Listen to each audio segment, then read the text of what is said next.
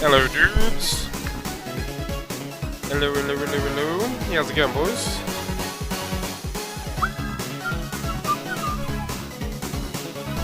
I hope you're all well.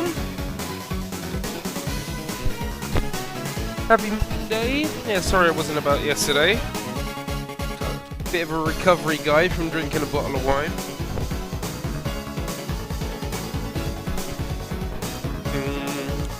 Woke up to a load of packages today, though. Very good, very good.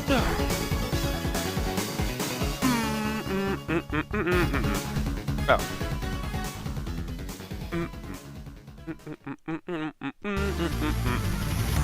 2 new pairs of shades. Very good, very good.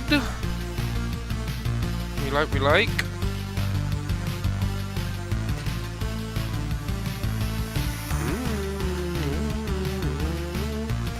Yeah, we like. Ooh. Yeah, when I was in Budapest, Mackie was ripping on my sunglasses, so I got 2 new pairs.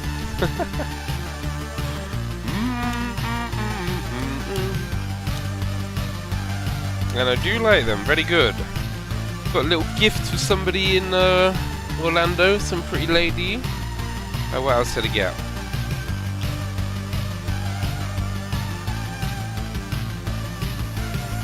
Gift from Throne. Ooh.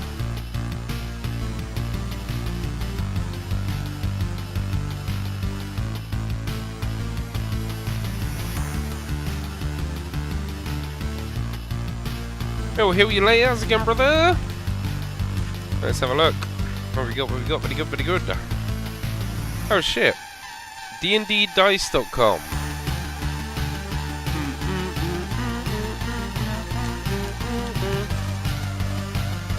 Dice guy, and looks like a character sheet, mayhaps.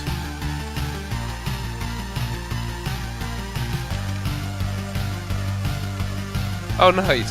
It's an invoice, but it's a character sheet as well.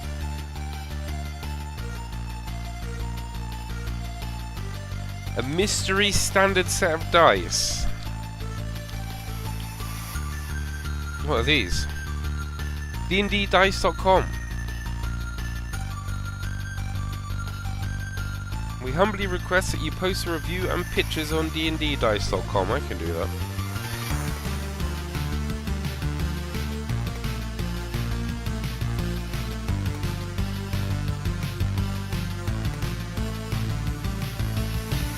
God damn, I need a shave. Oh, I've got a new pair of kicks as well.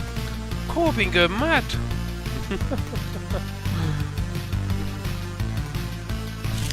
We go mental, boys. Woo. We like, pretty good, pretty good.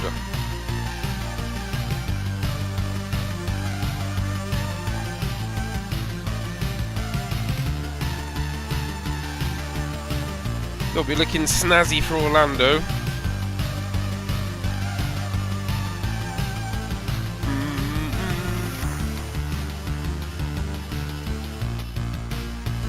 And that is the bank broken for the next 3 years.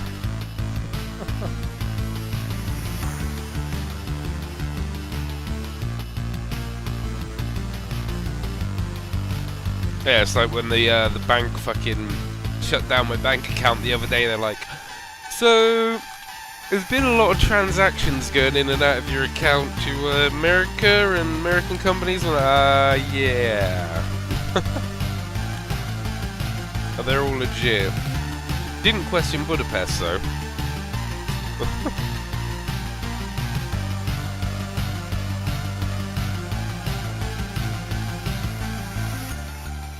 Right, let's have a look what dice we got then, boys. Ooh.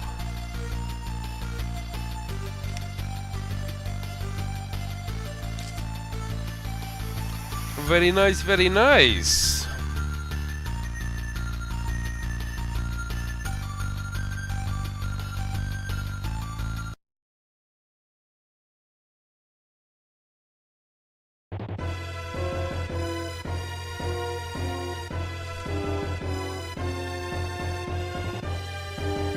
They're bluey and purpley, yeah, they got like a purple centre.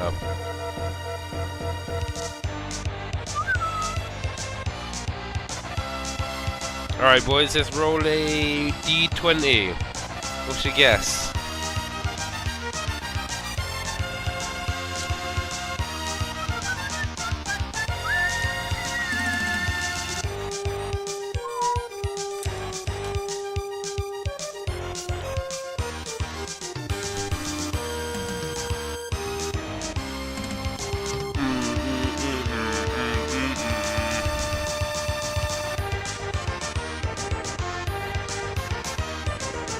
Almost.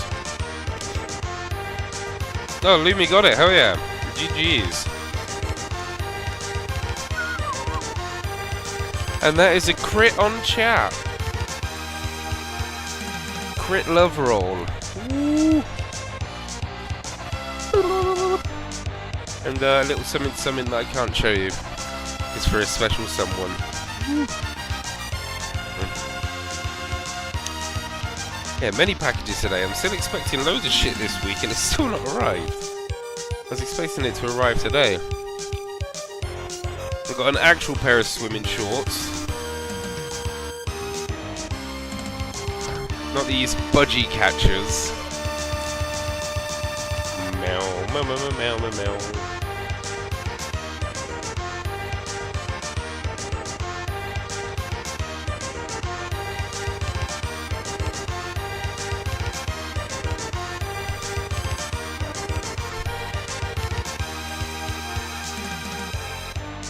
Is it the Reebok or the Nike?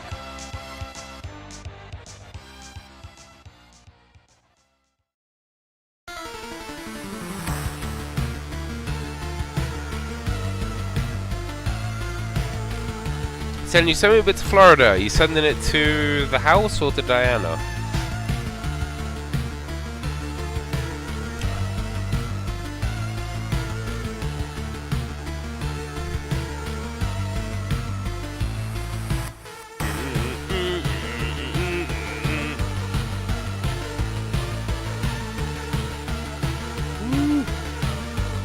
Shades guy.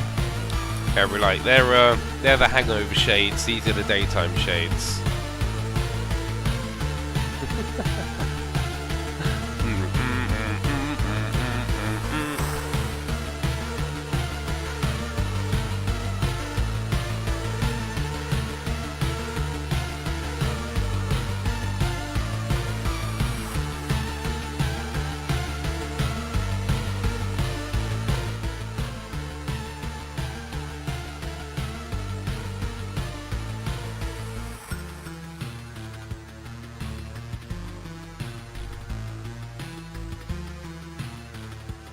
And we're at 60% of our goal for Orlando, boys. Woo.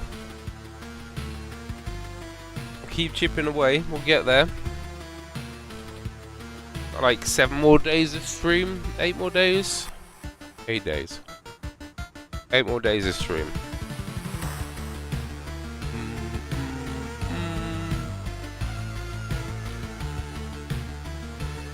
Wait, 7? No, 8. 8 more days.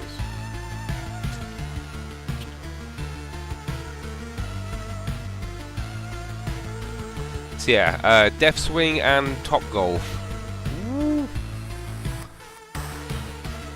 Death Swing's one of those massive chain link fucking swings that goes like 500 foot up in the air. I don't like fairground rides. I don't like any shit like that, man.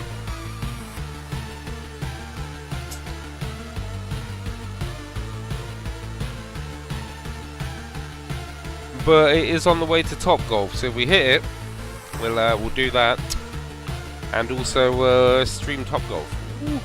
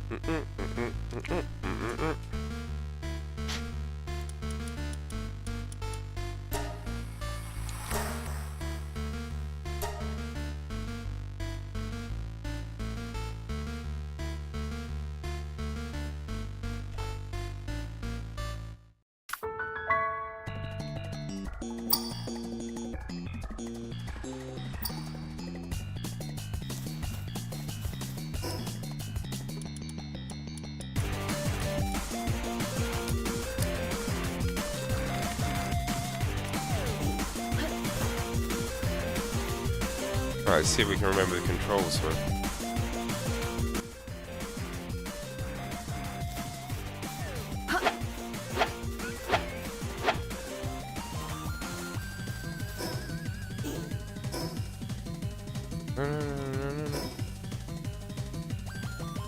Oh, I think we spotted a tower somewhere, didn't we?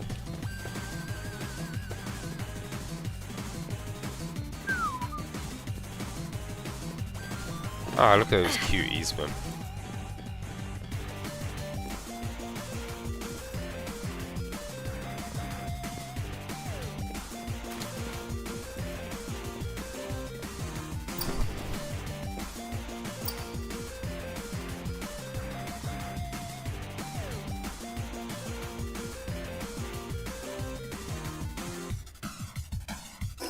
Wait, why is it telling me to build shit I've already built?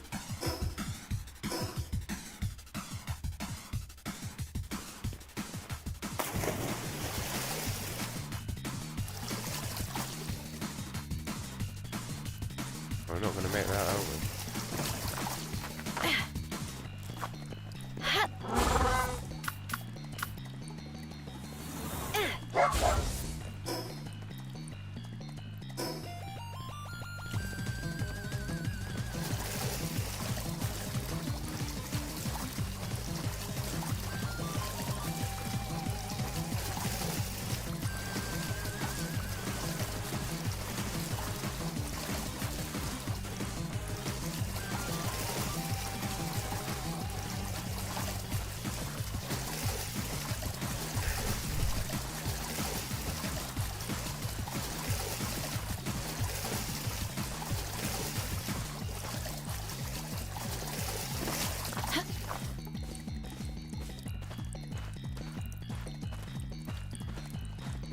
Oh, his stamina's getting back up. Nice.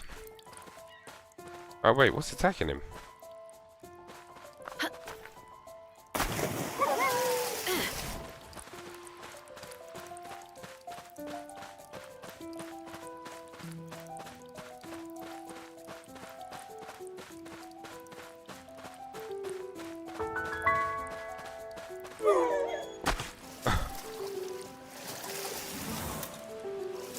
Sorry, dude.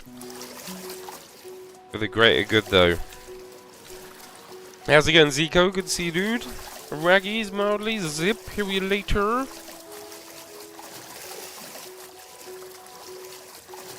I hope you're all good, dudes.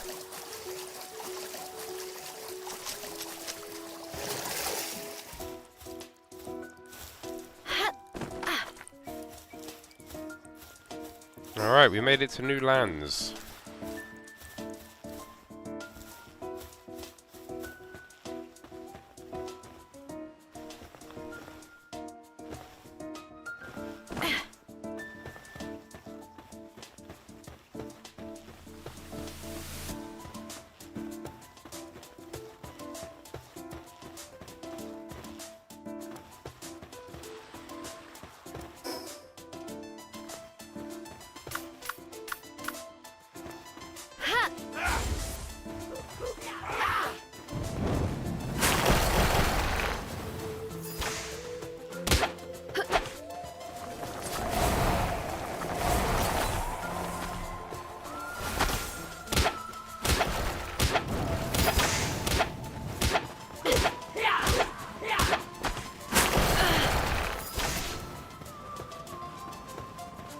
Well, these bastards are quite high level.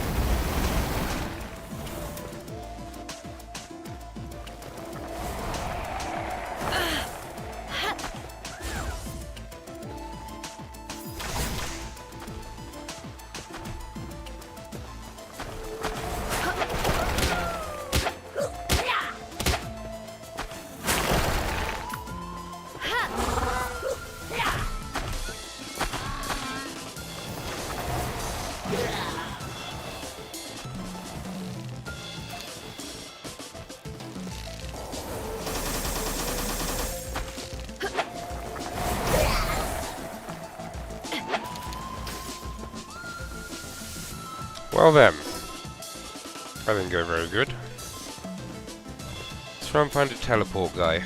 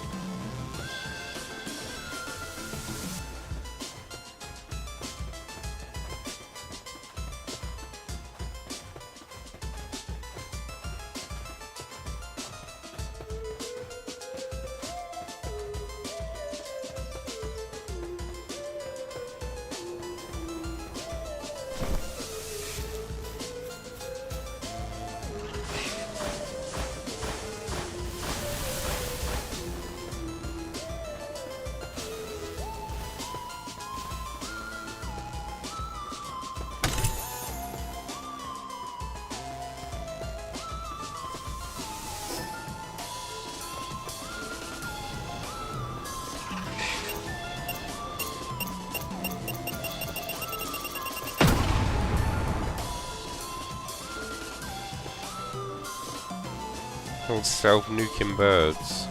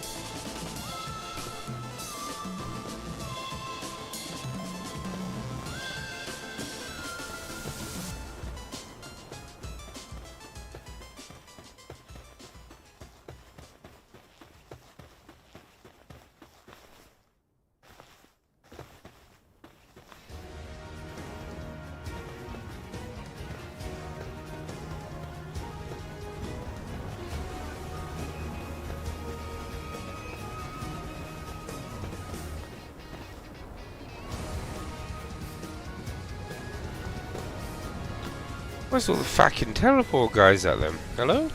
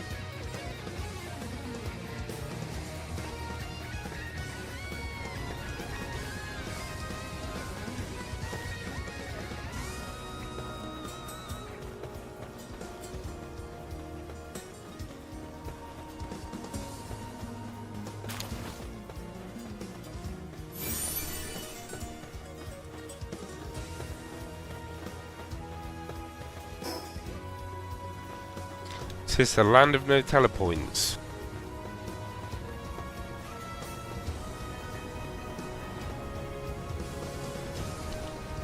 Well, the sniffles today. What's that? Allergies or allergic to the moon?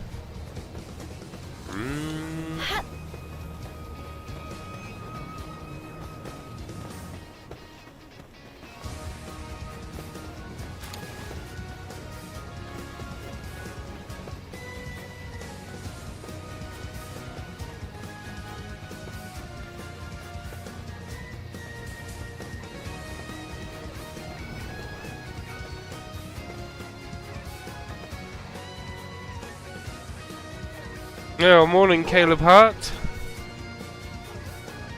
How are you, kid? How's your mum?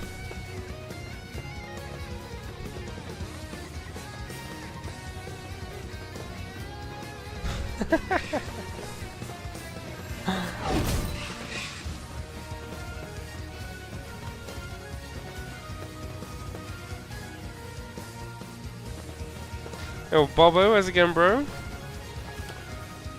I thought you were coming back to Twitch to get the Twitch fam playing fam games again, Mackie. I mean, Caleb.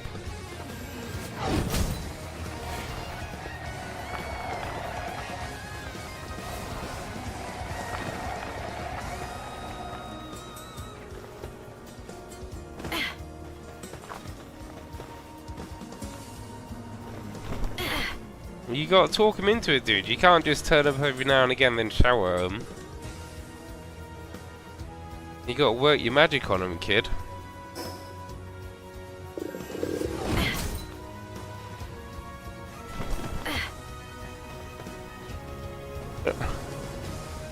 I understand. You got unbanned. You know why? Because you actually got banned. I had to unban you.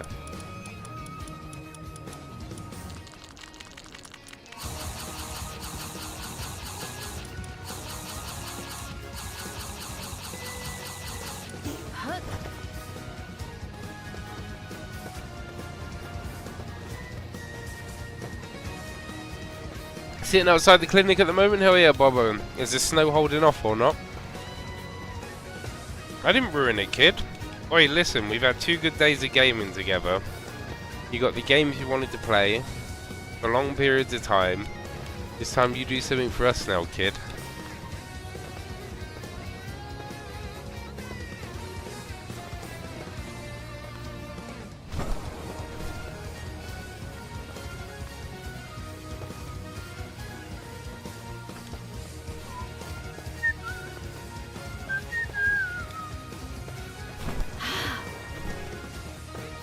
Seriously, where are the feckin' telepoints, man?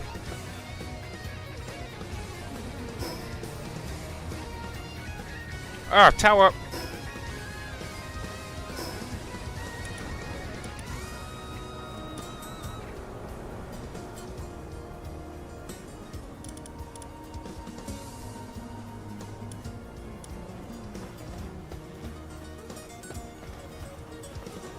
So far so good, good man. Yeah, fingers crossed, bro. Yeah, I'm hoping because they ballsed up that they'll just be happy to expedite it and chunk you at the top of the queue, bro. Is me hope.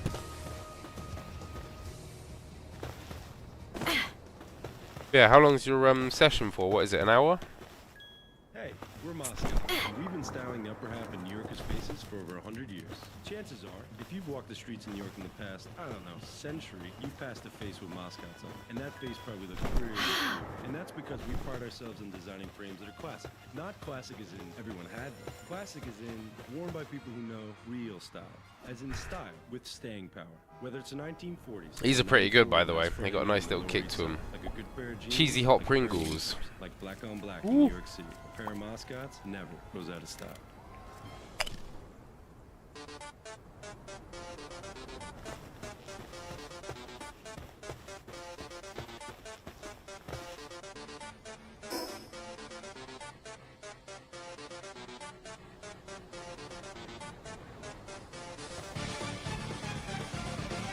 Hell yeah, dude.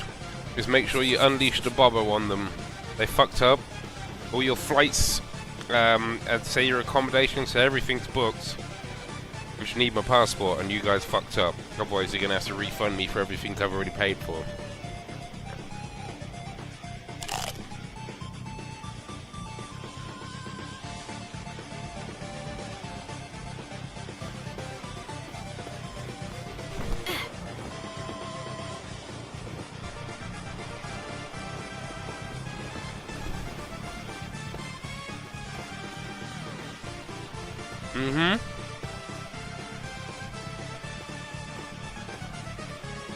Good man, very good, very good. Woo! Woo! They are spicy.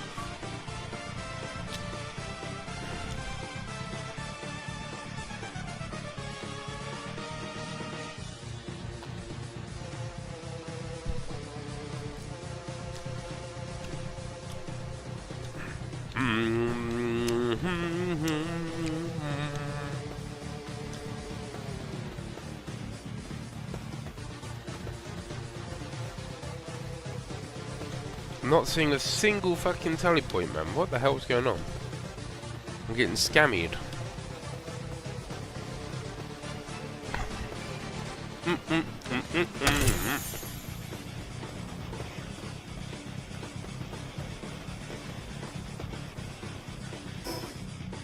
Yeah, there's no way that's the next tower, man.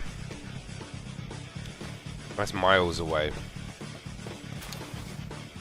I think I just need to level up more.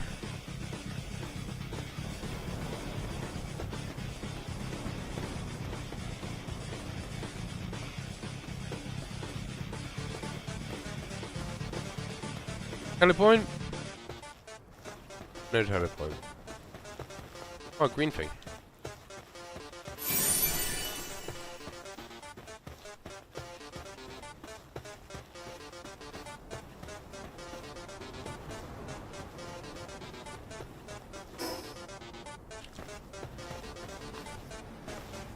The land of no telepoints, apparently.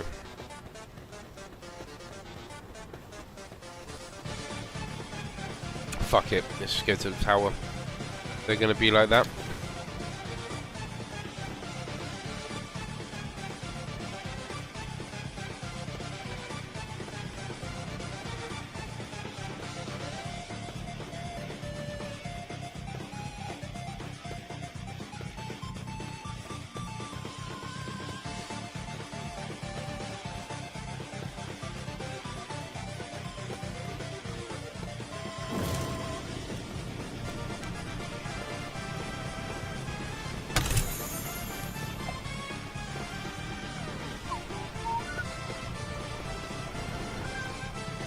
Yeah, I hope you all had a good weekend, dudes. Went too quickly as always, I know.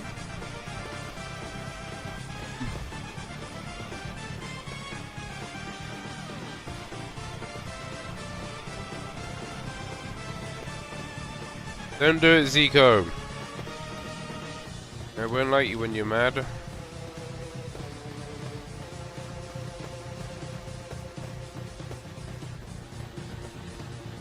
Oh.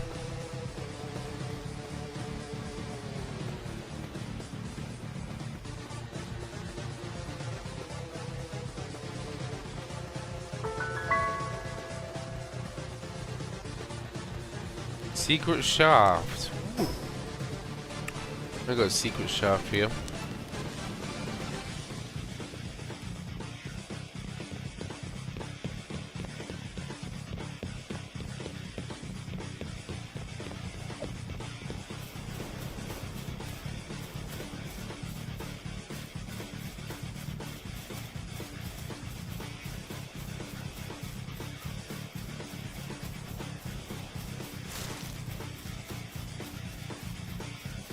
Oh. Oh, it's a black marketer.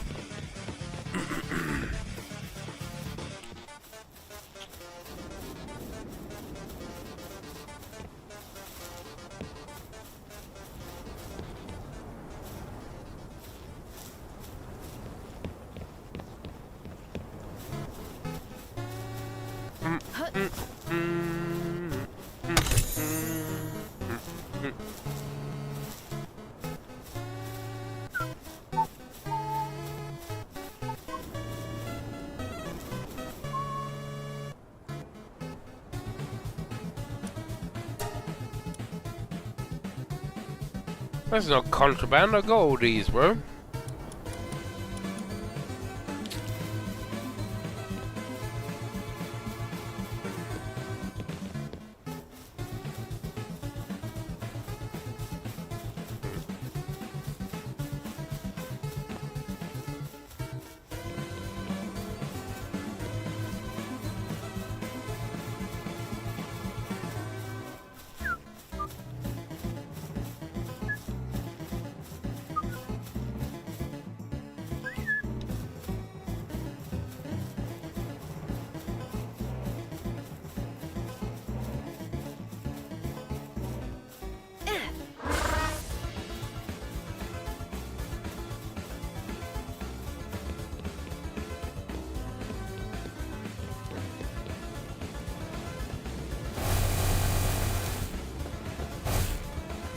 You have to, bro.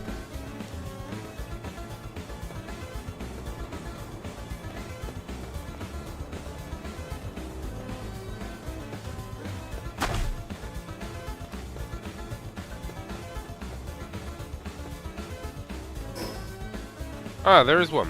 Where is that? Up there? Okay.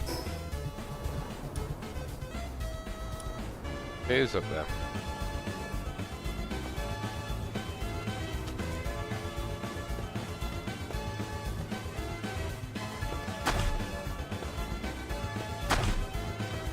Well, hopefully it didn't break anything, Zico.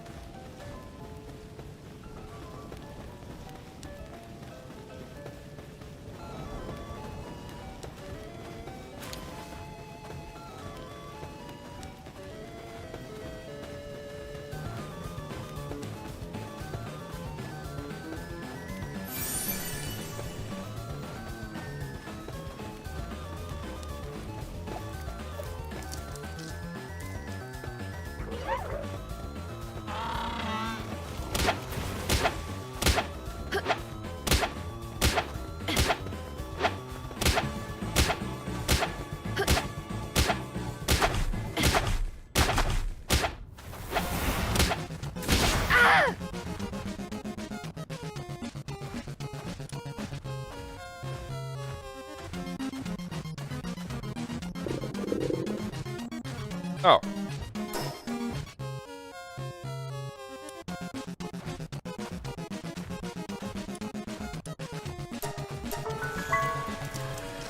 Oh. She fucking Kamehameha this, man.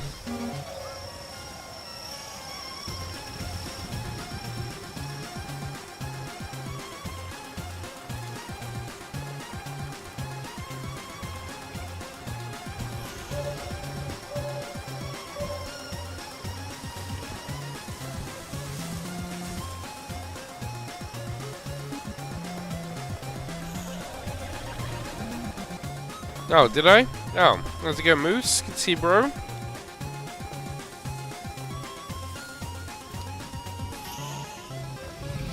Booked your flights for Orlando yet, dude? Woo. Yeah, how's it going, bro? Hope you good.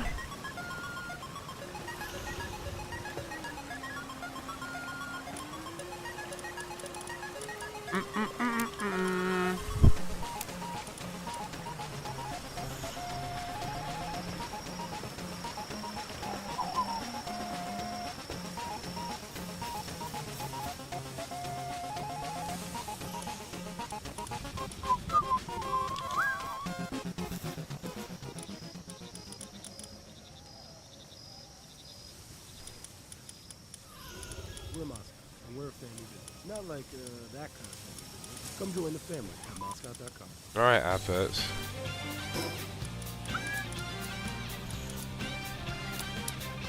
So how do I... So this is the Pokeballs.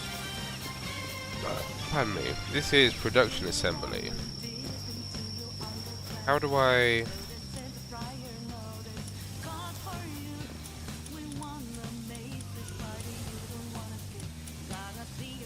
You remember?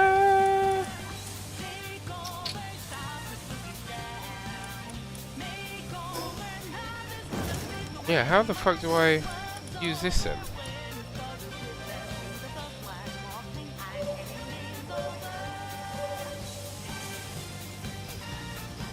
When in inventory, it unlocks a recipe for heat-resistant refined metal armor. No, it doesn't. Oh yeah, it does. Oh.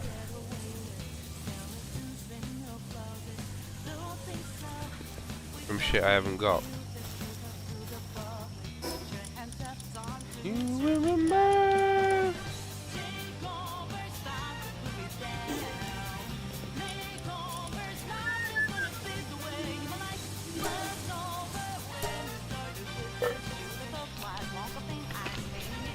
Yeah, how's it going, dude? How's the weekend?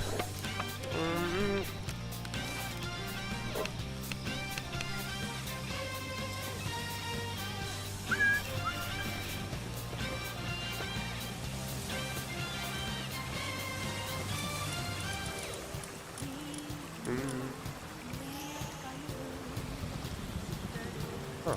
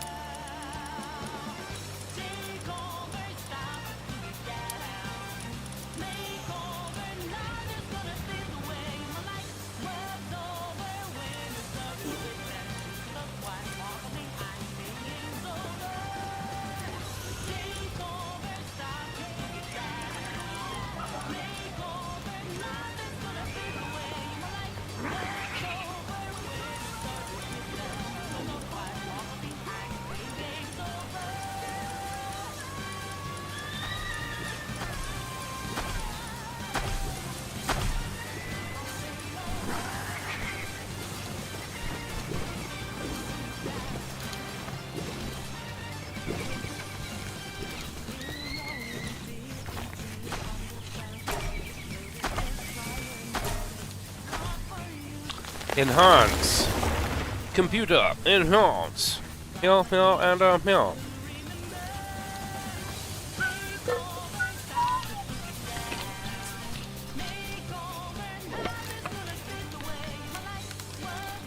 Enhance these. No, you. How's it going, Tabo? Not long now, my dude. What, 11 days? Ooh. Well, 9 days for me.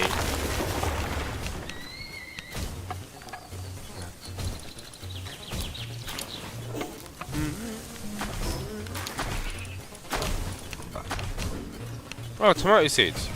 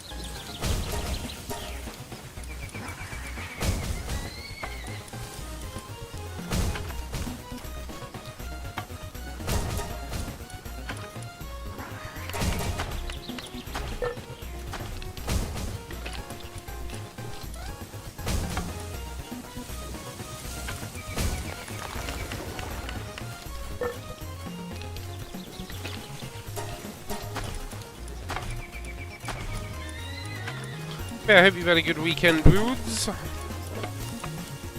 Good to see you.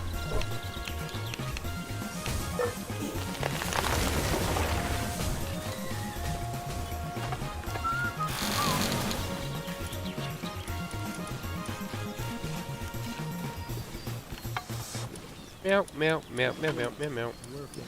Not like that. Come join the family. It's not the repair bench. Oh, it is.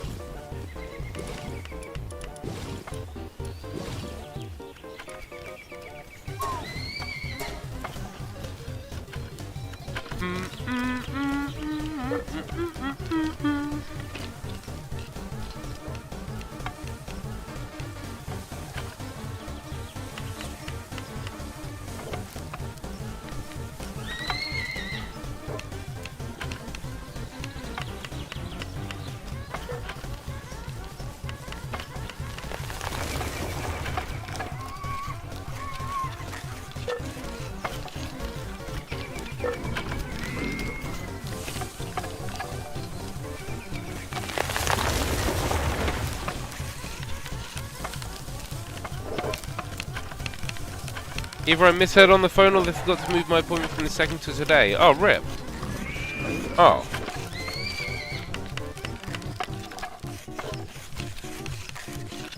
That's a pain in the butt.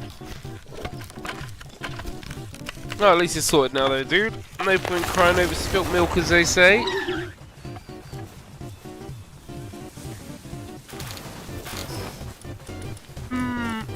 Fuck me, we need to tell that to Mackie, don't we?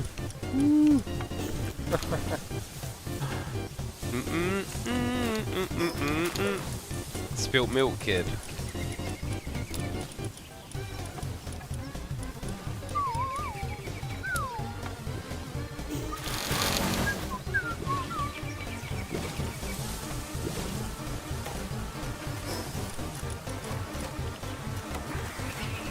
Good for colds and sprains, good for ulcers and fractures.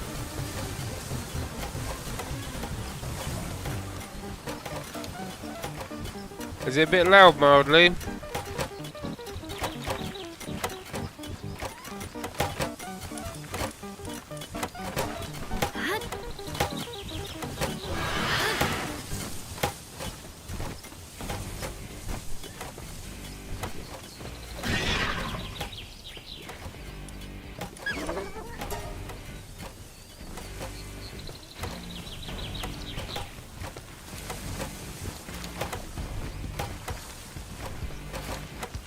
I can't give you an ulcer if you're flying around, fucker. I'll fix your ulcer.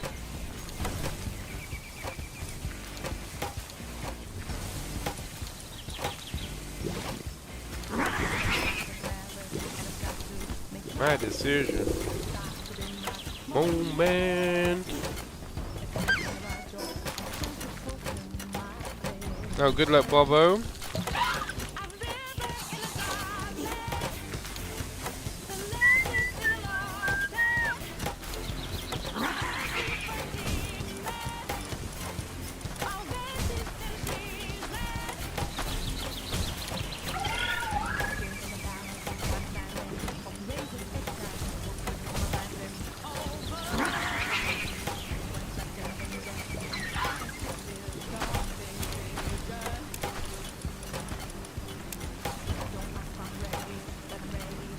Take them down now.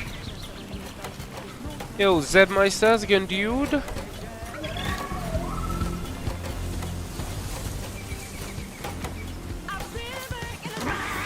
Oh, that's much quicker.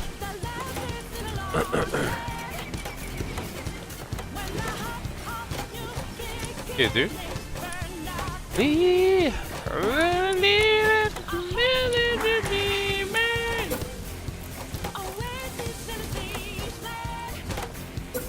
Fuck it.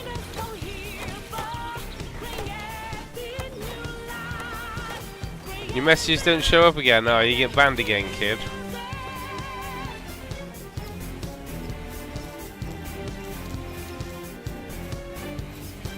You booked your tickets for Orlando yet, Mackie?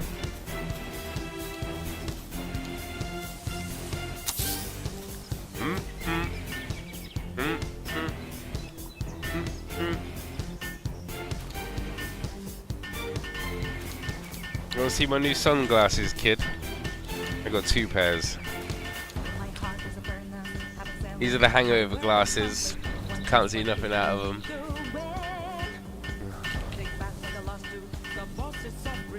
These are normal ones.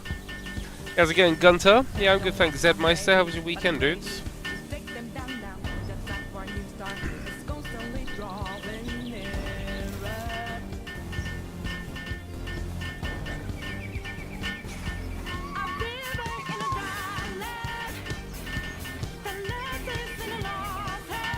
Ah, pardon me.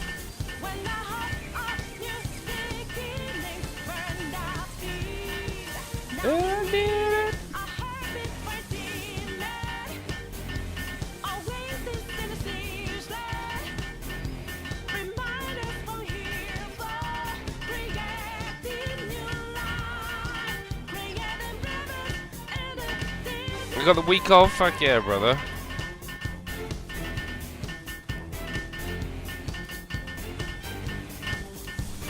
You got any plans or just mega gaming?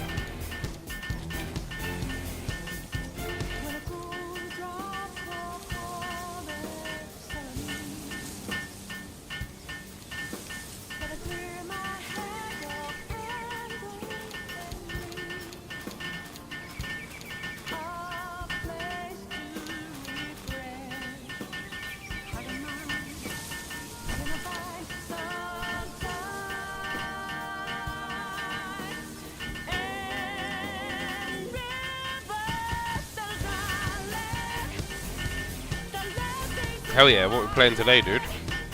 What are you playing, Mackerel?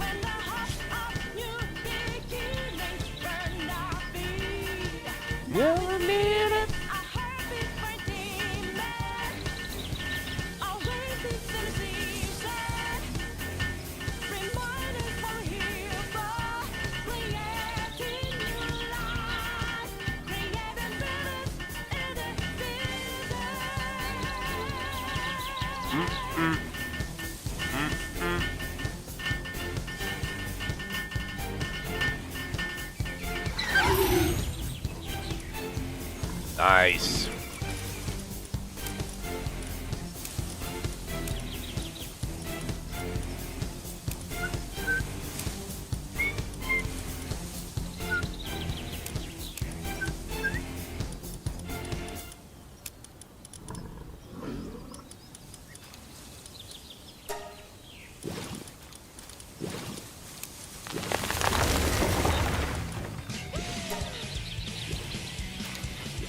Oh yeah.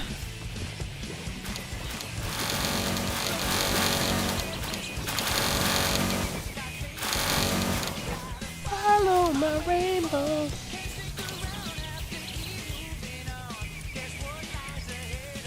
One way to find out.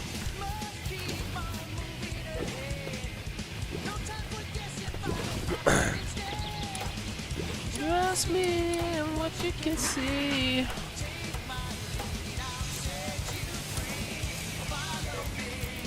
Set me free. Get from the city.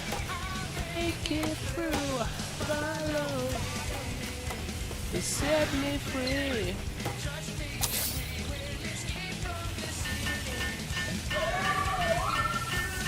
Until you follow me.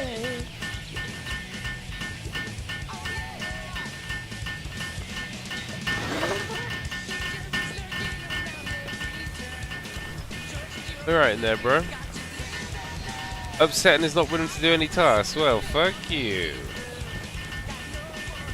Only one thing to do.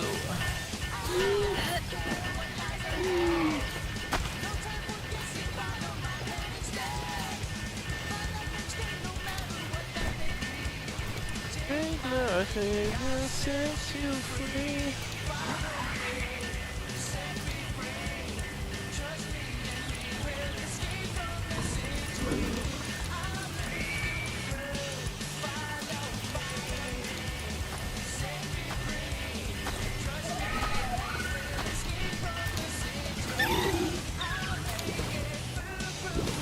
tell you.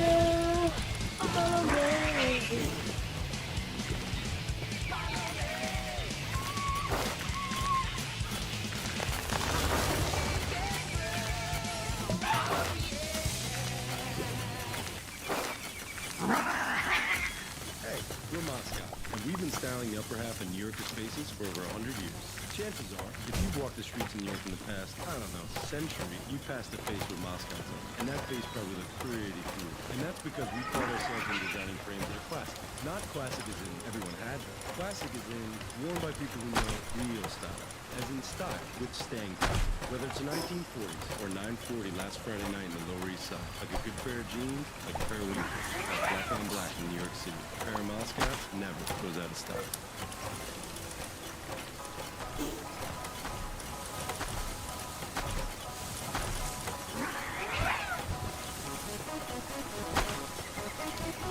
Being in back is bad working conditions. Get the fuck out of here, dude. You got like a hot tub, got a hot spring. What's the matter with you? Wouldn't you fuckers?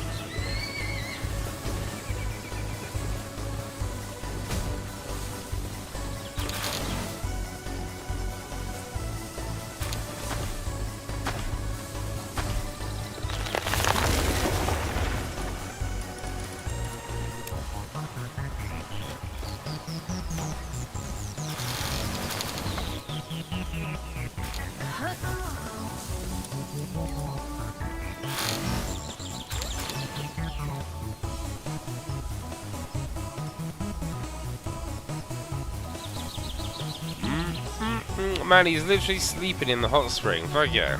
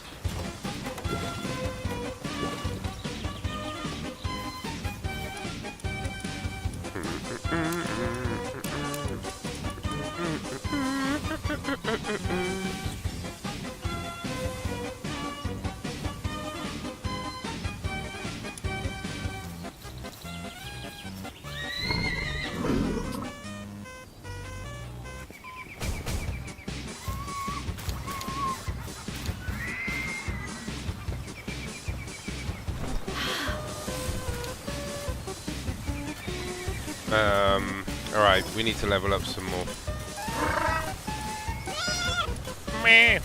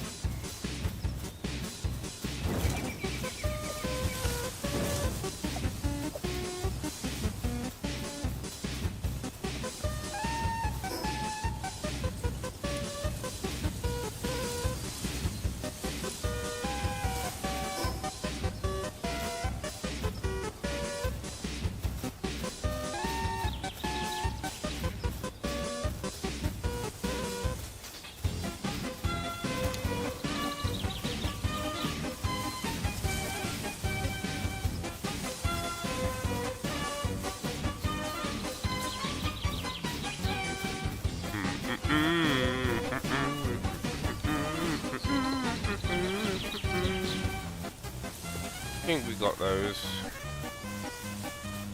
You take out this mammoth guy? I reckon so.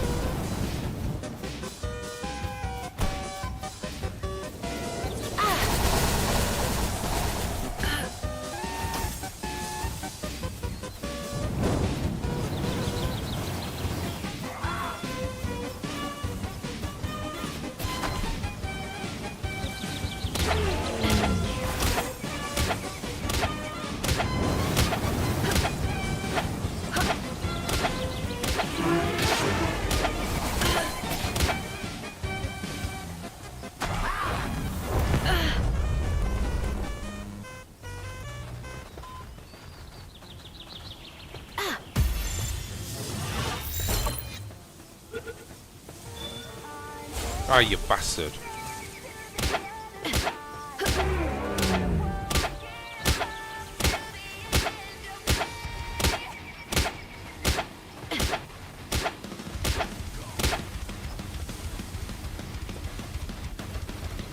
Yeah.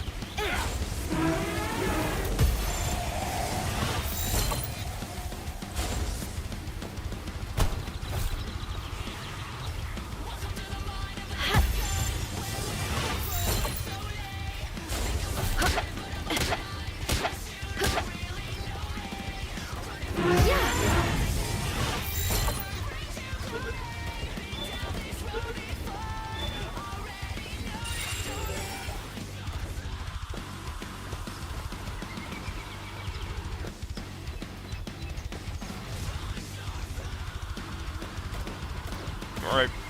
2 seconds.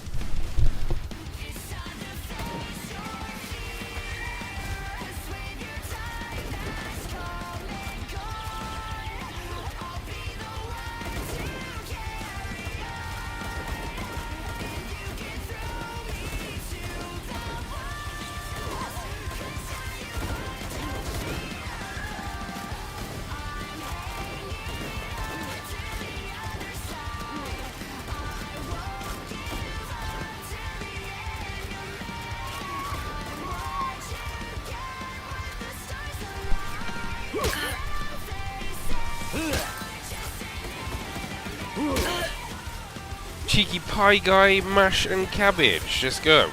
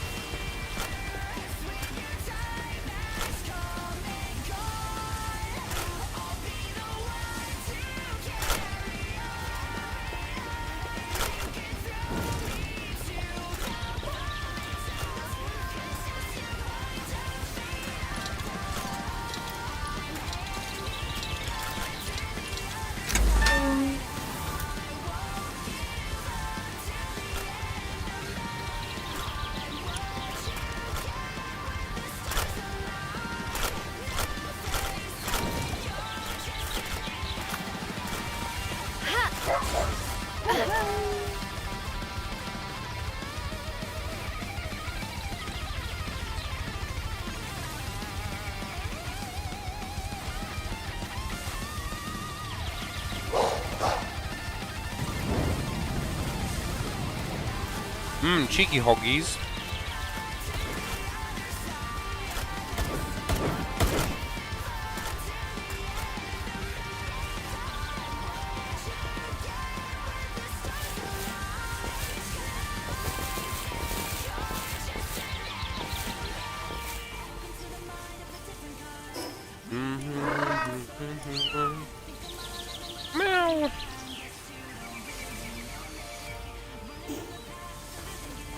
They should be all around here, but it's not looking like it.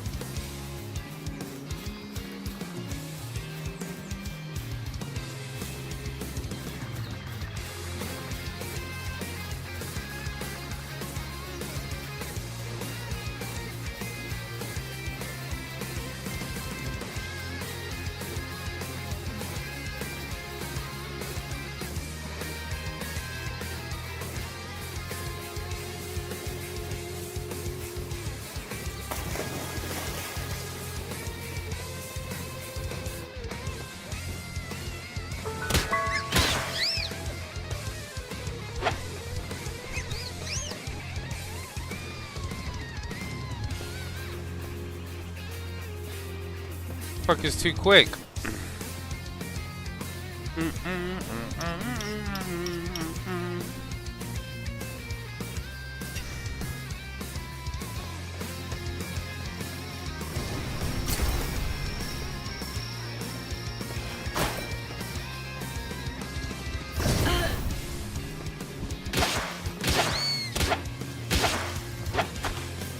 Yeah.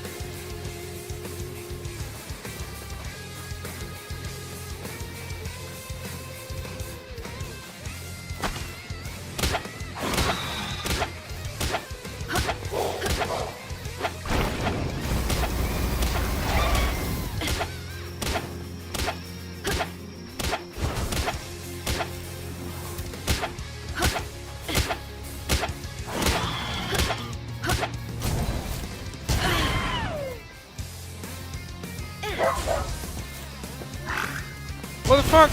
Did he kill it? Bastard!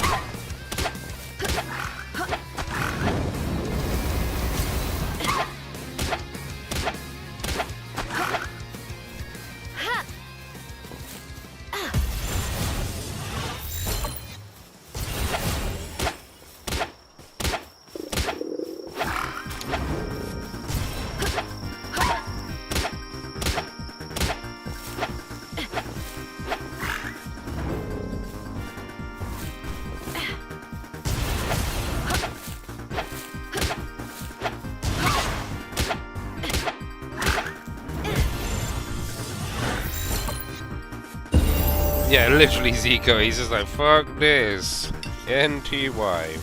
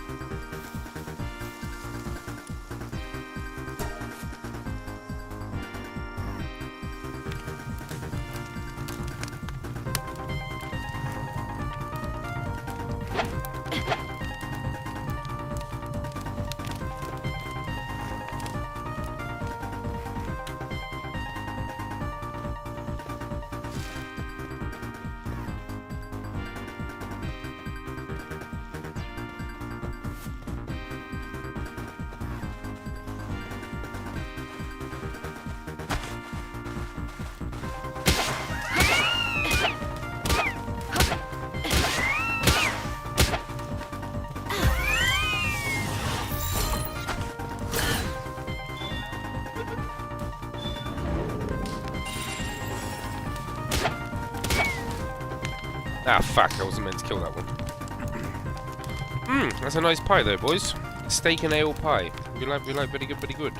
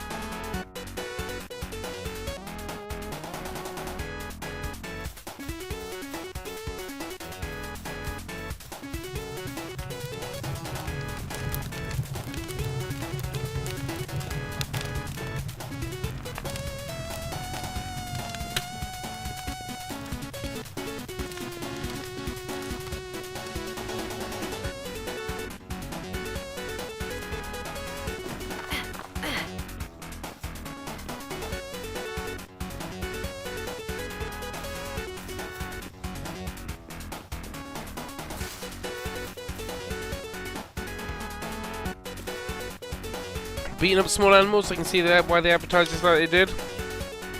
No, we're making pals. It's the best way to make friends, isn't it? Beat them up first.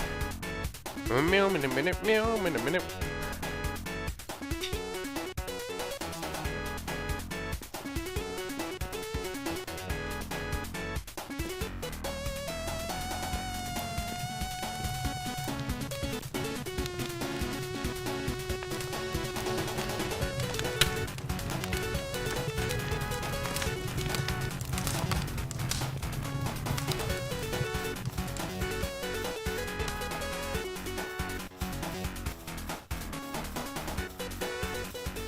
Ah, that's fair.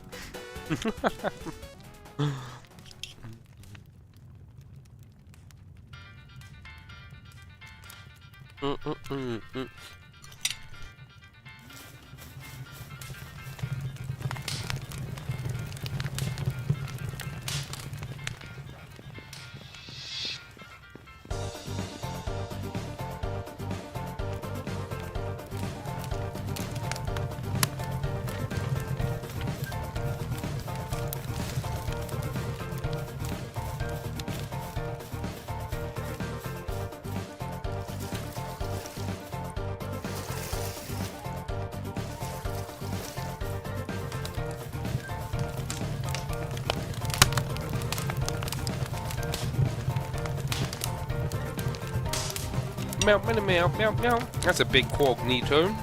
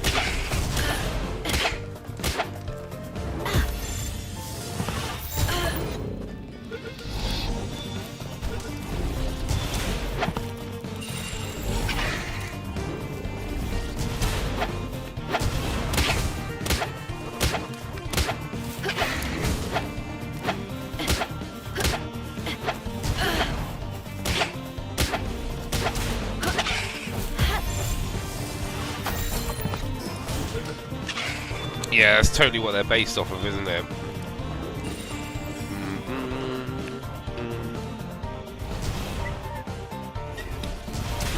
You stop attacking me while I'm eating, please.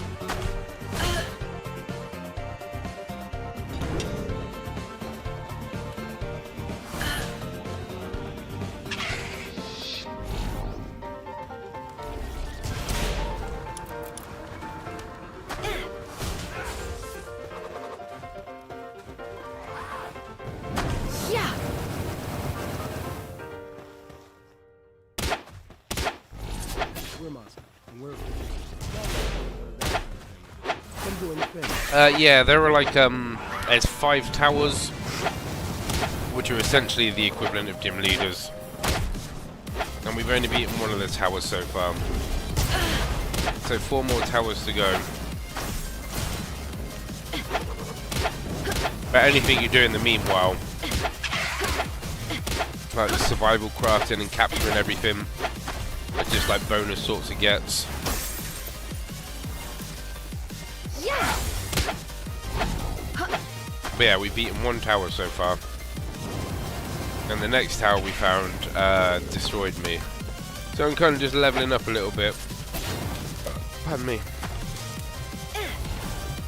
Wow. Yeah.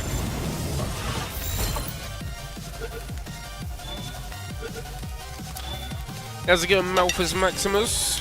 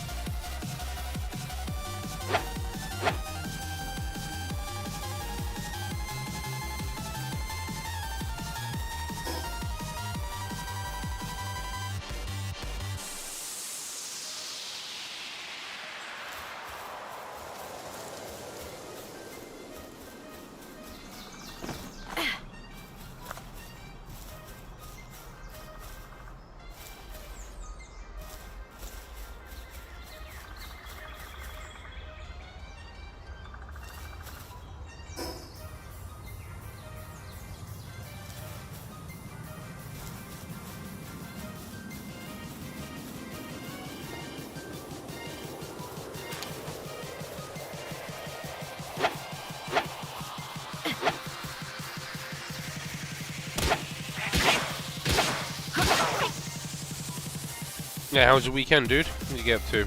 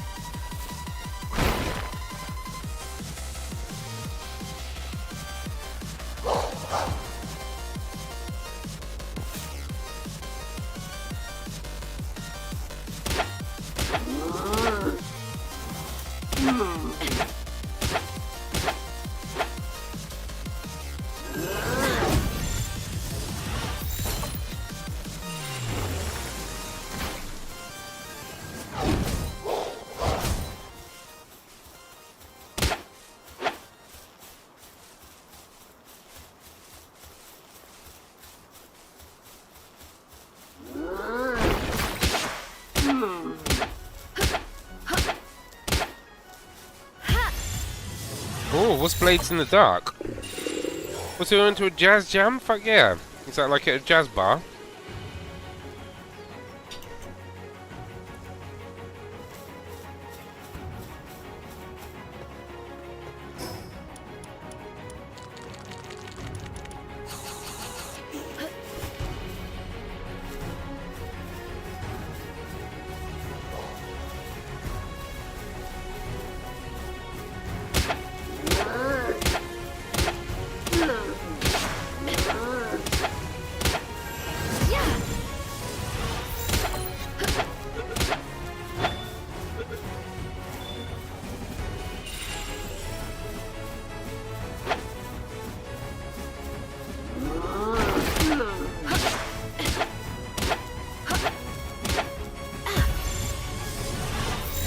just open to ever sit and play was fun.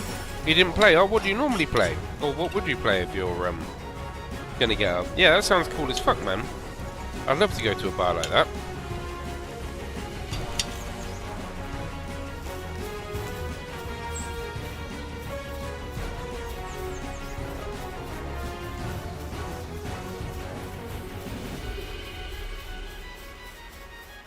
Yeah.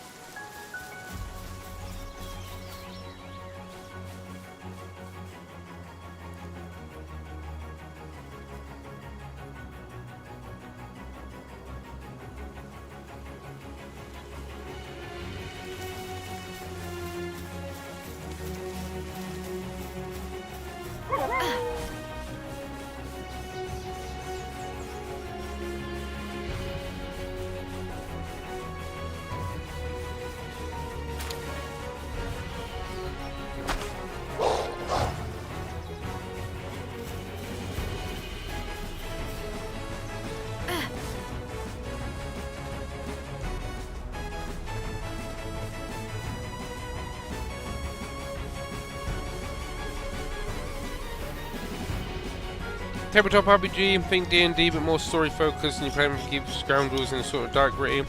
Oh man, that sounds cool. Who will you play that with?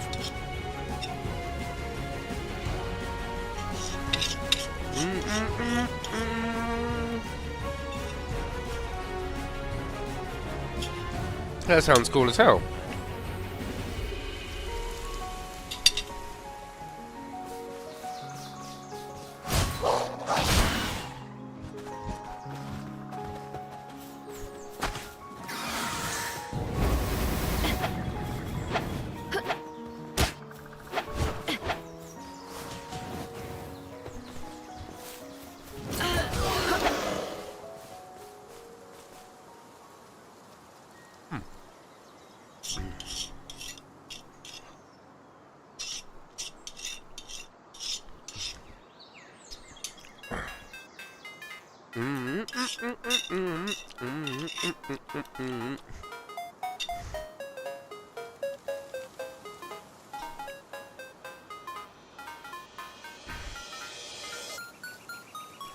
That sounds like a good crack, dude.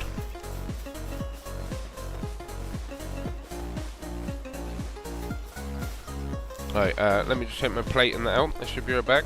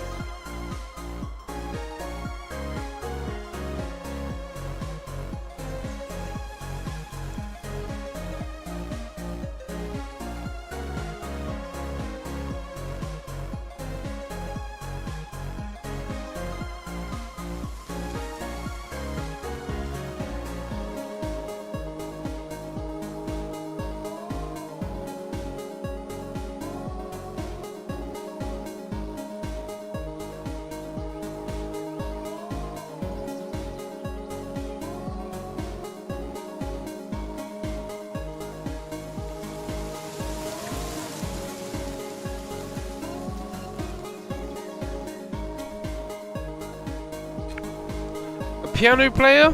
Oh fuck yeah! What else can you play? Lemon meringue, anyone? Ooh.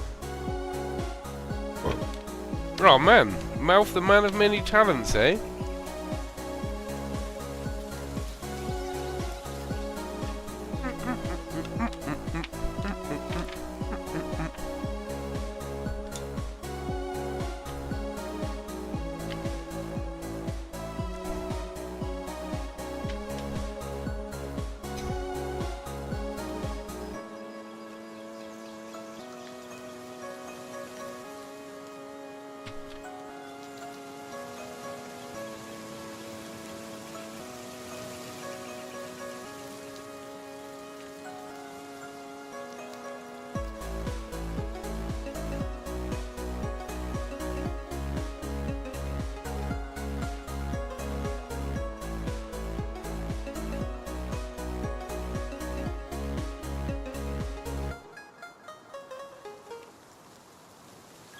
Hey, we're Moscow.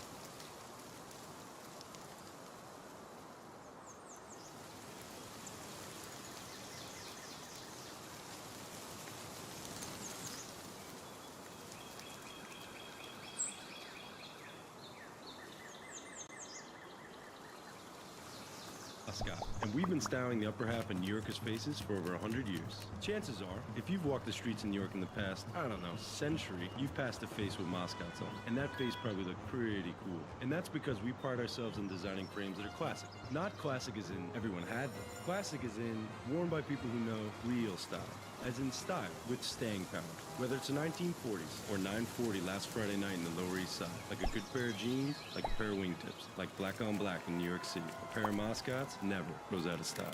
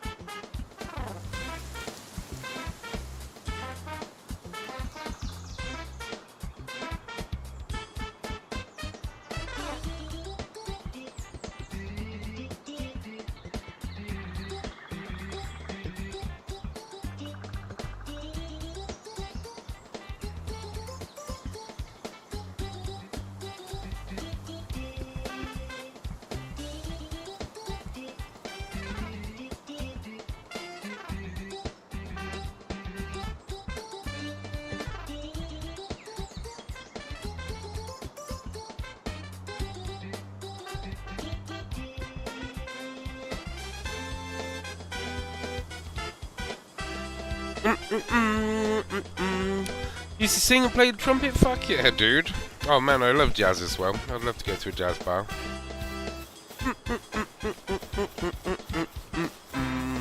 You'll have to take me one day, Mel. Meow meow meow. Meow meow meow. Meow meow meow meow meow.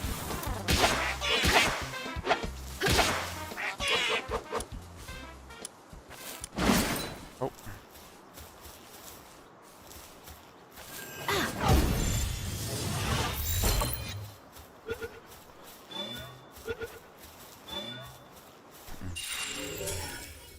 Ah, we've already caught all those. Oh, Bonnie guy. How's it going, dude?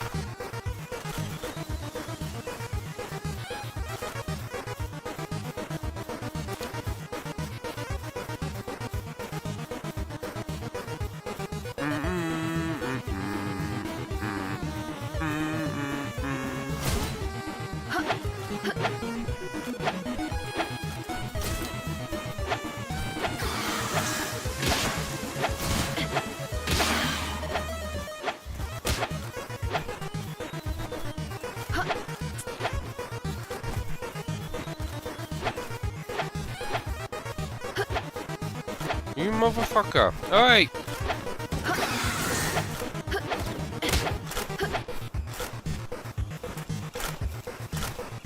Damn, we're already back up to 15. That means we've been back from Buddha 16 days. Man. Where's that time gone?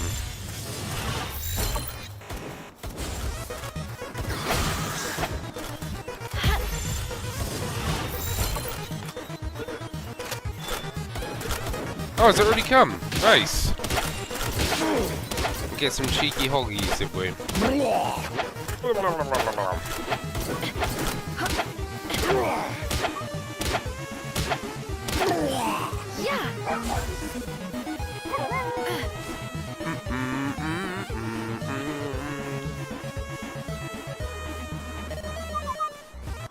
Summer clothes. Woo! Looking fresh. You seeing your lady friend at all again this week?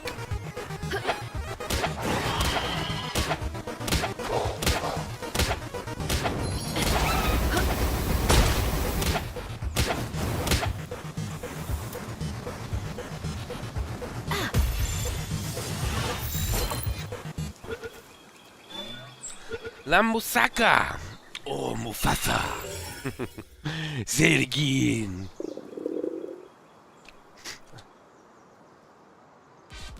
Yeah.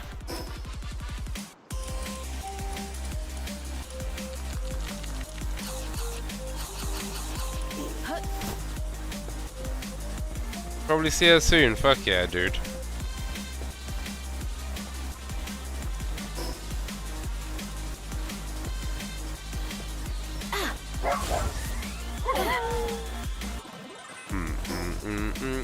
We like lady friends.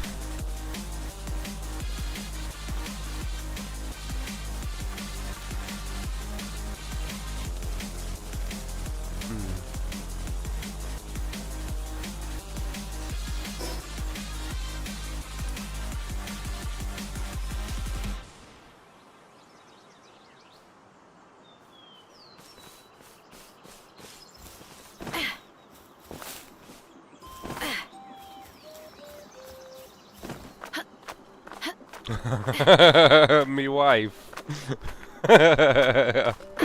Swoog, this is me wife. Oh, your wife? Yeah, me actual wife.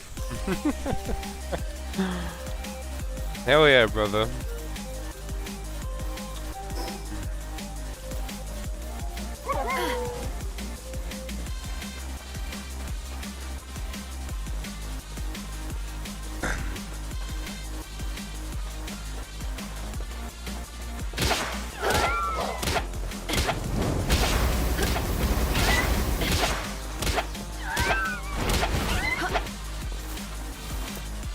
Yeah, big fan of the wives. Big fan.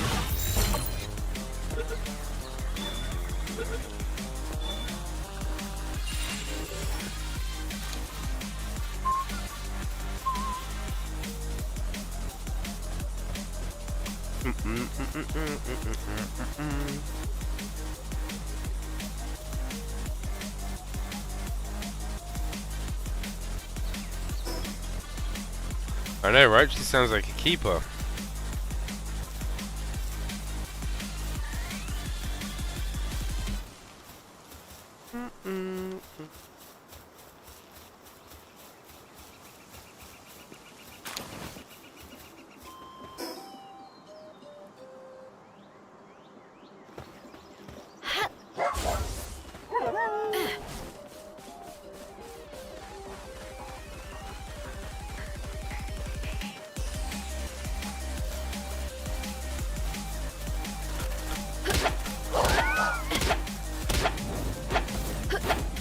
Oh, is that number 10 actually? I wasn't paying attention. I think it was.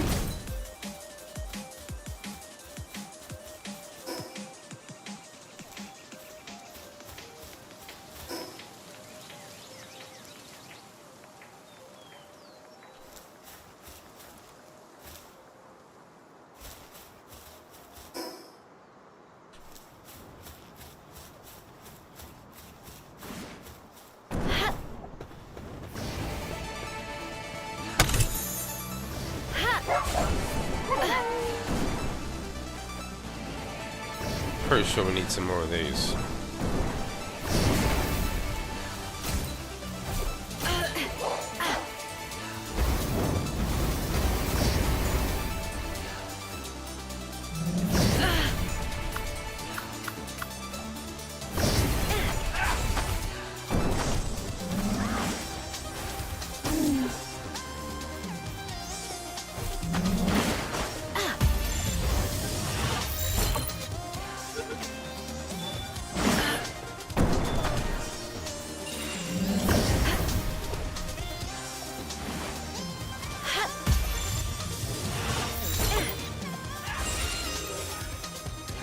Maybe not.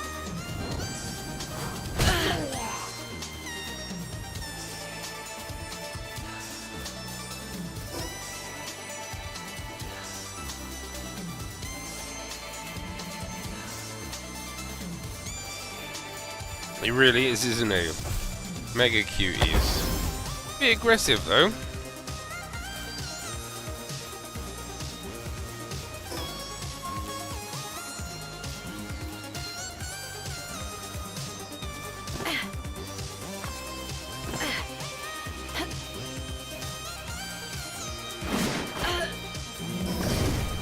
Where the frick is this dino then? Oh, this is the one we couldn't find before either.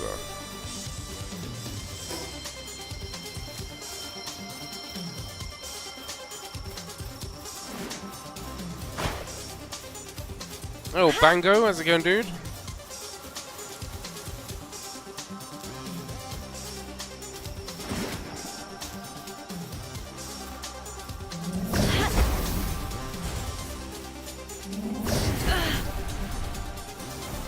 Yeah.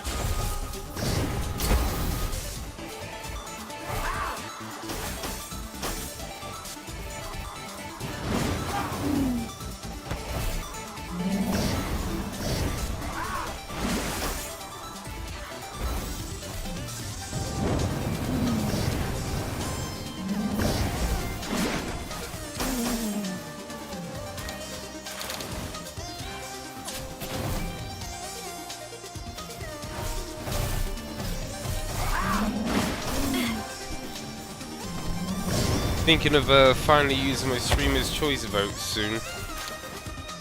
Considering Super Mario 64.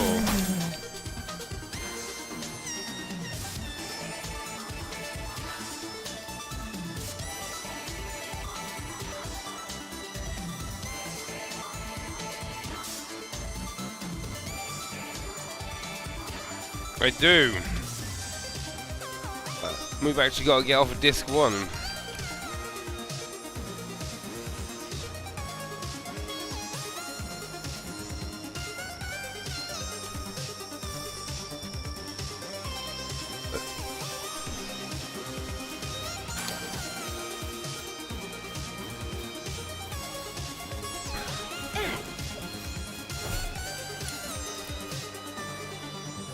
Yeah, how was your weekend, dude?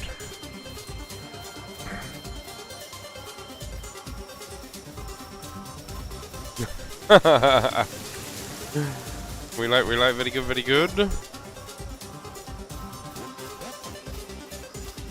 Nothing wrong with a bit of scammies every now and then.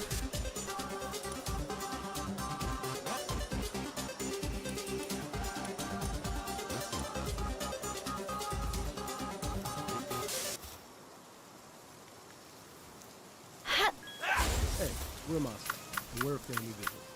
Not like that kind of family business. This kind. Started by this guy, and now run by these guys. The kind of family business that treats people like family, especially those who work here. And they see One day it, weekend. that's what they tell us. True. Because when they feel like family, it makes you feel like family. See, when you put on a pair of Moscow, you're part of a long legacy. And you could be part of the Moscow family too. Yep, you.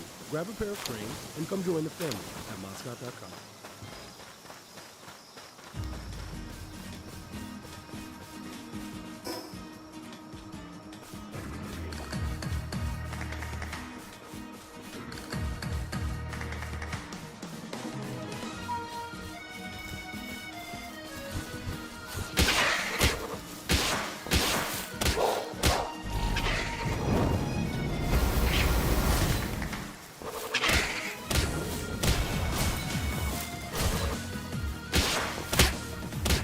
I haven't checked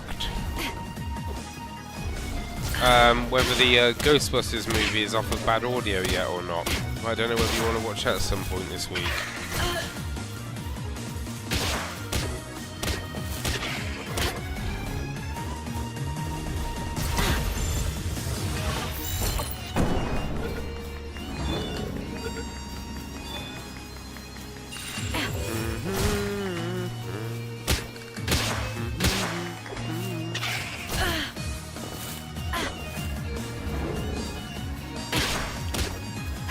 Hell yeah, dude.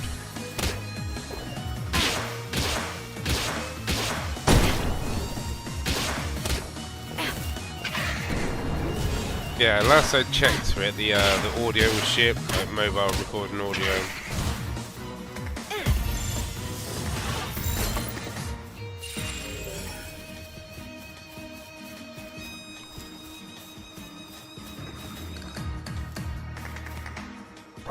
Pardon me, sorry.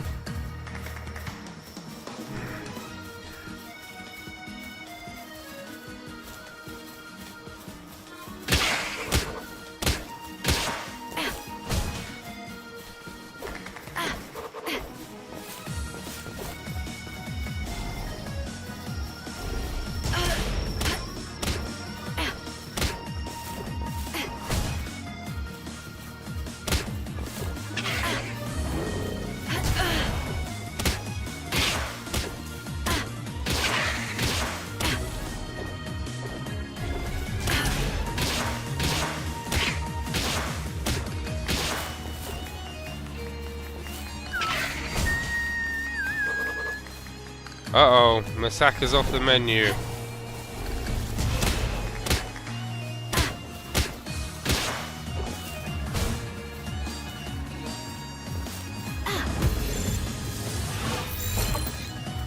Why were they closed though? It wasn't like a food hygiene thing, was it?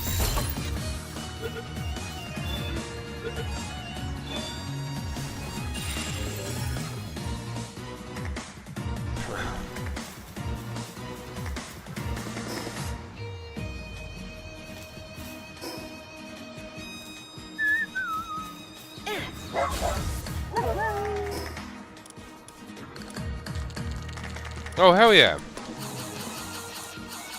The Chinese is back on the menu, boys.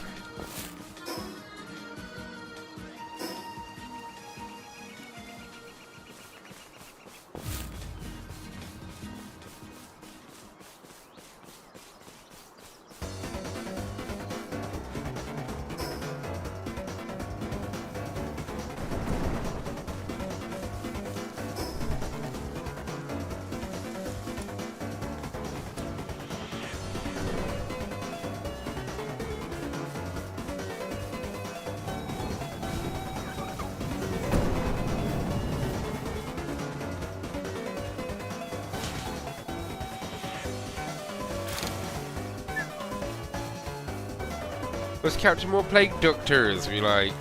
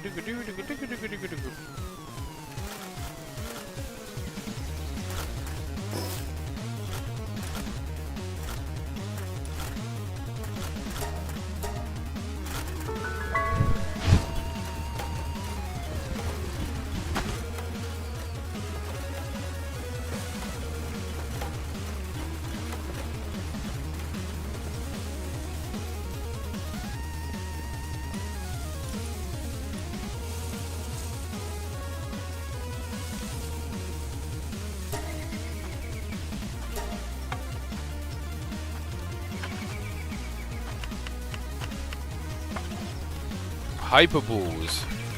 Let's go.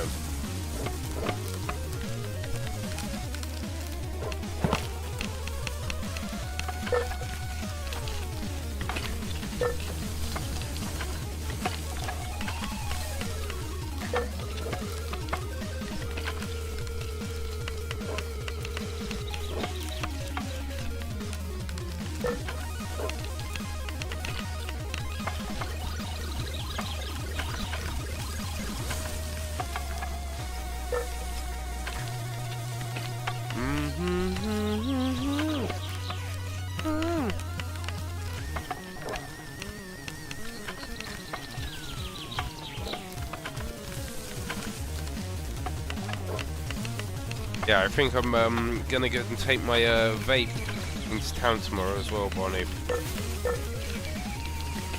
See if they can hook me up with getting it fixed up.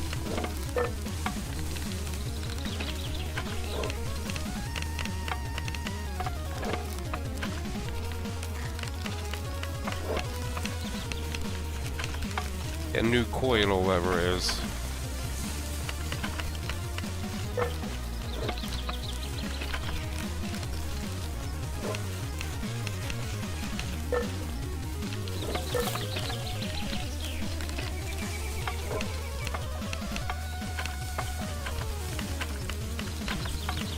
His vape doesn't count.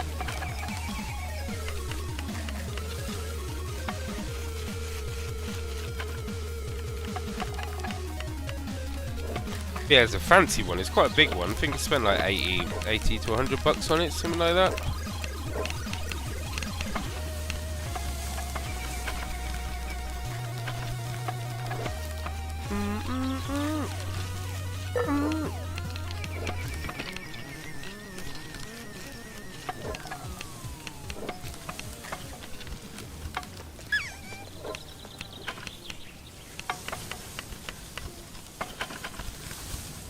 Right, you boys keep on working. Hey, we're Moscow, and we've been styling the upper half of New Yorkers' faces for over 100 years. Chances are, if you've walked the streets of New York in the past, I don't know, century, you passed a face with Moscow's on. And that face probably looked pretty cool. And that's because we pride ourselves in designing frames that are classic. Not classic as in everyone had them. Classic as in worn by people who know real style. As in style, with staying power. Whether it's the 1940s or 940 last Friday night in the Lower East Side. Like a good pair of jeans, like a pair of wingtips. Like black on black in New York City. A pair of Moscow's never goes out of style.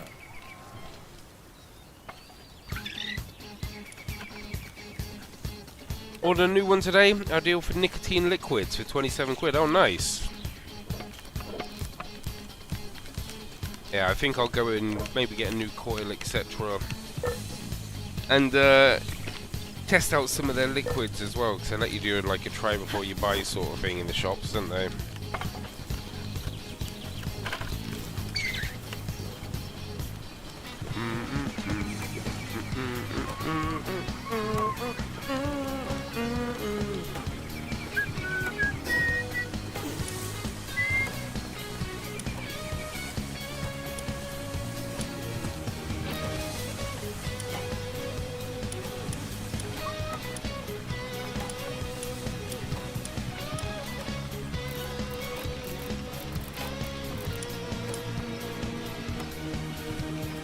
Sitting them with jam.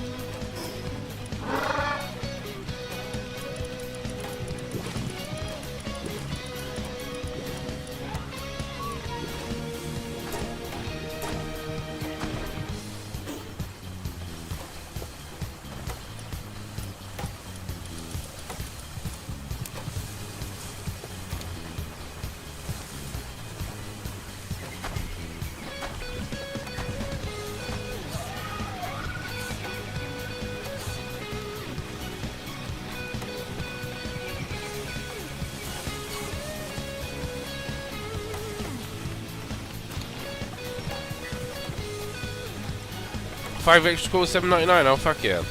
Well, that's a bargain then.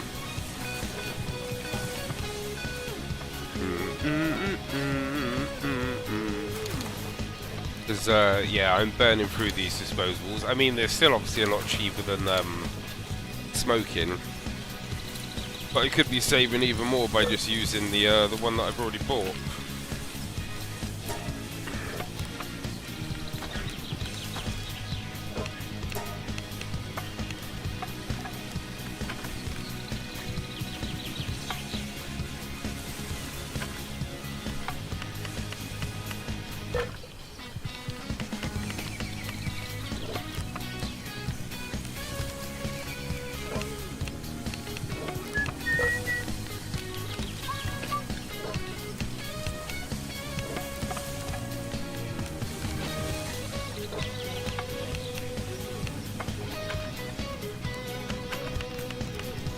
Meow, meow, meow, meow, meow.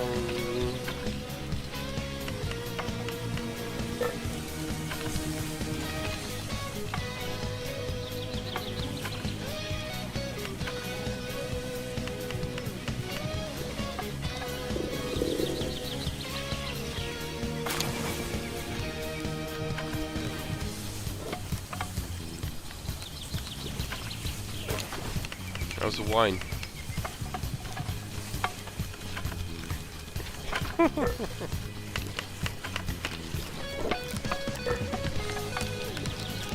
Cheers, love.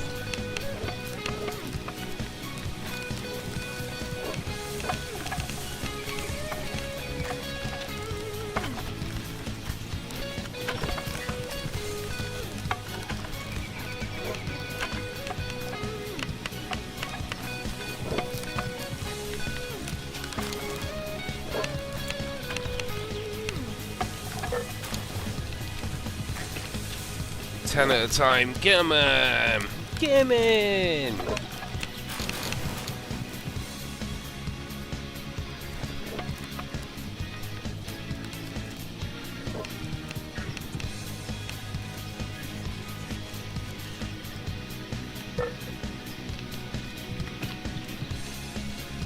Do it, bro. Send pics.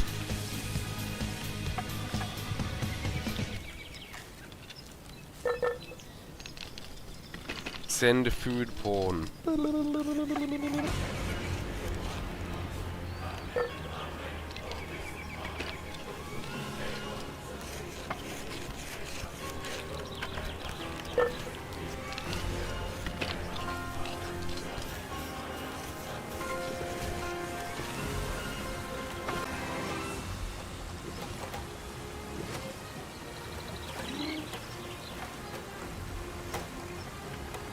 Are we back?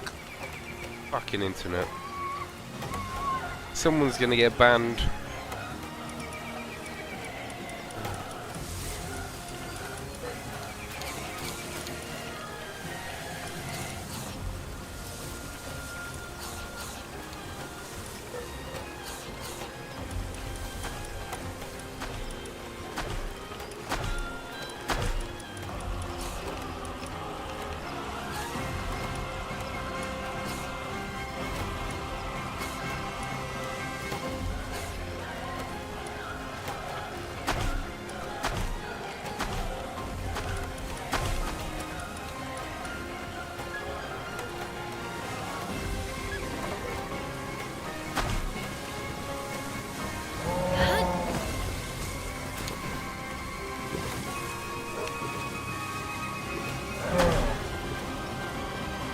Wait, I just assigned you to that, bro.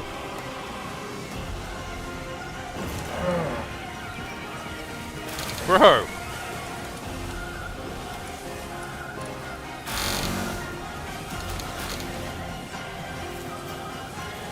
No one's working on shit over here. Yeah.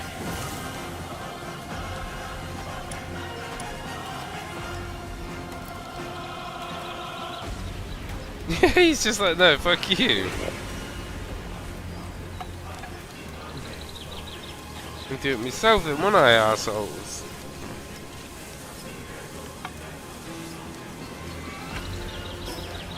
Sausages, Zico, do it, bro. Fuck with you.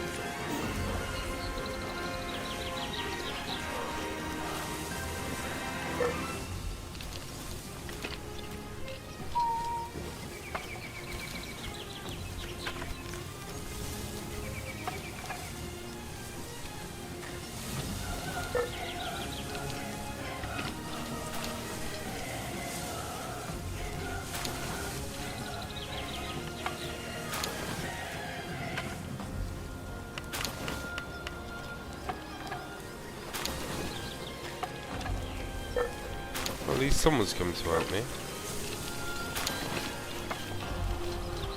Right, you stay here. I gotta go and fix Broken Bone Boy. Right.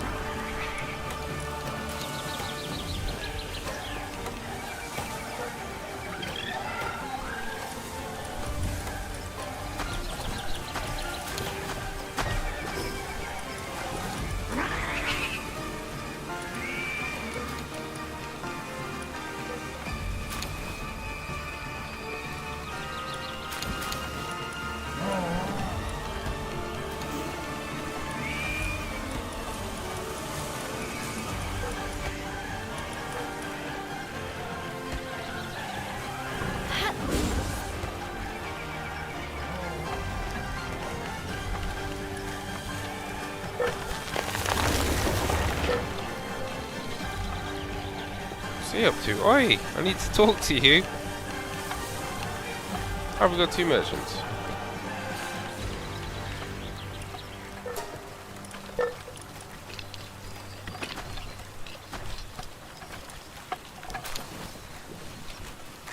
I'm not side questing. I'm doing bits to Wait, how do I fix Broken Bones?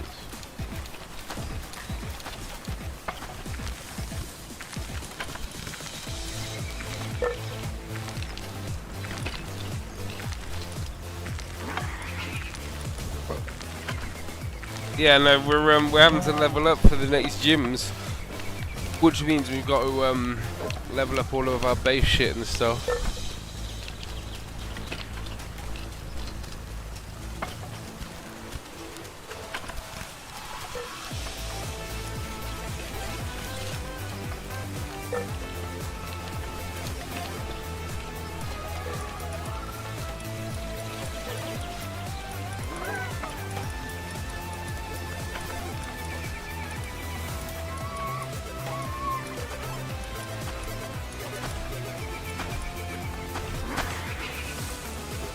Oh, it's because I caught the wrong one.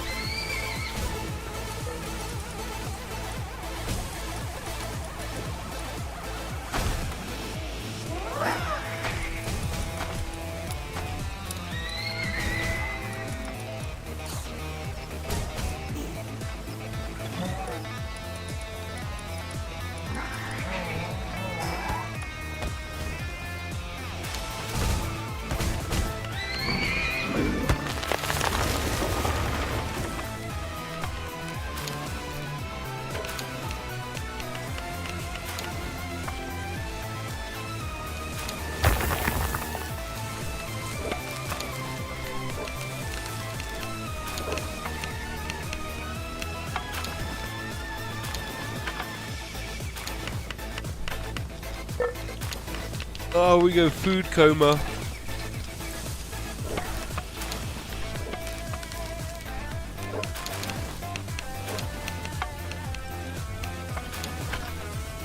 I changed it, kid. Right, what game are you voting for? This is from Crypto the Necro Dancer.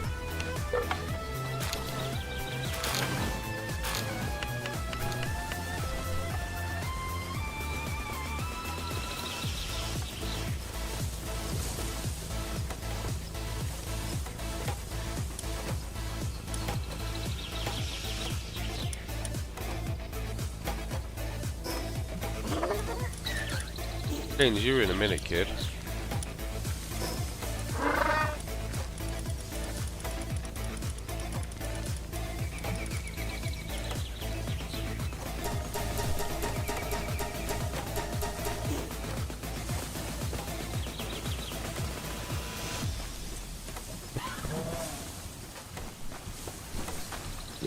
Yeah, we'll change them. We'll do it tomorrow morning. Deal? Deal.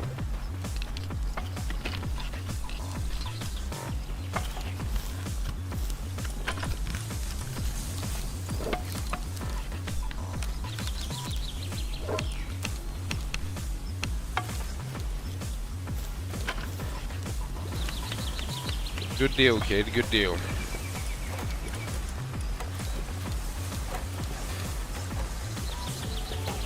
What, Cryptid Necro Dancer? Not a fan. Oh, it's too hard. Oh.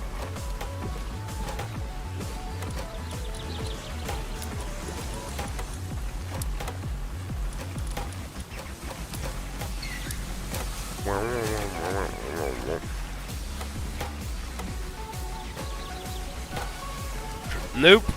I'm busy playing Football Manager.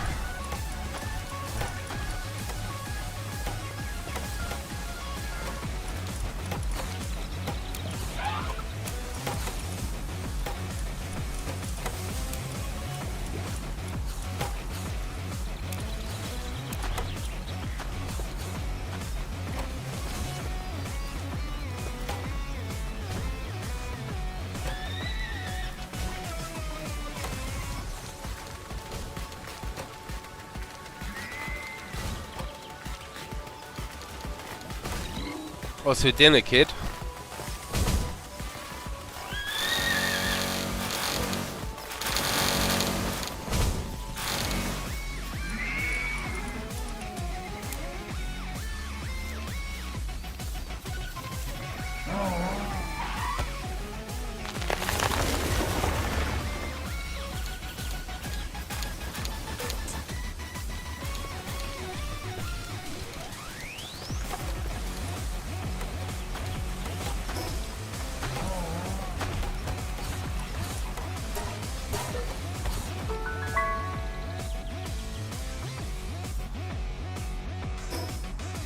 On me.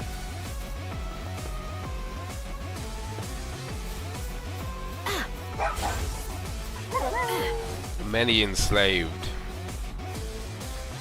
I'll roast you in a minute, kid.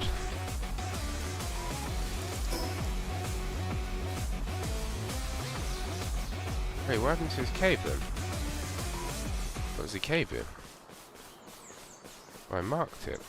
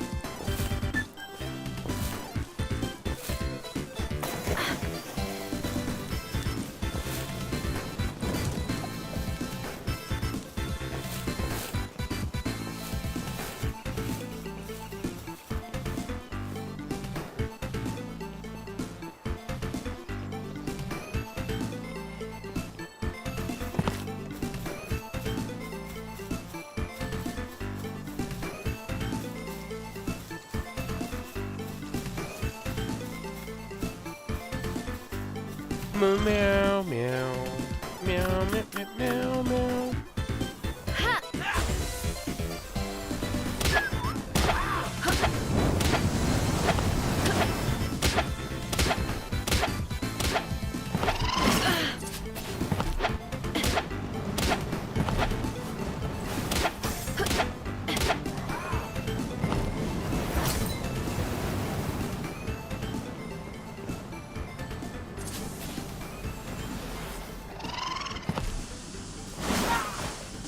It would have been 107 damage, what with just 4 of us?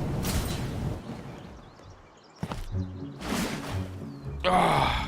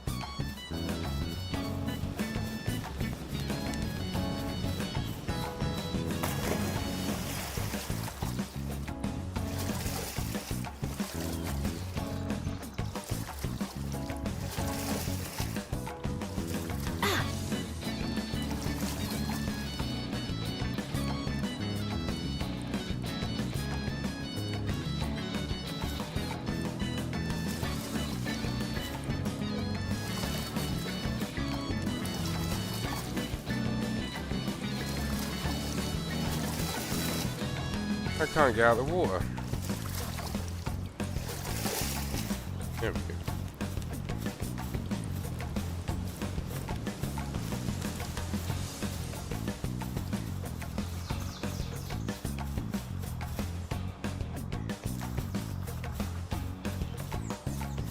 How do we get back up then?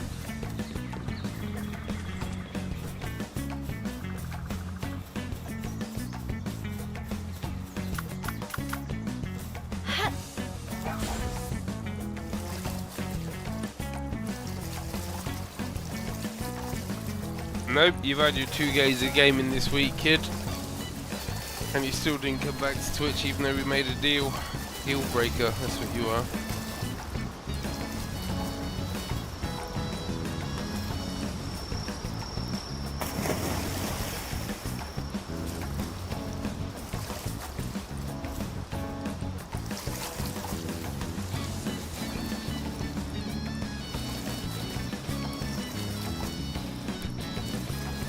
Command & Conquer and Worms, and you're still crying. You tell him, Tabo.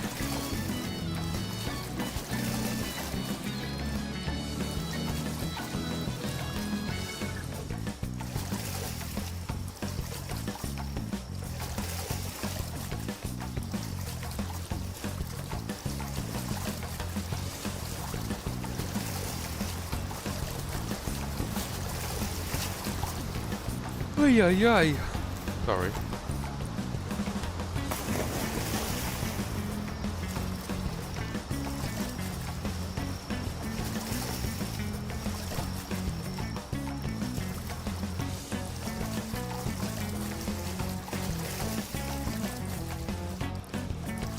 Yeah, Giga Food Coma.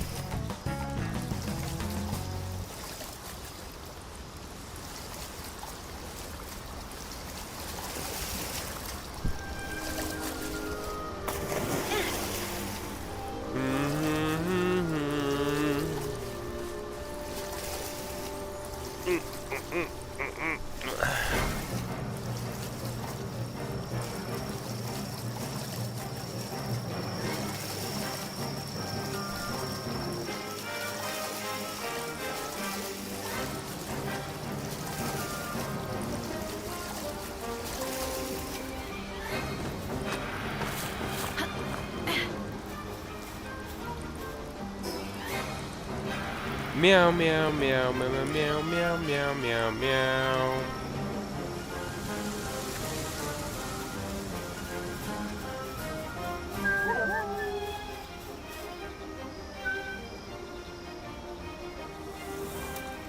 Yeah.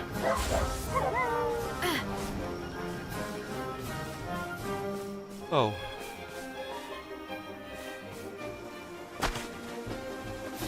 Meow meow meow meow meow meow meow meow meow meow meow.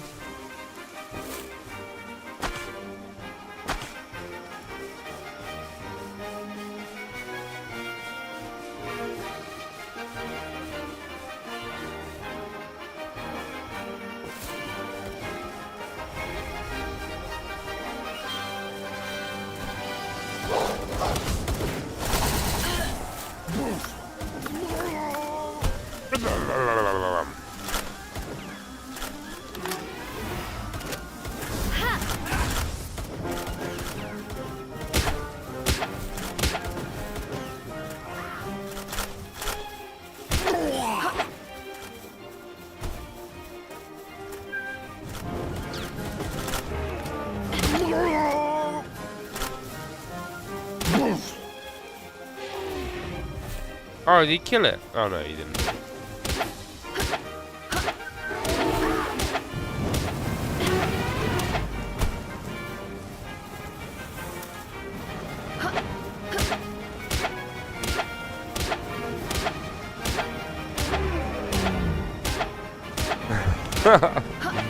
You tell him, Tango.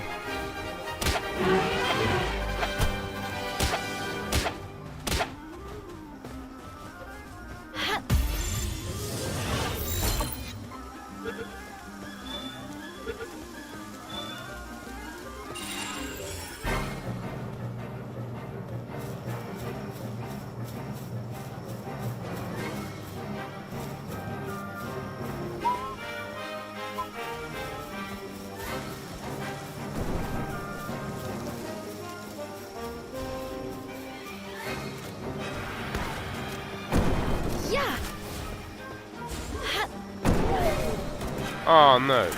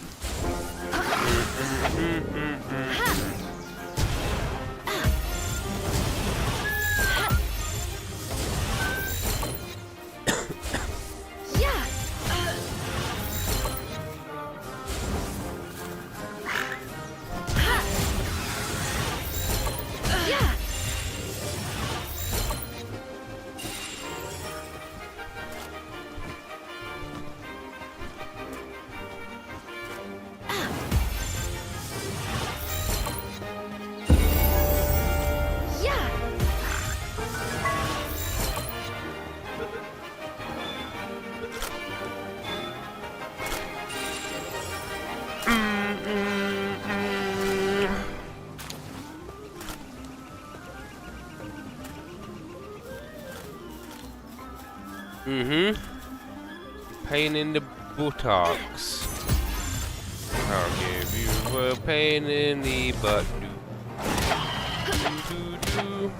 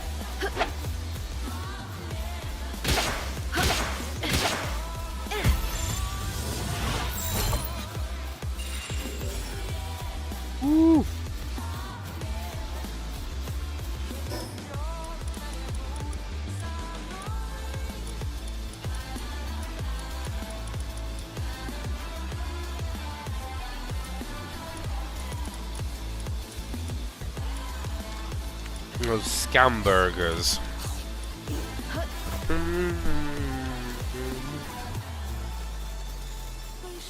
Oh yeah, I was looking for a cave. Let's go this way.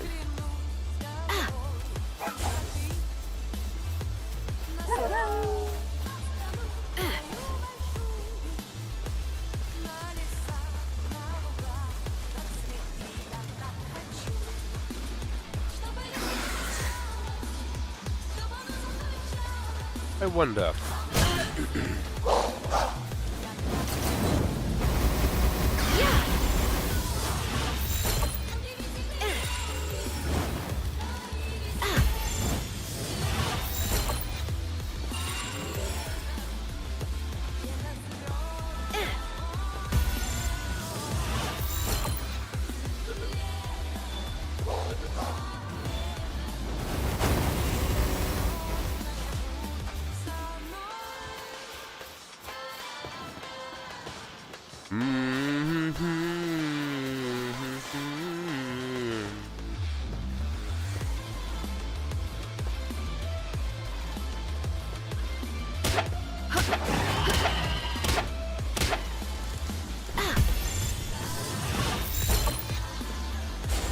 Oh, bro. Yeah. How you gonna do me like that?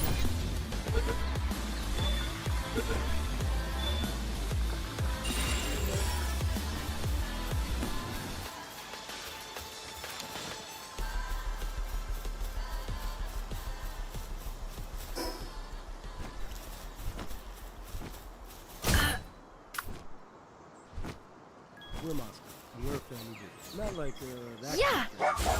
Come join the family.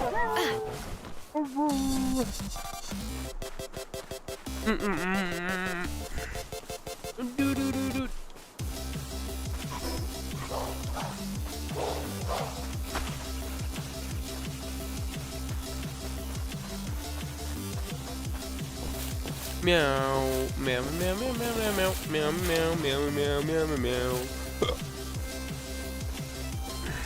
Mildly knows. Let's go. Ladies dance party.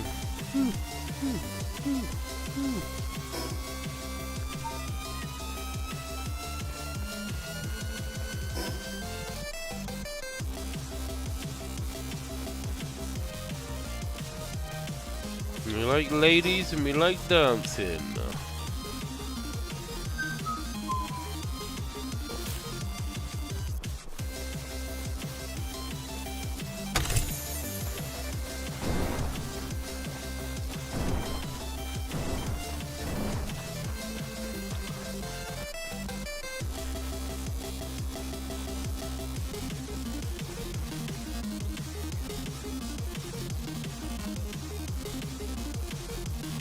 Ten times not the morning after.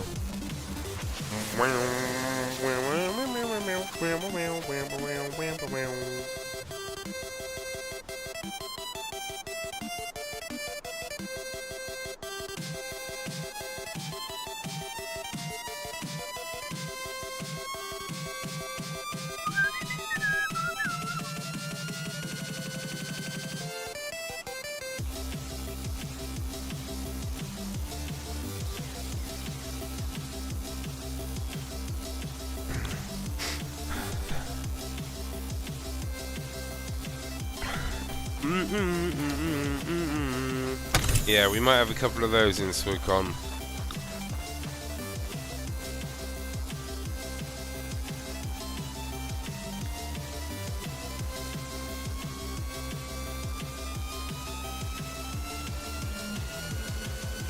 And I snotted all over myself, nice. Come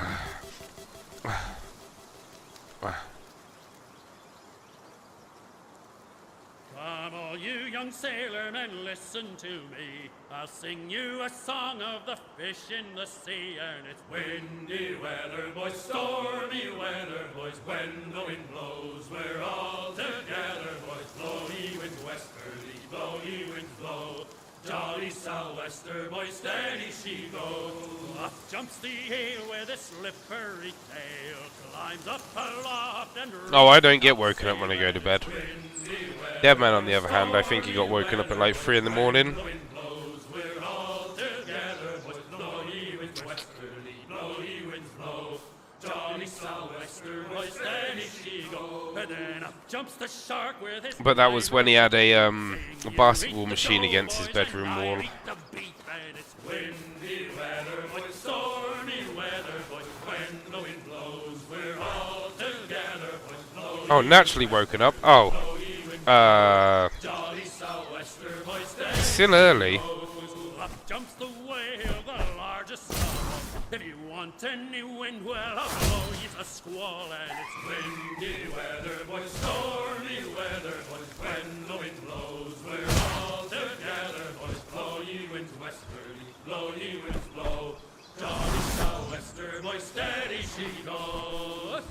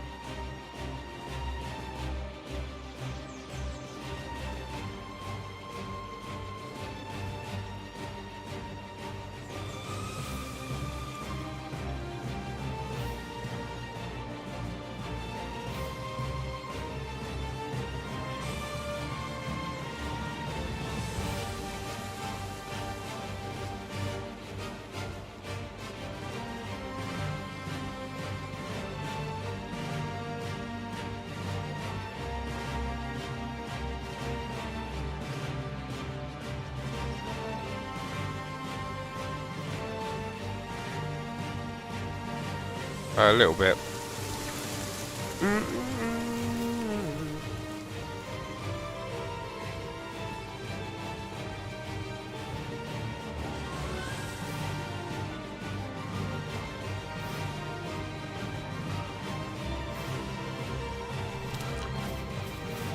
What'd you order, Bonnie? Yeah, what'd you get, dude?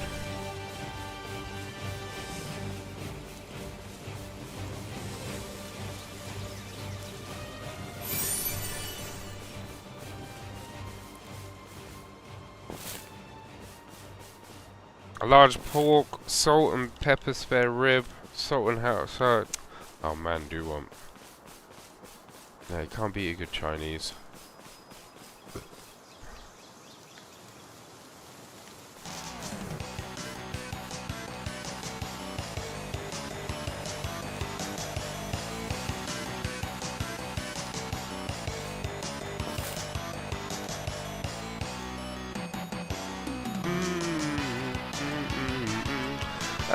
It's a bit lengthy, Suitanked, I'm not gonna lie, like the difficulty jump. is yeah, they make you grind a lot for the difficulty jumps.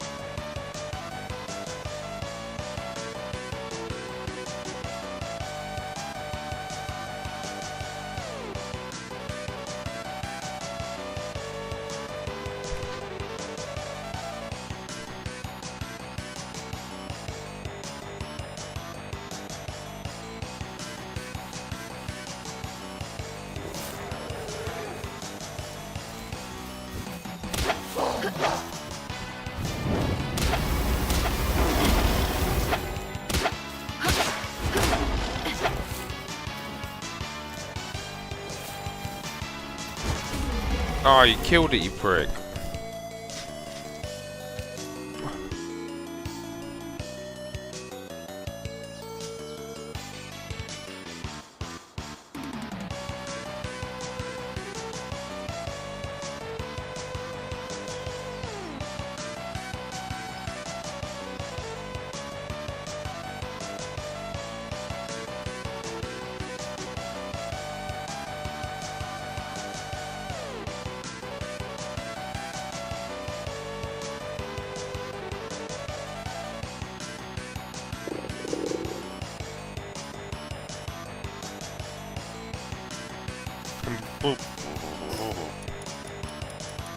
But yeah, a lot longer than I thought it was going to be. But I think we're getting to a point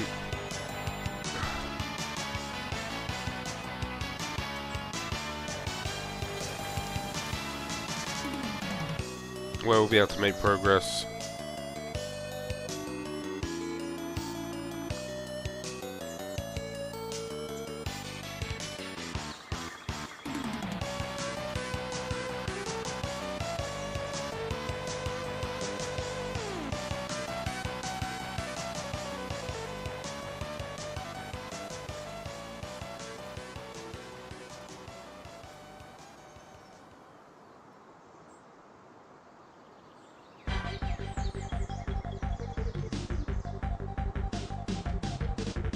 Yeah, mine's been doing that a lot recently.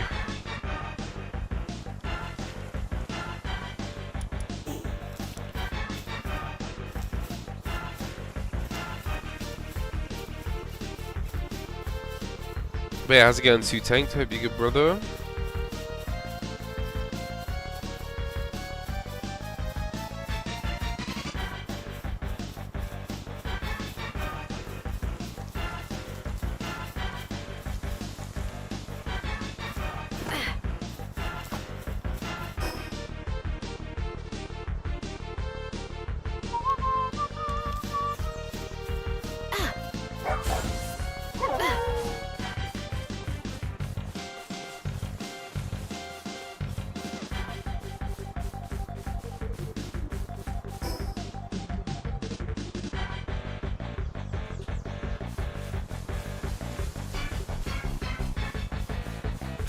Back at work, so tired, know that feeling, bro. I've just hogged a load of food and my body's just like, right, time for a nap.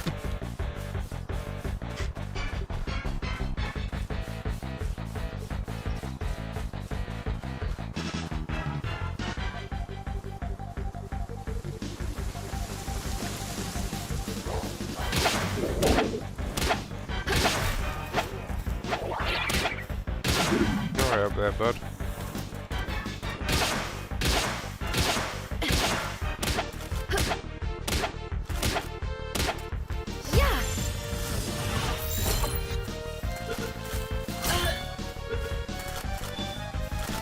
Poaching their mama.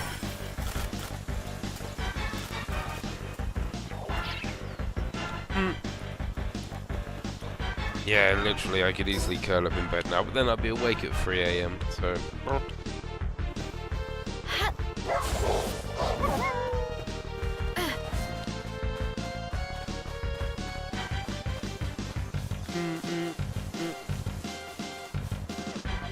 I'm not getting up there, am I?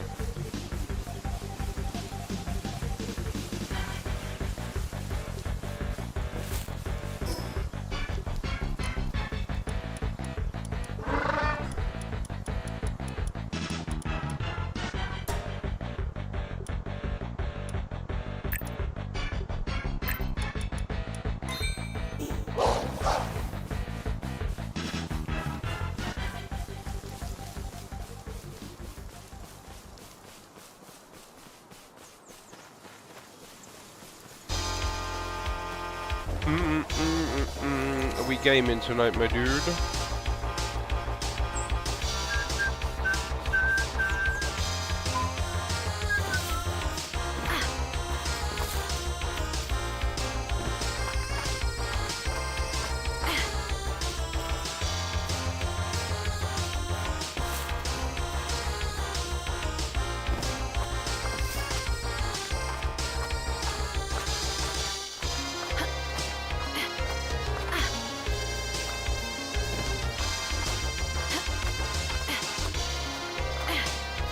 Gonna play some HSBGS. What's that? Hearthstone Battlegrounds, got you.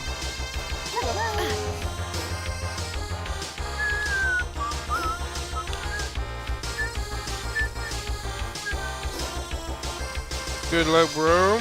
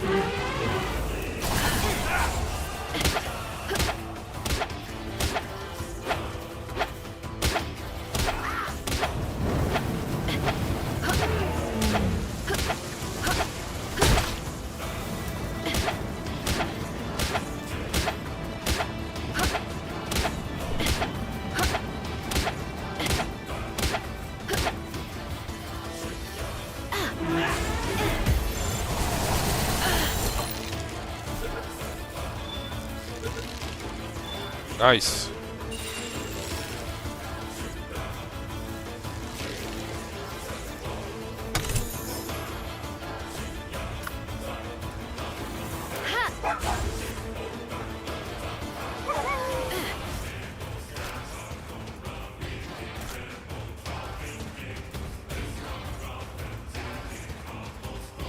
Mosanda produced 70 cement.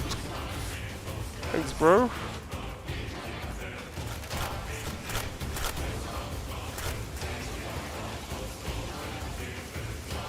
Hey up, beautiful. How are you?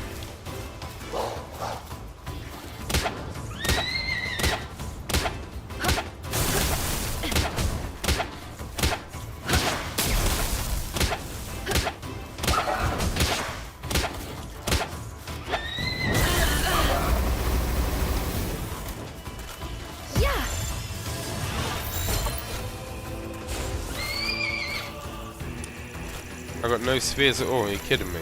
Just finished lunch. Nice. Good job.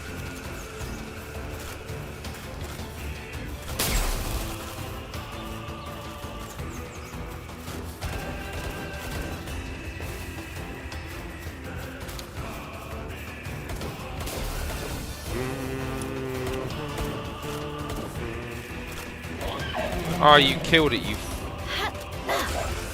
fudger.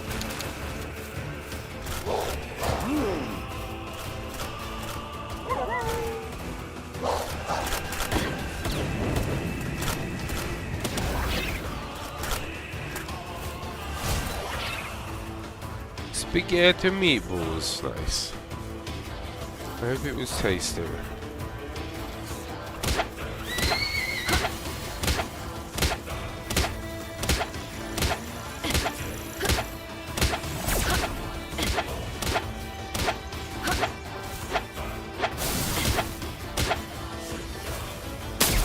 Oh, did I throw it?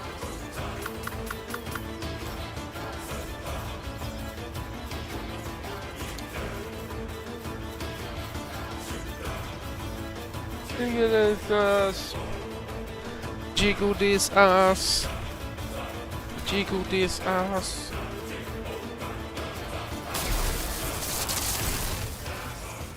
Yeah.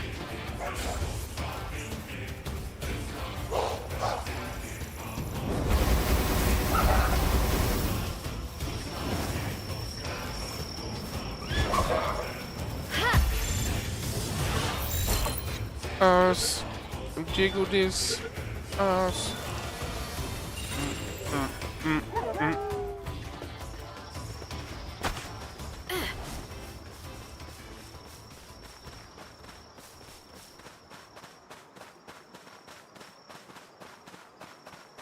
I would like to say that's progress, but is it really? And we've been styling the upper half Is of it New York's faces really? for over 100 years. Chances are, if you've walked the streets in New York in the past, Blee, blee, blee, blee, blee, blee, blee, blee, blee. Shut the fuck up. and that face probably looked pretty cool. And that's because we part of Showed one of your gifts on stream earlier. Woo. Got my new sunglasses as well. As Mackie was ripping me about my ones in Budapest. Ah. Ah.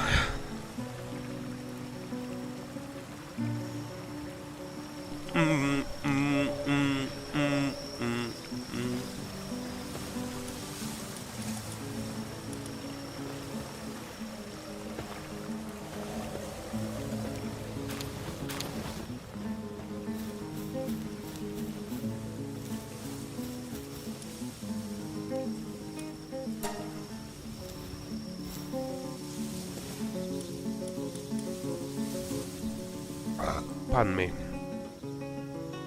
Pardon me, filthy animal.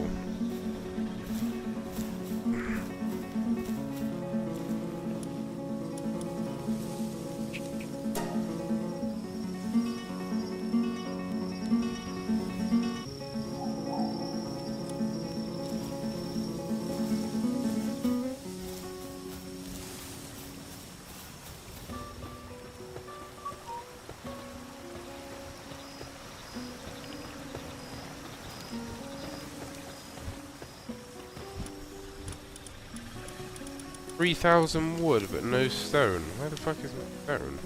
Oh, there we go. Very good, very good. Oh.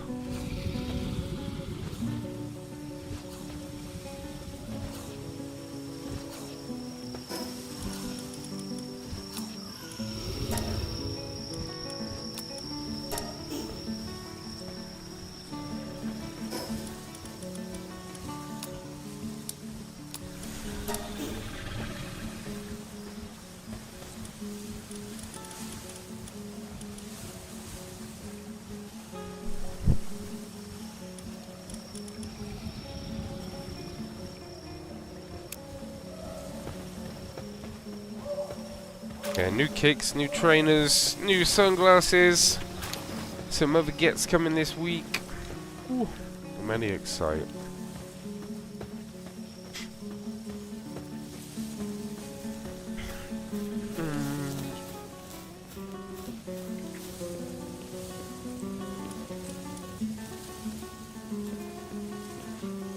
Uh.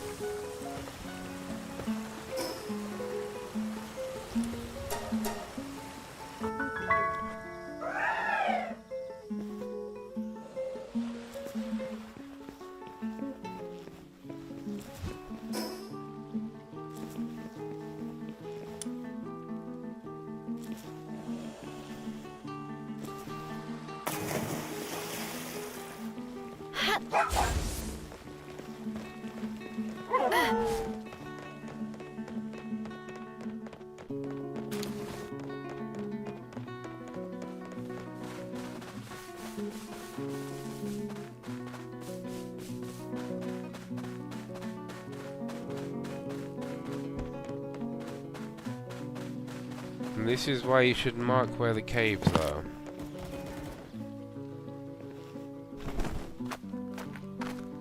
Which I thought I had been doing.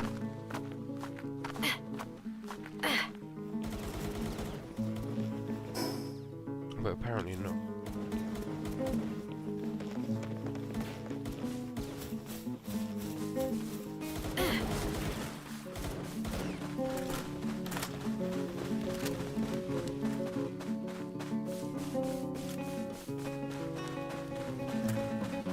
Do it. A little bit of blindness never hurt anyone.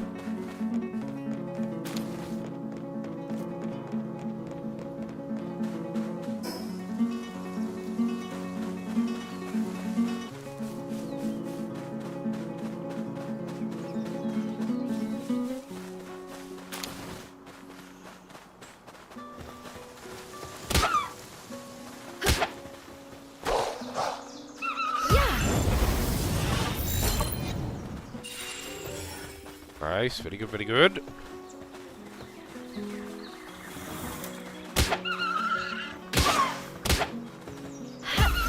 Very good, very good.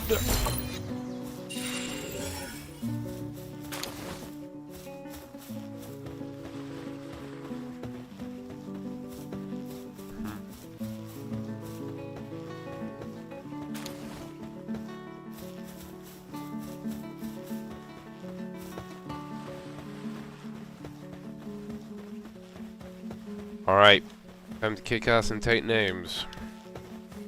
Actually, we haven't got any fucking Pokeballs.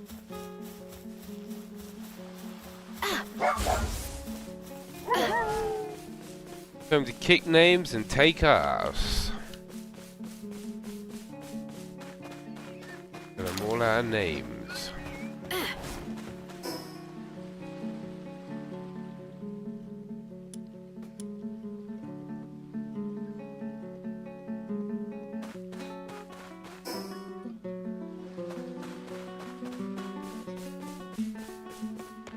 Right.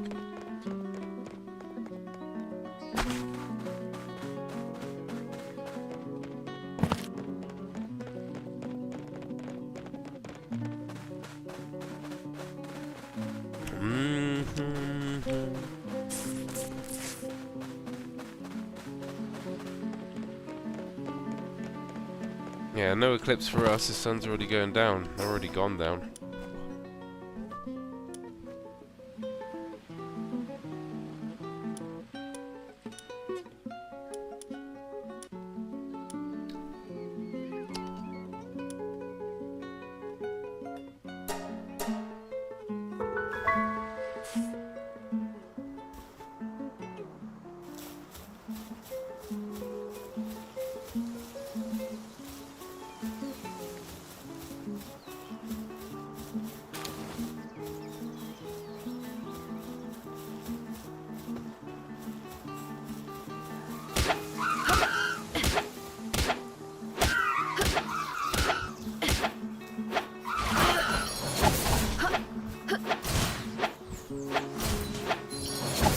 Motherfuckers, stop running.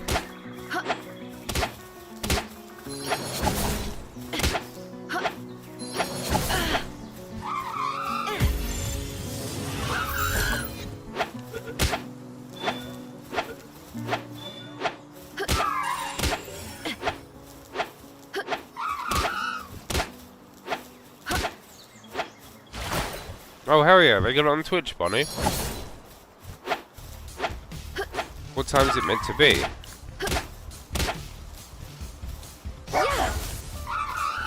Yeah, link me up, dude. I should be able to stream it.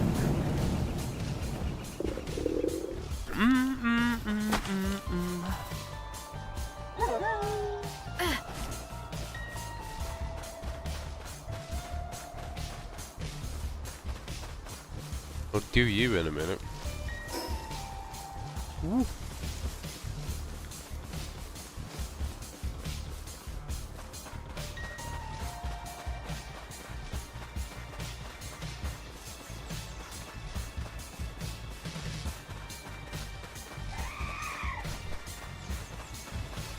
Yeah, post it in chat, please, bro. I'll pull it up on stream in the corner or some shit.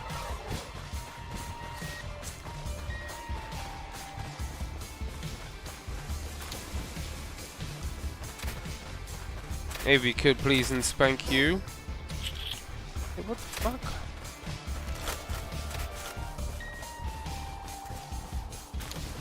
Nice one, cheers, dude. Fuck.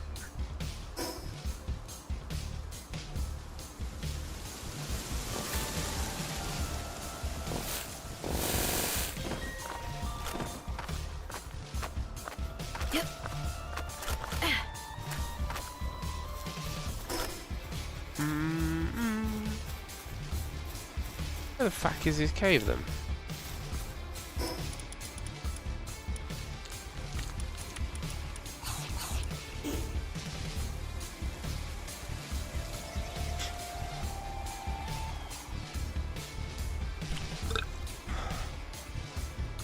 Solar eclipse.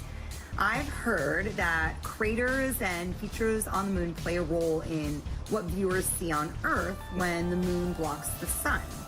So why is that? Question, Scarlett. So yeah, as we, the moon isn't a smooth marble. It actually has big, high mountains and valleys, these craters. And as we approach totality, sometimes you'll hear people talk about Bailey's beads, and these are the last few moments of sun creeping through those deep valleys. Yeah. Just before we hit totality. Yeah. Absolutely. Thank you so much. It's so great to have you here to answer some of these questions, and we plan to take more. If you send them in, #Eclipse. She sounds like she's got an Okay, if you're auto-tune just joining voice, us, man. I'm NASA's Megan Cruz, and this is NASA lunar scientist Sarah Noble. And as you can see, you are watching the official NASA broadcast for today's total solar eclipse. And we're in the heart of downtown Cleveland, where NASA is celebrating this celestial alignment. Take a look at our shot from the air. That is how many people who are just here at the Great Lakes Science Center alone. So many more spread out throughout Cleveland because, again, Spread the these last time out. this city had a total solar eclipse was 1806. But again, just down the road, we have the only NASA center in the path of totality.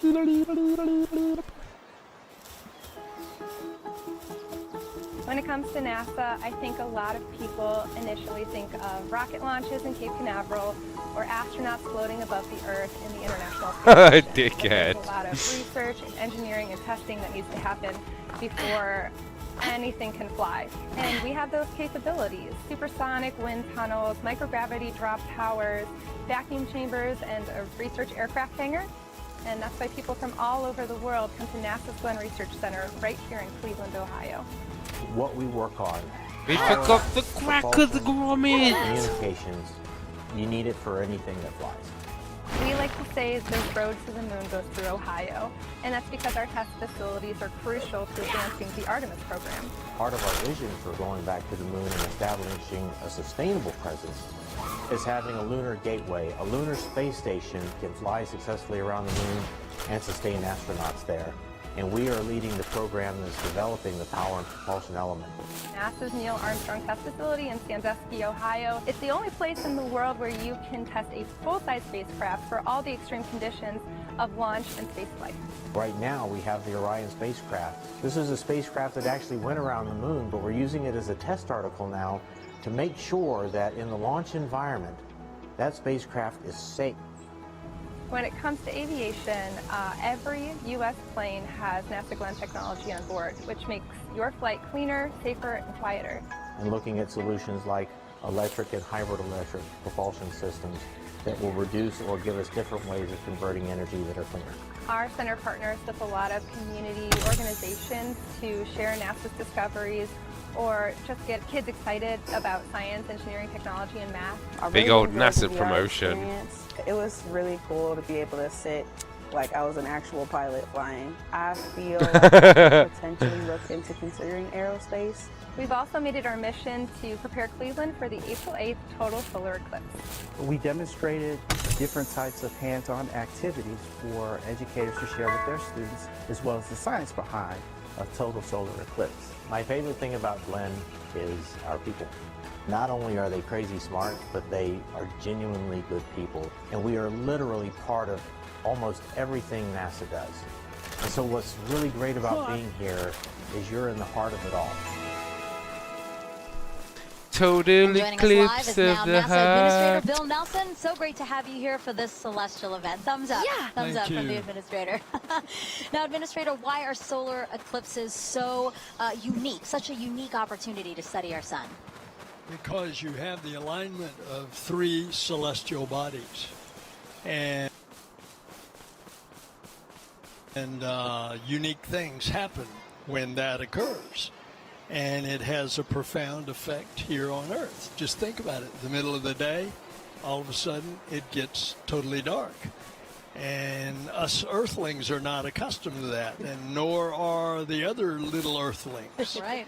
All the animals. But it's also an opportunity for us to study much more one of those celestial bodies, and that's our star, our sun, and our star in our solar system.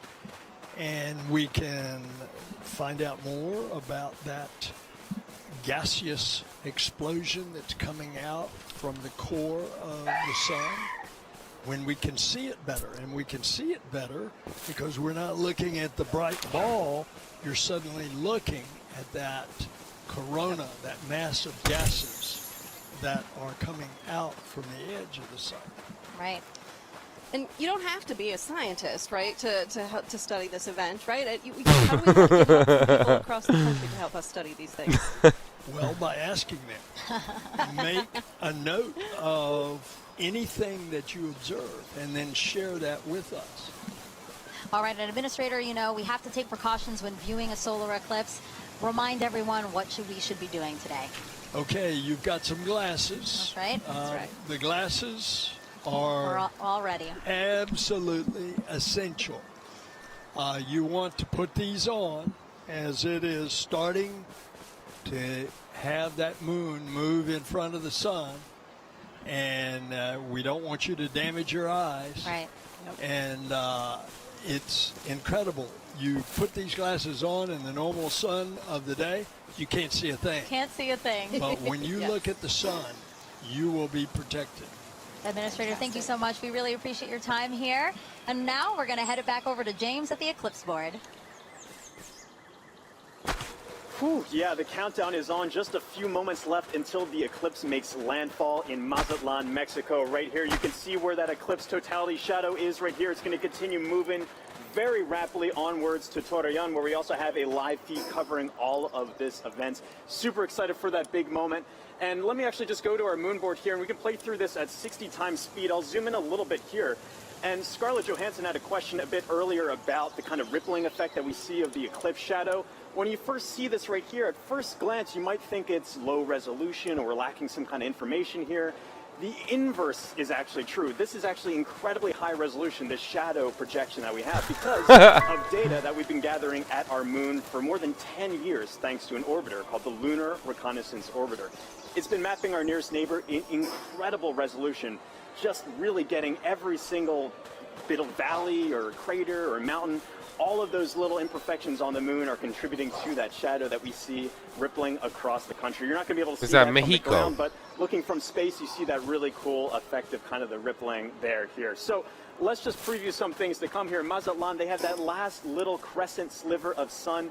For now, if you're in that area, make sure you keep your glasses on until that sun is completely blocked out by the moon. That's going to be in just a few moments. You're going to have a long duration there, 4 minutes and 17 seconds. That sounds like a lot of time, but it's going to move like that. So make sure you are ready on the pulse. Again, for all of our locations up on this path of totality here too, make sure you set a timer on your watch or a phone or something to remind yourself to look outside and experience this. You don't want to miss this. If you do miss it, you got a long time to wait for the next big one across America. That's going to be in 2045. So make sure you're watching and watching safely here. You just saw some footage from Kerrville and Cleveland as well. It's a little bit cloudy in some places, really hoping that that clears out in time for us to have that beautiful view. But in just a few moments right here, this eclipse is going to be coming up in Mazatlan, Mexico. So for now, this is going to be really exciting. The countdown is on. So for Mazatlan, this is the last little bit here. Again, I'm always keeping an eye on that weather. And also one little note about our tool here too. If you wanted to see, this little icon kind of previews what the expected eclipse is going to look like at that given time. All these little googly eye features are clickable, hyperlinkable. You can kind of click on that. It'll snap you right to that exact time to get an idea for what it's going to look like in your neck of the woods. But for now, the big moment's coming up. Back to you, Megan. Let's check it out.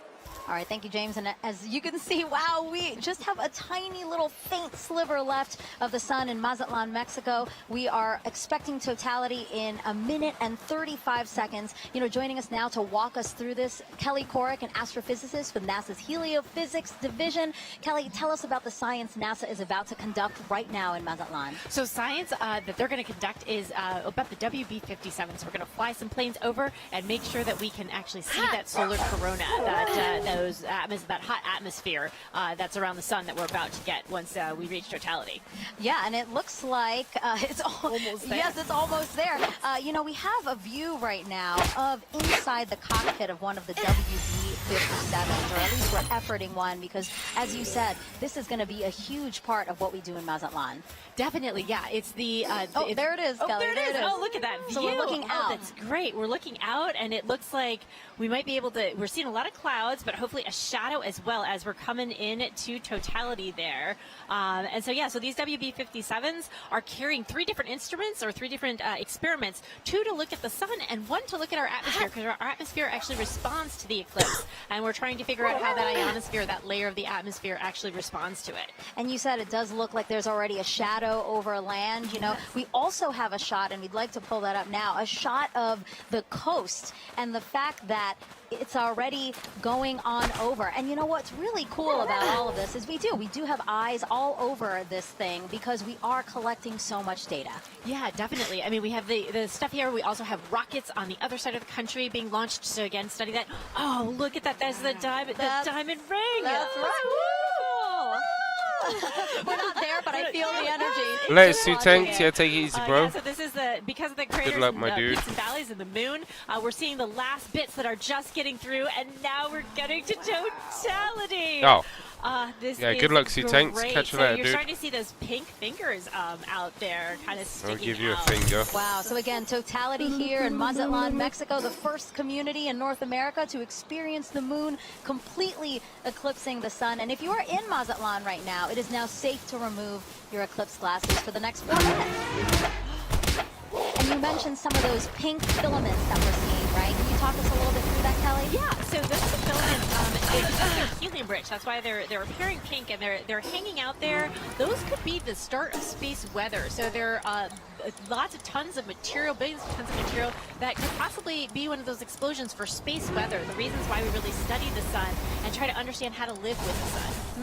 Well, can you explain why space weather is important to us here on Earth? Definitely. So it's not just satellites that are interested in space weather. It's also our power grids, because of those energetic particles coming from those big explosions that can happen in the sun.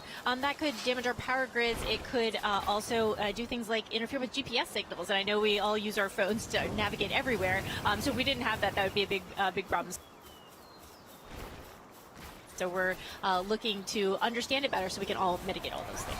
Some of the movement we're seeing here is just our telescope operator adjusting, because again, they needed to make some changes for before totality. Now they're viewing it a different way, and then after totality, we might see some shakes there as well. But I really just cannot believe how crisp it is. As you said, it's not a marble, but I mean, just the view of it is so crisp with these little, again, those filaments are just amazing that we can see that to such accuracy, you know? Right, definitely. And also the white fuzz. I mean, you're seeing something that's 1,000,000 degrees. Just hanging out all around the sun, and 3 billion Earths can fit inside of there. So there's a lot of atmosphere there, all around there, just hanging out, being very warm. And so, one of our mysteries is, and one of the B-57s are addressing. There you go, WB-57, our pilot. He's flying. So basically, Kelly, he is going to fly and try to chase down the shadow for as long as possible, keep up with it as long as possible. Exactly. The shadow is much faster than the plane. However, they can chase it for a while and get an extra 2 minutes. So on the ground, we can only get 4.5 minutes, and they're going to get 6.5 for that plane. I love that they're waving to us. Oh, there you go. And now we're flipped. Now we're seeing the front. So again, they are in night. I mean, it looks very dark with only some light in the horizon. Yeah. Right. Yeah, and that's what we'll expect wherever we see totality. Is the night sky is very dark. You might even see some planets or stars, and then you'll see like twilight all around 360 degrees. What an amazing vantage point as well. My gosh.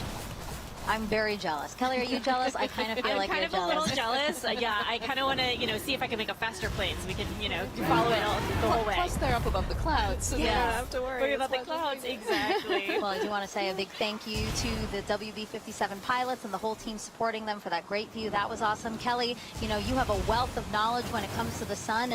And for those watching, if you're interested in learning more with her, check out her and other experts featured in the Sun series of NASA's Curious Universe podcast. And that QR code will pop up on the screen, and that'll take you straight to the episodes. Again, look at that double box we got there. We're showing you amazing views during this broadcast. A big thank you, actually, to the Solar System Exploration Research Virtual Institute, or SERVI, for providing the telescope views from Mazatlan.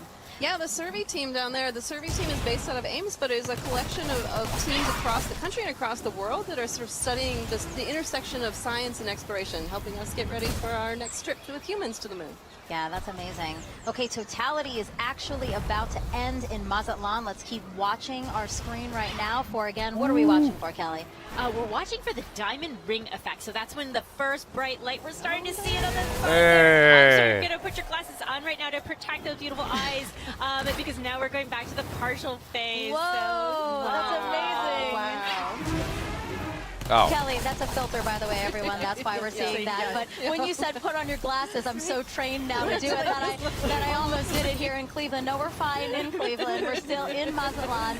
Again, what we're seeing is because we needed to adjust the filter now that, again, it's basically like putting on our glasses. The way that you said people on the ground need to put on our glasses, our telescope operators need to protect their own eyes as well as their equipment. Well, thank you so much, Kelly. I really appreciate your time here with us. It was so fun to learn about the science and actually see the first eclipse come for North America here. So thank you so much. Thank you. All right, as you can see, there's a lot to learn about our sun and eclipses. So to explain it all in a really fun way for kids, NASA developed a clever game called Snap It. We have another QR code coming on your screen right now. Just scan that code, or if you're watching us on your phone, all you have to do is screen grab it, press on it later, and you can check out that game. Also the website, if that's easier for you, go.nasa.gov/snapit. Okay, so NASA can predict check the out this total game solar guy. eclipse's path to a high degree of accuracy because of a spacecraft that launched nearly 15 years ago. This same spacecraft is now helping our Artemis II astronauts who will be orbiting the moon next year. Webpage not available. Rip. Good work NASA's for me. next step in establishing a long-term presence on the moon is sending 4 astronauts to fly around it with the Artemis II mission. Part of the crew's training has been to study images from NASA's Lunar Reconnaissance Orbiter, or LRO. The spacecraft launched in 2009 and continues to use 7 instruments, including a high-resolution camera, to help us learn more about the moon's surface. Because of LRO, we now know more about the moon's topography than any other planetary body in the solar system, including Earth. The Artemis II crew used LRO data and photographs to learn how to identify lunar landmarks they'll see from orbit and to seek out sites of scientific interest, like possible landing spots for future explorers. While helpful for planning Artemis missions, people back here on Earth also use LRO to predict the shape of the moon's shadow, or umbra, during total solar eclipses. The moon's shadow will change throughout the eclipse, depending on the lunar terrain and the elevations of observers on Earth. People may even see what looks like an arc of solar diamonds around the moon as sunlight peeks through lunar features like craters. That's a look at your Artemis Moon Minute. All right, joining us on the host desk now is a familiar face here. Oh, actually, we have, sorry, Snoopy. Oh, I just revealed that it's Snoopy. Well, I just want to wave real quick to the crowd here at the Great Lakes Science Center, just outside of our host desk, waving at us, waving at the I'm waving back at them like they can see me. But I did just spoil the surprise. We do have Snoopy here, our Chief Safety Officer here at NASA, and he's here to tell us how to safely watch the eclipse. So, Snoopy, if we were to watch the eclipse today before totality, what should we do? That's right, you should have your glasses on, that's right. Well, and what about during totality, Snoopy? Can we take them off? Yeah, let me help you out here. Oh, Snoopy, there I can see your shining bright eyes. I love Snoopy, he's so funny. Now, Snoopy, I have to ask you a question, okay? So today we've been polling everybody, asking for the total solar eclipse today, who is the big star of the show, right? Is it the Earth? Is it the Earth? Is it the moon? Is it the sun? Okay, but you have to pick one. You have to pick one. You have to pick one. You don't want to pick one? All of them. All of them are great? That's right. Snoopy, thank you so much. I know you're super excited to see the total solar eclipse today. We're glad to have you here. Bye. All right, now let's head back over to Tahira in Kerrville, Texas. All right, thanks, Megan. I mean, what an incredible I view wonder how much from you got paid for Mazatlan, doing that. Mexico. Amazing. And folks, as you can see in your screen right now, we are less than 1 minute away from the eclipse crossing over Torreon, Mexico. Gina, how fast is this moon shadow moving right now? I mean, it's flying. It's going about 1,900 miles per hour as we're chasing it across the U.S. That is incredible. And so, you know, in Mazatlan, we were able to see the diamond ring effect. That's right. It was beautiful. So hopefully we'll be able to see Yeah, that we won't see it in the Torreon UK. right now. Yeah, we're So we watching don't that even see the live. sun anymore. Yes, just to see this sliver crossing over the moon. That's right. We're getting so close there. We are Hopefully getting we'll see so that diamond close. ring too. Wow. Look at this. And so we're about 10 seconds All right. away. Here we go. Let's take it in. Yeah. Wow. Wow. And it's Spectacular. going into totality. Wow. There you have it. Wow. We are in. That diamond ring came through, and we see a little bit of those daily beads too as we're looking at it. Those kind of the lights trickling through around the surface of the moon, coming through the peaks and valleys. So what are we viewing on the left-hand side? This almost pink color effect. Right, and so as we just heard from the last totality, you know, these pink fingers are popping out a little bit, and those are those solar prominences. Wow. They're appearing pink because of the helium-rich, but we can see it. Let's focus on the corona here, that glow that we're getting, and we can see basically these streams that are coming out, a lot of that energy and brightness that we do not have the ability to see on a day-to-day basis. So with this total eclipse, we're able to see that corona nice and bright coming through in Torreon. That is just a magical view. Oh my goodness. It is.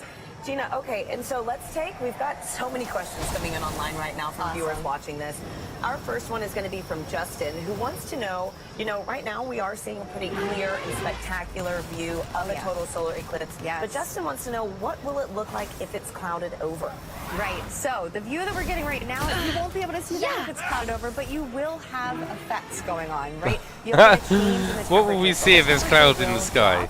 Not It'll very still get fucking much, my darker. friend. It's already getting dark here in Kerrville. I mean, we have some cloud coverage, right? Yeah. And we're feeling a little extra wind. It's noticeably darker despite the clouds that we have. So you'll get some of those environmental effects, even if it's cloudy where you are. And so a great follow-up, we've got Halloween Ghoul on YouTube who wants to know, again, Will the temperature change during totality, which I know you mentioned that it will get a little bit cooler. Yes. But do you know about how many degrees we can expect? Yeah, you know, it depends on the location, the humidity, multiple factors, but it can change by about 10 degrees or so, depending where you are. Oh, maybe damn. even a little bit more than that. And, you know, we're feeling a little chilly kind of where we're sitting compared to what it was earlier. And, I mean, I'm just staring at this view of totality that we have in Torreon. So we're about halfway through totality right now in Torreon, Mexico. And again, I know folks said that this is almost double totality than 2017, right? That's right. That's right. And so in 2017, we had a little more than 2 minutes. So we're lucky enough this time that we have over 4 minutes in some places too. This is so beautiful. And so our next question from Sibel on Instagram. Every now and then I feel right So the sun is more active because we have an 11-year solar cycle. The sun goes from solar maximum to solar minimum, where it's changing its level of activity. Oh, and as you're seeing the screen, yeah, so I see in that the bottom right there, we can see that prominence extending out. And as we heard earlier in Mazatlan, you know, that is potentially the beginning of space weather activity. So we're talking about solar maximum. If there's a time to see any of that space weather activity during the total solar eclipse, this is the time to do it. So let's watch that as we go through totality in our other locations too, and maybe we'll be lucky to see some of these features change for us. That is so beautiful. It is. You're So, beautiful, Gina, chap. too, you know how we're in a higher cycle, solar cycle right now. How many years, you know, is that fluctuation? Right. The solar cycle goes on for 11 years when it peaks in activity, and that's where we are. Where the latest predictions are that we will reach that maximum sometime this year, and then we'll decrease in activity going back down to solar minimum. And so, Gina, I've got time for one more quick question from Christopher on X. She's got who time wants for to a know quickie. Which other planets have the best eclipses? Oh, okay. Well, that's right. So eclipses don't only happen on Earth. Let's talk about Mars for the fact that Mars does have eclipses when the moon crosses in front of Mars. Mars has 2 moons, and the rovers on the surface have captured images of those. But no other planet has a view quite like this, right? Nope, that is special for us. Just the distance and the size of the moon makes it such that it will completely block the sun as it's doing today. Wow. And you can see there's that diamond ring effect as we are coming out Diamond of totality ring, eh? What an incredible bright one too. Look at that. That is a bright one. So is this what, a Bailey's bead, or? So that's going to be that diamond ring. Just how bright it is. Bailey beads are a little bit smaller as they kind of bubble over the surface, but folks who are in that location should have those safety viewing glasses back on so that they can now view the partial eclipse that they are experiencing. Well, that is fantastic. And you know, the next time we see this eclipse, it's going to be right here in Kerrville, Texas. So, folks, the countdown is on. We've got about 10 minutes until we see this with our own eyes. You can hear people. And yes, big moment right here in Kerrville. For now, let's check back in with Lauren at the Indianapolis Motor Speedway. Thanks to Hira. We are getting close to eclipse ourselves, but for now, we have a very special guest, NASA's very own Pam Melroy, Deputy Administrator and former astronaut. Pam, it's good to see you.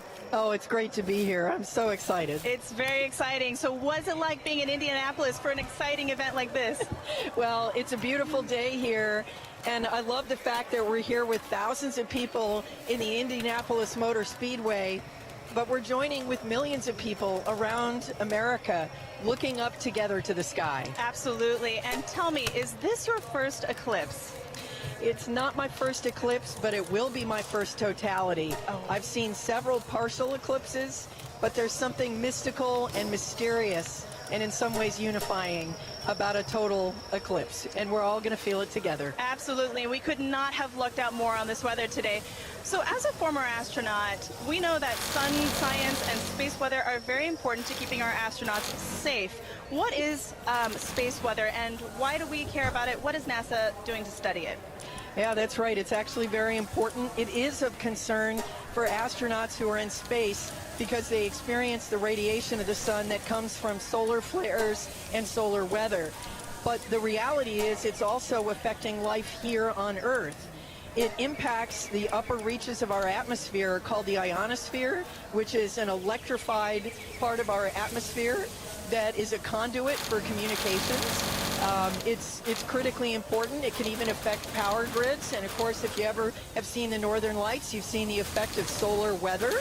So, but really the focus for today is where that solar weather starts. And that's in the corona, the sun's atmosphere. It's very unusual, and we don't exactly know what's happening because the sun's atmosphere is millions of degrees hotter than the surface of the sun. So we are hoping to learn today more about how that happens and why that happens so that we can better predict those solar flares and those things that impact us here on Earth. Yeah, that's all extremely important and something that we're learning a lot today, too. Pam, thank you very much for joining us today. Thank you. As we've learned, solar eclipses are very important to learn for many, many reasons. We have radio telescope operators who are studying the eclipse today for this very reason. Let's take a look at that work. When the moon blocks the sun during a solar eclipse, there is a noticeable impact on Earth's upper atmosphere, known as the ionosphere. These changes can affect radio communications, including amateur radio, also known as ham radio. Ham radio is a way you can talk to people all around the world. You set up a radio and an antenna.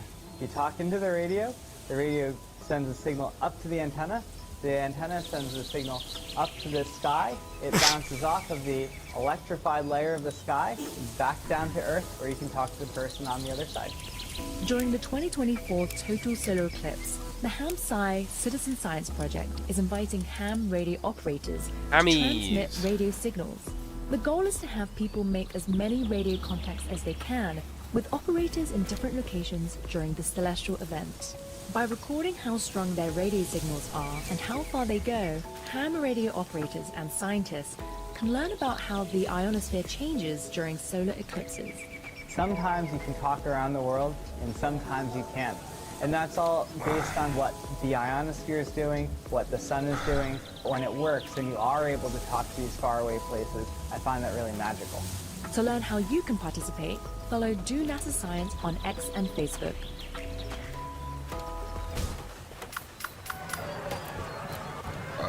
Follow me on Facebook. And we are minutes away from the total solar eclipse over Kerrville, Texas. The temperature is dropping. As you can see, I have to throw on a jacket. The sky is dimming. We're on the edge of our seats, and we are joined now with astronaut and commander of the Artemis 2 mission to the moon, Reed Wiseman. Reed, it's an honor to have you here. Thank you. The crowd noise, like the fact that the sun is behind the clouds most of the time and peeking out. This is so wonderful. I know. Thanks for being here. As you're here, like we are ready. We are right there. So tell us, Well, Reed, Bobo, obviously the Emperor. everybody's excited, but have you seen a total solar eclipse before? Never a total, so I will share this darkness with you. Same. For the first time. Wow, this is incredible. So, what considerations do you and your fellow Artemis astronauts need to think about when related to the sun when traveling back to the moon? Well, it's great to see Pam Melroy on your last clip, a dear friend of mine, so it was nice to see Pam's face over there. But when we're heading out to the sun, it's really radiation is our big thing that we're heading out to the moon. Yeah. It's really the solar radiation. Yeah, how's it going, that we're Bobo? most thinking about there is the danger from the sun, and the Apollo astronauts dealt with it, and we've dealt with it for a long time on the International Space Station, and we have a lot of data from the moon, from our NASA probes that have gone out there and collected, so we think we know what we'll encounter. Great, okay. And tell me, Reed, how does it feel to be the commander of NASA's first crewed mission going back to the moon since Apollo? I'm flying with Victor Glover, Christina Cook, and Jeremy Hansen. It looks so good. The city's gonna have to beat tomorrow, Reed. And between the weather and the government, they're trying to stop you from coming out there. They have integrity, and they have just so much knowledge and professionalism. It's a dream come true. And getting to work with the whole team, the international team, it's the best. Wow. Well, thank you so much for being here with us, Reed. Really quickly, do you have any advice for anybody that might want to follow in your footsteps one day? We always say that you have to find that job that you love, go all in on it, live your best life, be as good a professional as you can, and then someday apply for the program. Live life to the And we fullest, look forward to boys. seeing Don't the accept application anything process. less. Thank you, Reed, and good luck on your upcoming mission. Thank you, great to be here. Now, if anybody feels like reaching for the stars, NASA is actually currently accepting applications to be an astronaut. You can one day travel to the moon and eventually to Mars. From teachers to scientists to even those in our armed forces, we are looking for a diverse group to take humanity farther into the cosmos. You can apply now through April 16th by visiting go.nasa.gov/astro2024. Now, timing is everything when it comes to pulling off successful science during an event like today. Let's hear from I don't very even like special going on guest boats who or also knows a aeroplanes, thing or man. two about perfect alignments.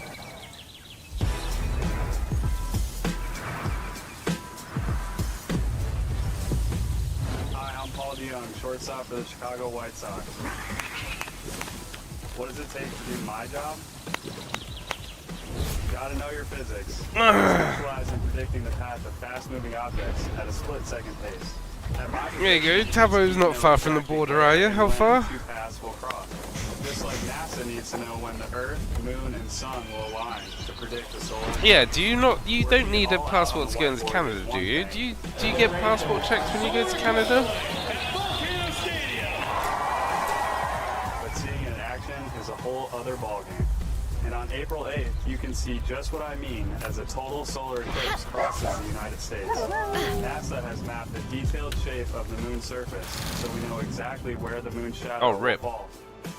And you know where to be to see the eclipse in person, even if it's from the stands. Don't miss your chance to experience the beauty of science in action, and maybe catch a ball game.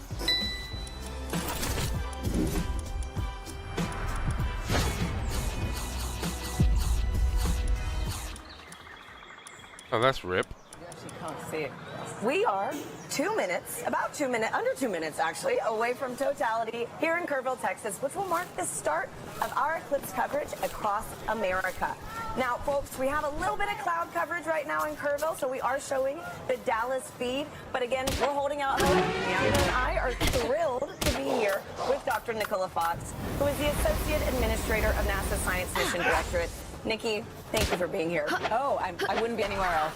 Thanks for being here, Nikki. So tell us how the science conducted today will really impact the future of exploration at NASA Science. Oh, wow, there's so much that we're going to be doing today. We're going to be studying the sun. We're going to be studying the Earth's atmosphere and how that changes. You can see getting dark here. And, you know, we've got these little magnetometers. They're going to be all across. We have 30 of them all the way across. I'm going to hold it up. Very nice. Love Magnetometers, and we're gonna be having these all the way across the path of totality. And it sounds good. Let's get up. Let's go. Oh my goodness. Less than a minute. Oh my goodness. Wow. Oh my god. Oh my god. Oh my god. Flash is on, Nikki. Yes. Yeah, flash is on, but we're about to get. Well, yeah. There's some cloud coverage. Some cloud coverage. It's trying to pick out. It is trying. It is trying. Windy, it is getting dark here. The wind's picked up. You could actually see the birds started flying in a very weird pattern a minute ago. Come on, clouds. Wow. Yes. You know, I might have to switch to Team Sun. Come on. Oh my goodness. We're there. We're nearly there. Okay. There we go. Wow, the crowd is counting down. Dickhead. How's it going, Dev, man?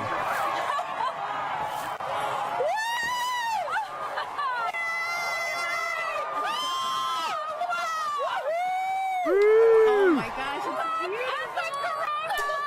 it's Total eclipse of my heart. That is amazing. You got your glasses on, boys? Go away, clouds. They're gonna move. Oh my goodness. Woohoo! I've been saying all America! Look how dark it is. Yeah, how's it going, D-Man? Yeah. It is just this white ring. A white ring. Yeah. I've got a white ring for you. So dark. Planes in the sky like that. Wow. You can Everybody have just- planes and helicopters and drones. The whole all over the crowd place is today. just Here we looking go. Clouds are gonna clear for us. Yes!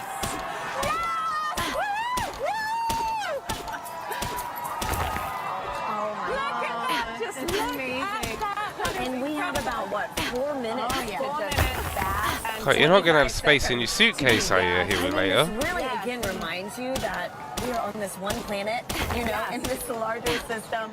And you have to be on this planet to see what we're seeing. You do. Right That's now. why we are Team Sun, Earth, and Moon. Because you need the moon for an eclipse. You need the sun for an eclipse. And we're standing on the Earth to see it. Oh, man. So, all of NASA science represented by a total solar eclipse.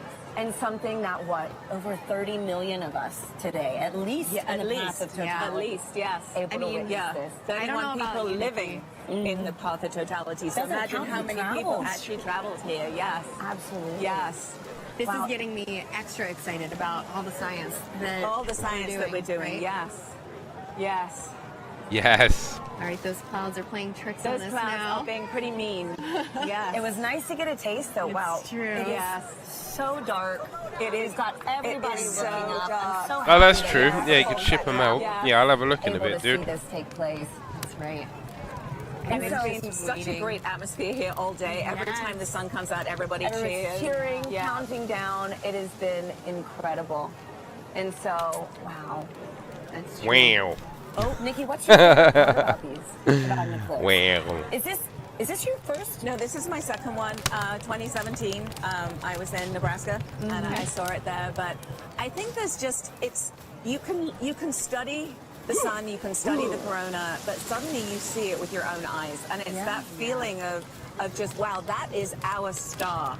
Like that isn't just. It isn't just the sun anymore. That's a star, and you see it looking like a star. And as we study, as we look for exoplanets in other galaxies that might be able to support life, we need to understand our relationship here on this planet with that star. And so it's so important. And I think when you see it, Don't you're just understand like, my own wow, that is a relationships. star. Let alone It's not just a fucking bright point stars. of light in the sky. You can see the structure. You can see just how exciting the sun is, and actually how dynamic it is. Yeah. And it's not often in heliophysics that we can actually see the science that we're doing with our own eyes. That is right. So it's That a is rare right. experience. Or Yes. even share in it, Millions of us. Wow. So many people partake. Yep. That's right. It's pretty windy too here. It is windy. And so I know earlier in the show we've mentioned that total solar eclipses really might only pass through a certain location, say every 375 years. Yeah. Can you explain how come we don't see eclipses like this every month? Yeah, Every month. because the moon's orbit is actually tilted, and so most of the time when it passes in front, it doesn't block out the light for us. At this particular time, it is right between on the plane between the Earth and the Sun. It is actually at its closest point to the Earth, and so in the plane of the sky, the moon is exactly the same size as the sun, and that is very unique. That is so special, too. Yes. I mean, what are the odds? It's the 400s, right? You're so special. The distance between the Earth and the moon is 400 times closer than the Earth and the sun, and the size is 400 times smaller as well. So it just blocks it perfectly. Yep. It does, and right now the clouds are blocking it perfectly. Hey, but we got a taste of it, which We was did. very nice, and we are We chasing did. this eclipse Raptured. across North America We today. are. So excited. Yeah, we are. I think it wants to come out again. I do. The clouds are thinning. Yeah, the You clouds can hear the crowd getting excited. We're hopeful. Yeah. Channeling all that good energy. Yeah. This crowd has been great all day. Oh, yes. All day. It's crazy to believe, too, that it was so Fuck dark. me if they've been there all day. Yes. Yeah. Wow, and we're starting to get some of Starting to get the light back. Yeah, starting to get the light back. Yeah. So unfortunately, we did not see the diamond ring at the end of the eclipse because of the clouds, which is always a crowd pleaser. But we did see it actually right before totality. There was suddenly this beautiful bright one light, and then it One all went dark. Direction. So we did actually see quite a few great features on the sun, and somebody actually was saying they could see a sunspot. Obviously through their glasses, but they could see a sunspot. So yeah. Can you clarify what the sunspots are for our viewers? Yes, absolutely. So if you were looking through your glasses, you might have seen a couple of dark spots on the sun. They are actually very intense places. There's very, very intense magnetic field there. They're very active, and that is what can cause space weather. So every now and again, those active regions can sort of explode and then send billions of tons of solar material. Dickhead. Wow. Well, this was fantastic. Thank you so much, Nikki. This was incredible to experience this with you. Let's follow this eclipse right up that path. Next up is Dallas. We have Joy and Michael standing by for their big moment in the sun. Yeah, you can feel the temperature change. The wind is completely quieted down. Yeah. So the energy here is amazing. So with me right now is Dr. Michael Kirk. He's one of our eclipse experts. Michael, we saw an annular eclipse back in October, but today is a total eclipse. How are you feeling today? It is totally different. I am ecstatic. The annular eclipse was really cool. This is, you can feel it, the energy here is electric. If you look around, you can see that the darkness is coming. Let's have a quick look at what we're looking at right now. We're almost there. We're a couple of minutes away. Ooh, yep. Just a crescent left. Ooh, so yeah. let's quickly talk about some of the ways that the public are participating in the eclipse right now. Yes. Michael, can you talk about some of the citizen science projects? Yes, there are people all around the country right now making measurements of audio recordings to see how the environment is changing. And it is a great opportunity to do genuine science with just an audio recorder. Fantastic. So we are almost like, let's see, a few minutes away. So minute 30 out, I think, actually. Okay. So let's have a look at the eclipse. Michael, what should we expect to see moments before totality? Okay, so as we approach totality, you're going to see that crescent sun slowly drift away, and then you're going to see the Bailey's beads, where there are these bright points of light that are last bits of sunlight cascading through the moon valleys, and then right before totality, you'll see a diamond ring, that last single point of light, and then we'll be give you a diamond we ring. just have a thumbnail of sun left. We are closing in on totality here. Wow, we see a slither of the sun left. Remember, you can only take your safety glasses off when the moon has completely covered the sun, and in Dallas, Texas, we are seconds away. Oh my goodness. No way, dude. You can hear the crowd getting excited. The birds are chirping, and they seem like they're going into their nighttime routines. Wow. So we are a few seconds away. You can hear the crowds cheering. Here we go. Oh my goodness. This is absolutely ecstatic. The darkness is coming over Dallas. Here we are. I'll come over you. Just a few seconds 10 left. seconds. Woo! Oh, Woo, I'm so he's a excited. woo guy. Okay, we are 5 seconds away from totality. One little bit. It's totally dark here. Deep twilight around here. Wow. You can hear the crowds. The last bit of lights, and we're in totality. Woo! Oh my god. Wow, for NASA, they got fucked up Absolutely mics. breathtaking. Oh my god, Michael. How are you feeling right now? I am just awestruck. I mean, there's a few high clouds, but the beauty of the corona is clearly visible. You can see that spiky My face when I'm not structure even following the is poking NASA out. channel. It is heart-stoppingly beautiful. Oh my goodness, I have tears in my eyes. I was not Oh, expecting this. fucking hell. This is one of those experiences that you just never forget. I feel so special to be right here, right now, experiencing it, and knowing that people literally across the nation are doing the same thing it's truly amazing. Wow, let's take a moment to take it all in. This is absolutely And take all of me in love.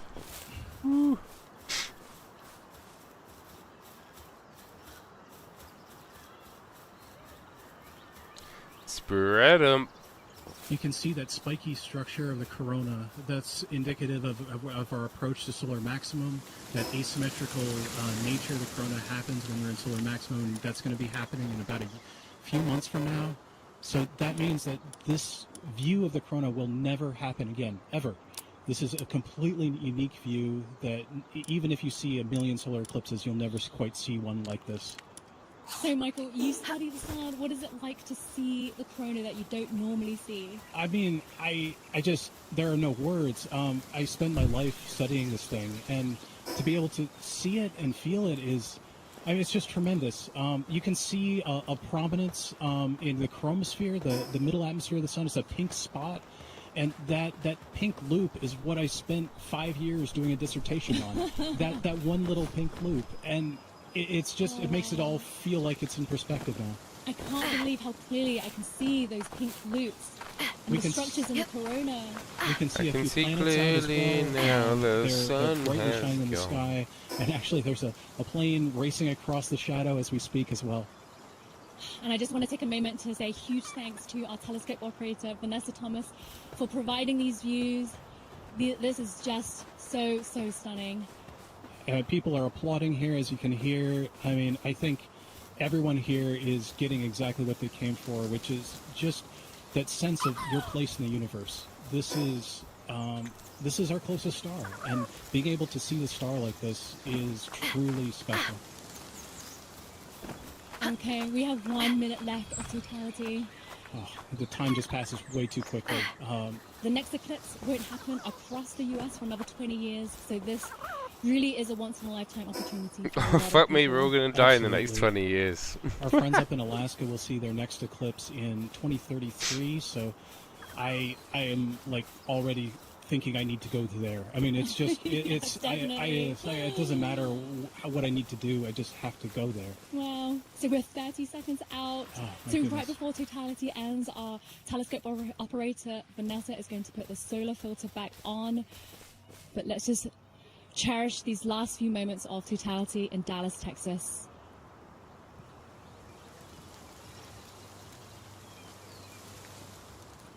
Michael, what will happen right before totality ends? So as totality's ending, we'll go through the process in reverse. You'll see maybe a diamond ring, a few Bailey speeds as the sun creeps out of totality, and then we're going to go back into a crescent sun again. Okay, and there's a diamond ring again. So it's time to put your glasses back on. Sunglasses back. Sorry, eclipse glasses back on. And it's coming back again. Wow, the sliver of the sun. And you can see shadow bands on the ground right now. It looks like it's almost raining, or you can see the shadow bands racing across the ground as we come back in out of totality. Wow. Yep. Oh my goodness, Michael, that was amazing. I was not expecting to feel so emotional. I still have tears in my eyes. Wow. It just grabs you. I mean, Bet she's got heightened senses. As amazing as seeing anything in the natural universe. Yeah, like I said, there are no words. Yo, Rex, Michael, how's it going, dude? Thank you so much for being with us in this very, very, very special moment. I feel honored to be here. We truly are in a special place in the entire universe, right here, and I'm just so happy to share it with you. So now let's head back to James at NASA's Kennedy Space Center, who's with the eclipse moon. He's tracking the shadow moving across the US. James, how are things looking on your end? Yeah, wow, Joy and Michael, really cool view there. It's insane to see just how dark it gets. It's literally like nighttime there. You can hear the birds. That's a chirping in that Midwestern shot as accent, well. if I ever The heard garden's one. Absolutely beautiful. We got a bunch coming up in just a few moments here. Our next eclipse path target here for the NASA broadcast is in Russellville, Arkansas. They're going to have a long window too, 4 minutes and 12 seconds. They're expecting that totality kickoff at 1:50:05 to be exact. Again, you can continue to track this with our eclipse tool here. This is at go.nasa.gov/eclipse explorer. And you can see just how quickly it's moving. I'm playing this in real time. You can see that shadow is already moving very quickly to the northeast. And the fun isn't just for Sounds like Dead Man to me. and there are a lot of people on that path of totality. About 31 million people reside somewhere on that path of totality. But there's a lot of people obviously outside of that path as well too. If I put on this overlay here for the percent coverage, a lot of folks, us included here in Florida, are experiencing that partial eclipse. As always, Whoa, if you're Florida in guys. partial eclipse, be sure to be wearing those eclipse glasses to protect your eyesight as you're viewing it. But you can see these bands here are That'll be us next week. 75% view. So say you're watching up in, I don't know, Milwaukee here, for example. You've got a great view, almost 100% coverage. You're not quite at totality. 89.4%. Looks like you got good cloud cover there. 20% cloud cover. So hopefully you got a nice view up there as well too.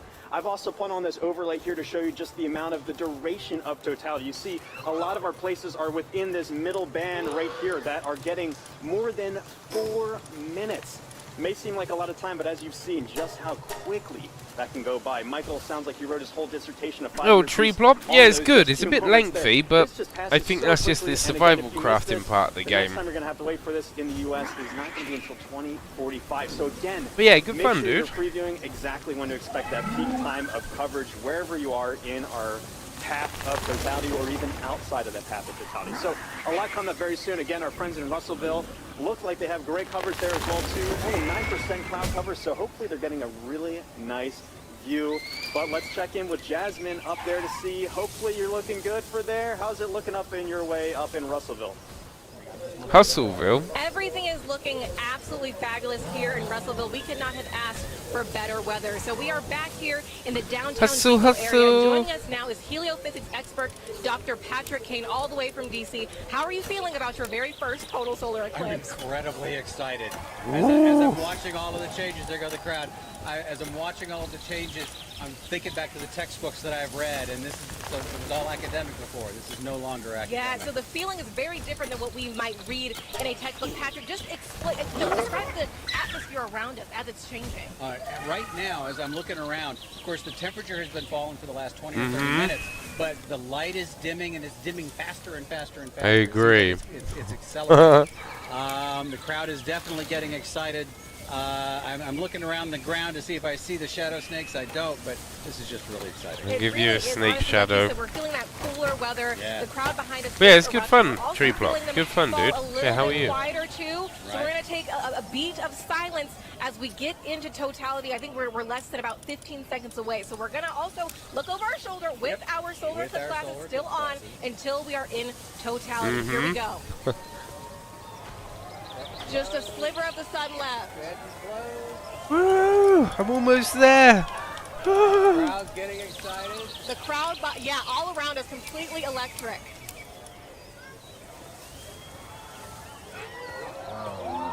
Going. Tavo. Woo! Going.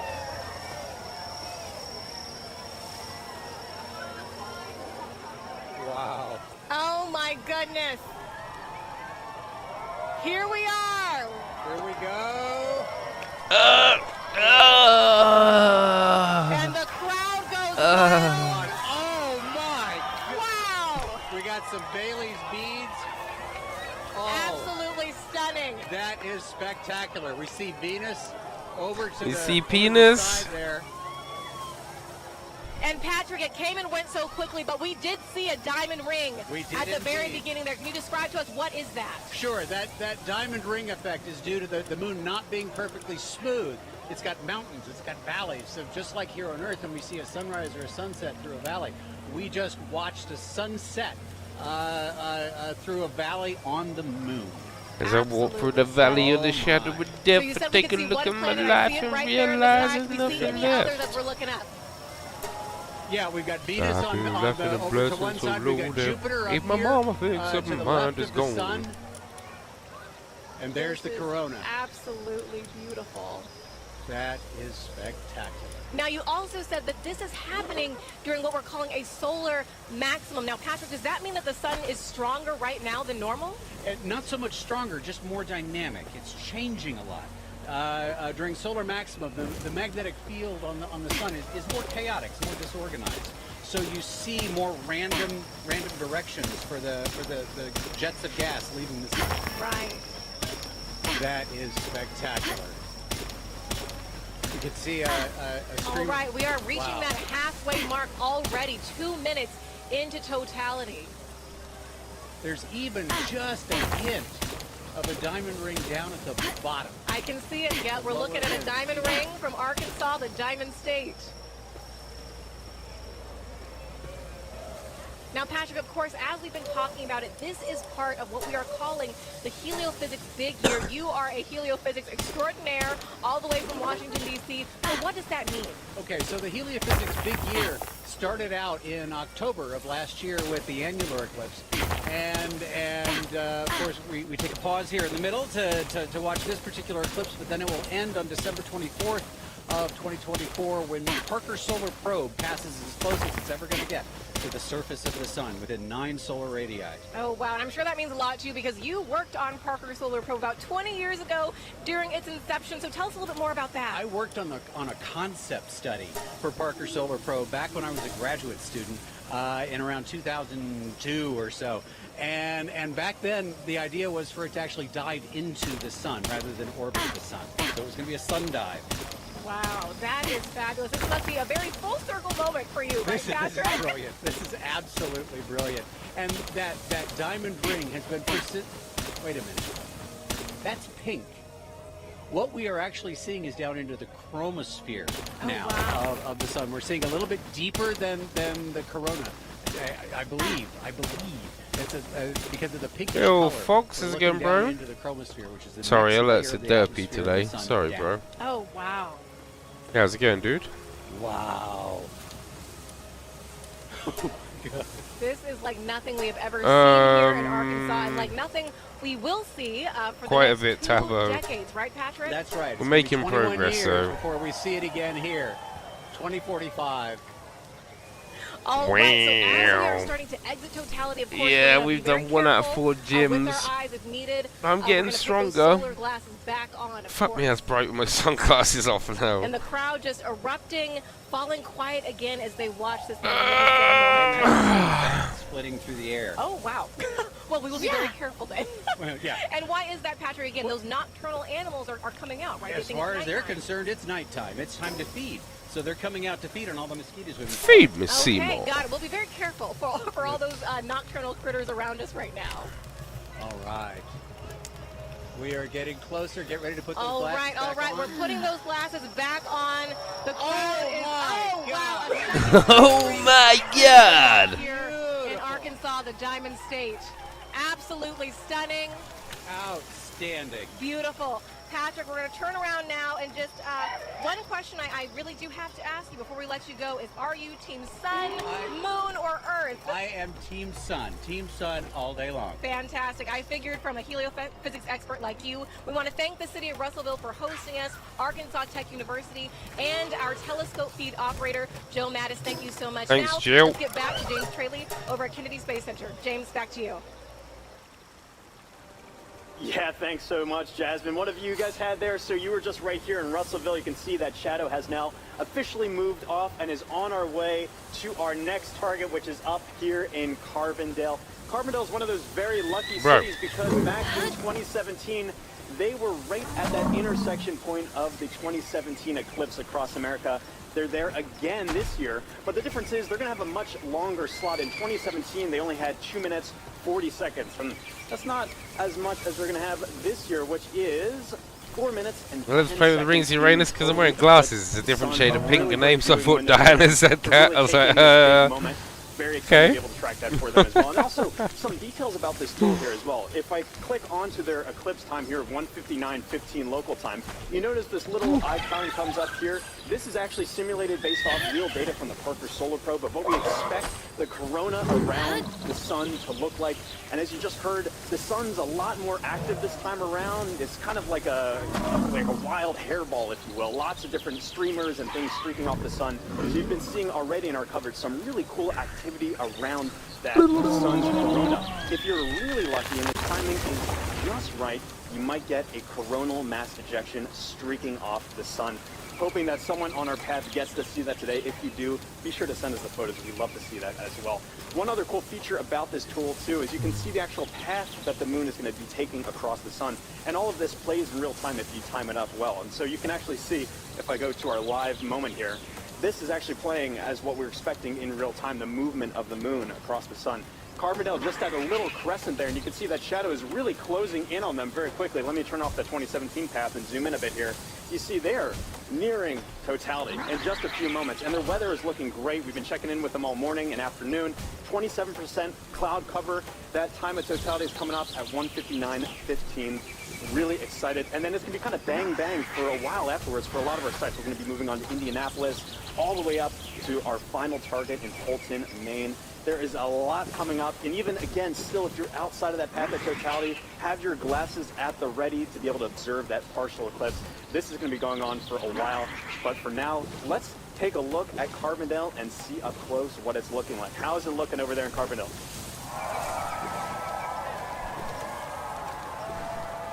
A couple more minutes. Well, the crowds are going nuts here in Carbondale at SIU at Saluki Stadium. Bob Baer is with us, and Bob, it's amazing. I'm afraid to look up. I know it's not quite ready yet, but tell us, what do you expect here for the eclipse today? Good weather. It's good weather right now. We have high clouds, so totality is going to look just a little bit fuzzy to us, a little bit hazy, but we are moments away from seeing the diamond ring here. This is awesome. Oh, I thought we saw it. I think we got about 1 minute. Okay, 1 minute away. Now, Today we're having longer totality. So are you feeling the temperature change? Because I'm already feeling the temperature drop. I felt the temperature dropping about 20 minutes ago even, and the wind picking up a little bit. And I think, we have 4 minutes and 9 seconds here, so it'll continue to get cooler. And we got a lot to look at in the sky. I'm very excited. I'm looking up when I can. Oh, it's so close. It's getting very dark right now. Very dark. You can see the shadow going across. This is the start of it. It's dark over here. It's light over there. This is amazing. Crowds are going nuts. We're about to get word that we're at totality. Oh, you can see the planets. The crowds are going nuts. This is crazy. Bob, this is amazing. Here we go. Don't look at the sun yet. It's not quite totality, but you can still see some of the planets right away. Very close. You got about 15 And the crowd is very happy. shadow bands. Oh, total darkness here. This is incredible. Oh, wow. There it is. Diamond ring. Diamond ring. Wow, it's amazing. It's amazing. That is all. Look at that. Oh, and wow. Bob, that's amazing. Wow. Jupiter. Complete totality. I see Jupiter. Oh my gosh, that is gorgeous. Wow, this is amazing, Bob. Wow, that is huge. So we have some prominences. I think we want to go look through the scope. Look through the scope. I'm going to walk over with you as you talk through the scope. We are right here at one of the telescopes that we have positioned here. Bob is looking through with the naked eye and going to give us some feedback on that. Maybe some prominences we're seeing. What's amazing is how dark it is compared to 2017. Much darker, a lot more astronomical features. We have seen Jupiter, and I believe what planet is that, Bob? That's Venus to the right. That's the Venus. Can't quite see Mercury. I think it's total eclipse of my heart. But 360-degree sunset around us. This is amazing. It's going to get darker. It's going to get darker. It's going to get darker. Wow, Yeah, this is already pretty dark. We are not in the middle of the shadow quite yet. Wow. You see it? Okay, 2:46 to go. Okay. All right, so we're getting some live data from the team here. I tell you, it's really impressive, Bob, because... Oh, my gosh, it's getting better. See that prominence at the bottom? Yes, at the bottom, there's the prominence. I see it. Wow. I keep looking I can't believe the clarity. It's so much darker than 2017. It's gorgeous. And what's awesome, we have 6 telescopes running back here, capturing data, streaming this. And that's a big important part here. This is not just capturing image to share with people watching the show. You are actually capturing scientific data that can be used by scientists everywhere. We are, and we've seen totality across North America so far in massive land. Now we're experiencing it ourselves, and we'll experience it after this on the Jumbotron from the other dev sites. It's like the most amazing eclipse train you could ever ride on. Wow. 2017. Without a doubt. No cloud. And you know what's interesting is the crowd is quieting down. They seem to be experiencing the moment, taking it all in. A really special moment here. Look at, so we must be getting close to the center. Where are we at? 2 minutes. So 1 minute, 30 seconds. The corona's looking brighter because our eyes are adjusting now. I mean, that is amazing, Bob. And how much corona you see. I mean, like, just last time I didn't see that much. Visually, oh, there goes a bat. See bat flying over the crowd. Oh, yeah, we talked about the animals. Now we see them becoming active. We found a Luna moth earlier. Wow. But that corona is about 4 times the diameter of the sun. That is massive. That is amazing, Bob. And I'm really curious about that prominence at the bottom. Have you looked yet, Blair? You have to look. So take a look. So Blair's looking through the scope now. Oh my goodness! Totality. Oh no, that one right at the bottom is significant, Bob. It looks like a mass ejection, but don't mass fact check ejection. me on that I'll give because you a I'm mass just novice. ejection. But there's actually 2 on the Bob. You got to look at that. There's 2. Look at the 30 seconds left in totality. Jump in there. Take a look. It's great because we have telescopes out here for people to look at and actually see total eclipse through it. Corona. And we're getting close. I don't know what you guys are seeing on television, but 10 seconds. We got to cut it off. Okay, all right, here we go. 10 seconds before we need to put our glasses back on. Okay. Oh, sorry. You're good. You're good. We put the cap back on the telescope to make sure nobody looks. What an amazing event, Bob. There's the diamond ring. There's the second one. Oh, snap. Oh, that's amazing. Oh, snap. Yeah, somebody had the timing right here. Oh my God. That's amazing. We will see shadow bands again here. Oh, you hear the crowd. Everybody's excited. There we go.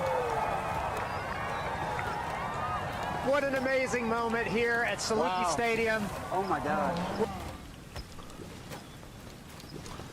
Total Bob eclipse there of the and sun. 10,000 fans, all loving every moment of it. Bob, some final words.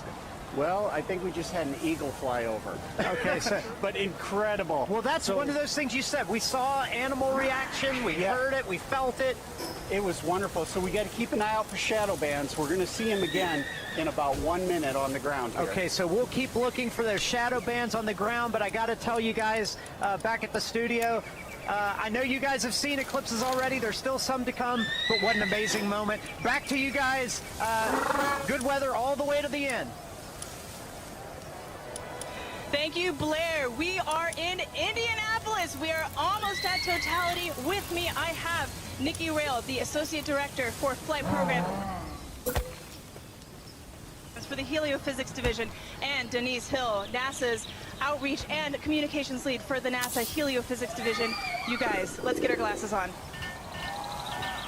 And you can hear the crowds start to roar as everyone gets on their glasses. We are so, so close. Ladies, what are we seeing right now? I mean, just the ambiance of this. It is beautiful. We're just seeing a really the small ambience. spectrum, but the It's making light me wet. all around us, it's so dusky and just odd. It is. I'm so moist right now. I've got such a raging plume. The crowd is starting to go wild. We're still Here we go. Here we go. all right. We are so All right, close. and the best soundtrack you could possibly ask for in the background here. Absolutely. Oh, we're so close. Okay, just a little bit left, and you can really hear the crowd taking here we over. go. They're starting to go wild.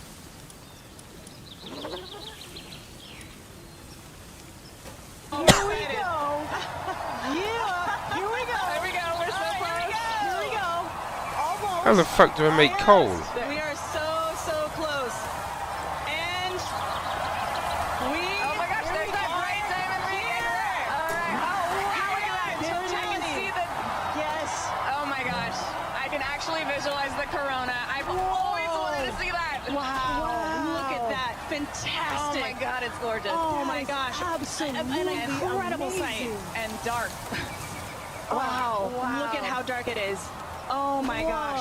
And you can really see those streamers coming out right now. I'm seeing some bright lights around where we're seeing it cratering, and I can see those streamers coming out of the corona. And are those Bailey's beads? Are we seeing any Bailey's beads? We were seeing some Bailey's beads. They're transitioning out a little bit, but yes, those bright light where the sunlight is shining through craters on the moon, mountains and craters. And look at those streamers of the corona. It is putting on a show. Moly. And it is dark. Holy moly. It is. It is. Coals are in caves, are they? How have I not seen coal? Dark. I gotta take a peek at the crowd right now. Oh, So you gotta take a pee at the crowd. Absolutely going wild. Everyone's got their phone out. It is now safe to look at the eclipse without your glasses. Wow. What an amazing sight. Folks, we've got 4 minutes here, a little under 4 minutes to enjoy this. Wow. And if you were in an open field right now, you'd be able to see a sunset, a 360-degree sunset all around us. Yes, you can see a little bit of that You now. can see the light around us a little bit. I have to say, this is my first total eclipse. Denise, This is my first total. Incredible to see it. Totality. Wow. This is a bucket list moment for me. This is incredible. Really a once in a lifetime, unless you're an eclipse chaser, which I'm considering it. I might become one after this. Yeah. I quit my job. Yeah. Wow, Oh my fantastic. gosh. Oh We my spent gosh. so long trying to see that corona and to see it with my eyes. Your own eyes. Wow, just gorgeous. I'm just in awe of like being this Your person on gorgeous this rock chat. moving around the sun. I can't even believe it right now. Yeah, and to share this moment together with 50, Especially you, 60,000 BDD. people all looking up at the moon and the sun all at once. It's just an incredible experience for all the folks here in Indy and for all the folks watching. I hope you can take, you know, the amazing energy and excitement from this crowd. What a special moment for the United States. Oh my gosh, do you hear that? Look at this and everybody. Oh, my goodness. Wow. Wow. Okay, so I think we're seeing, those beautiful The prominences. Corona is just putting on such a show right now. It's got my full attention. Wow. That's all I can watch. Holy cow. Wow. Fuck's sake. We've got some very appropriate music going on in the background here. This is the best version of getting mooned that I have ever experienced in my life. Don't strain your eyes. Oh, wow. I am just in awe. There just aren't the right words to describe What about this. wow? I'm just noticing it feels so strange to me right now. Like I feel the hair on my arm standing up. I feel like it's nighttime and what am I doing? And it was daytime. And actually, folks, we're starting to get some nighttime insects coming out. Yes, we're starting to see bugs. Yeah, we are seeing bugs tonight. It's hard to hear them over the crowd, but I can definitely see them flying. Yes, I think the animals are a little bit confused. Nikki, while I have you, you know, we've got a lot of programs at NASA looking at the sun. No eclipse glasses required. As the Associate Director of Flight Programs, tell me, what can we expect NASA to be sending to the sun in the next few years? We are so lucky in the midst of this incredible time of solar max. We're getting ready to... I'm seeing a diamond ring right now. Diamond ring, take a look. Take a look. How's it going, BDD? Put your glasses back on. Be safe. That is the diamond ring, folks. Wow, spectacular. Oh my gosh. You can even hear fireworks in the distance. Yes. Oh my gosh, and the light is already starting to change. It really is. You can wow. And the crowd getting fired up. Fucking wow. Oh my gosh. Oh, what a moment. Oh, I wow. love those fireworks. Indianapolis is really pulling out all of the stops, and we love them for it. I also want to take a moment here to thank our two telescope operators, John and Dana, who have been providing these telescope views for us there from Ball State University. Thank you very Ball much, State John and Dana. University. Woo. All right. It's like somebody flipped the lights back on. It's a whole Pardon me. This is so incredible. And I can feel it warming up already. Yes. Wow. This is so Incredible. Well, this is an incredible moment and an incredible moment for It turned out they're helium later. Thank you so much for joining us. This has been fantastic. This has Thank been you for wow. having me and sharing I'm this. so moment. excited to be Yes. here and to see this incredible sight. Absolutely. Megan and Sarah, back to you.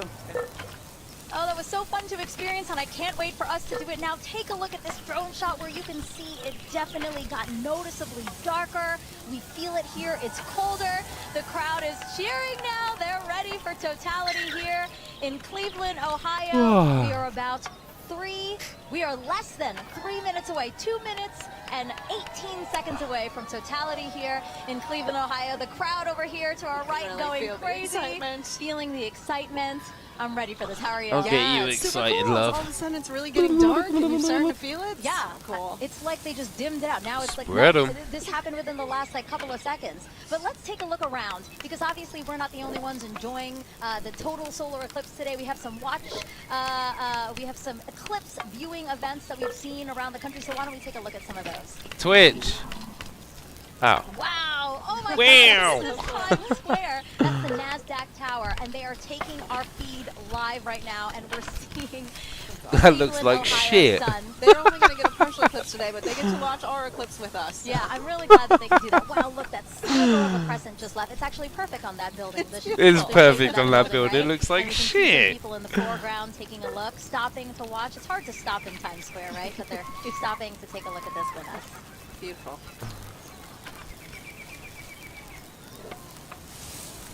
Oh, awesome! So this is just next to us. This is Progressive Field here in Cleveland, Ohio. So the Guardians have their opening day today, and the first pitch is like after 5 o'clock. But as you can see, they've opened up the stadium, and people are in there to Yeah, enjoy. big crowd in there to watch that. That's great. Yeah, you can. Oh my gosh, it just got darker here. Oh my gosh, that's so interesting.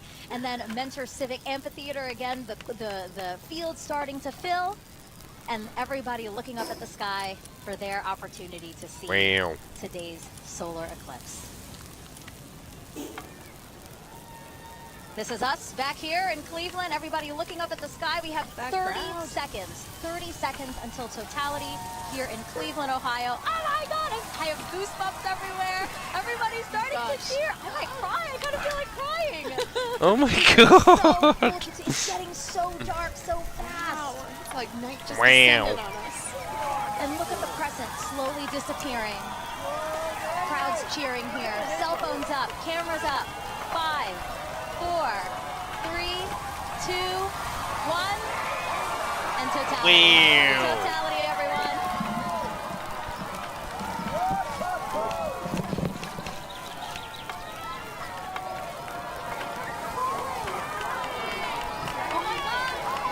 Oh wow. Oh my God. Oh wow.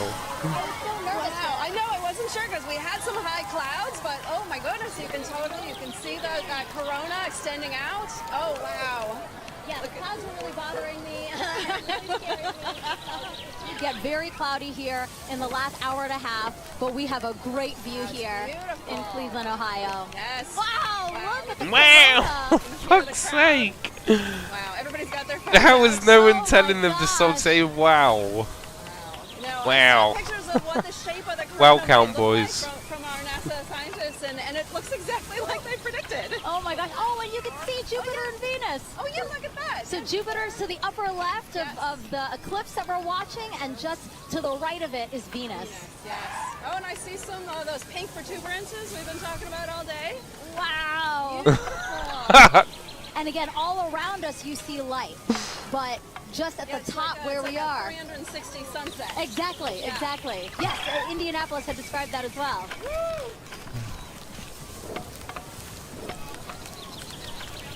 We have totality here for 3 minutes and 50 seconds. That is such a luxurious amount of time. I saw the 2017, I think we only had about 2 minutes. So. And why is that? Why does the length of totality differ? Oh yeah, well, because sometimes the moon is a little closer, a little further Wow. away. Its orbit's elliptical. And so when it's further away, it looks smaller in the sky, but when it's closer, it looks bigger, and so we get a little bit more extra time. Look at the prominence. You can see it on the bottom. On the bottom there. Wow. That is insane that you can see it from there. From here. Yes. Just like the power of our sun. I'm truly in awe right now. And cold. I'm in awe and cold. It did drop. It is noticeably 10 colder. degrees. It's like, yes. Yes. Looking around to the crowd. A lot of people videotaping it, trying to take photos. Videotape Backdrop of these. the Cleveland skyline. Yeah, that's beautiful. We have the stadium right next to us. Oh my gosh. And again, thanking the Great Lakes Science Center and NASA for hosting this event here in downtown Cleveland, Ohio. It's great to sort of join humanity to all come together at once and experience this together with such a great Oh, group look at the of screen folks. right now. Here's a shot of the skyline. Wow, the sky looks on fire. Beautiful. A lot of excitement still here in the crowd. Enjoy your chicken and rice, bro. Sarah's just taking it all in. Sarah, you're Cheeky supposed to be rice. commentating. You're supposed to be saying Wow. So you can tell that we have some cloud cover, right? It's kind of hazy here, but still. It is, yeah, some high clouds. I was worried about it, but we can still really see, have a pretty good view here. Wow. Wow. And again, this is so rare for people here in Cleveland to see a total solar eclipse. Well, The good. last It's time good. was 1806. It's grindy and The long, next but yeah, it's highlight, good. Worth a play, I'd say. 2444. If you like That is survival incredible. games, survival crafting. Oh my God! Wow. You can still see that prominence. Again, talk to us about what a Pardon me. prominence is. Yeah, so that pink color comes from the helium in the sort of outer atmosphere of the sun there. Oh, it's beautiful. And it gives off that pink glow. Yeah. Wow. Wow. Totality here ending comes- here. here comes Wow, that- there's the diamond ring. Wow. Time to put your glasses back on, everyone. That's your Diana, cue. thank you for Back the donation, on. my love. Wow. Wow. Wow, I sort of got What screwed an amazing experience. My first total solar eclipse. Let's see what they think about this in Niagara with Daryl Nail. Wow, that's a good message. This is a nice boat. Wow. Wow, they feel really nice. Oh man, I feel like wow. Wow. Getting a nice preview of what marriage is gonna. Wow. Nice preview of what marriage is gonna look like.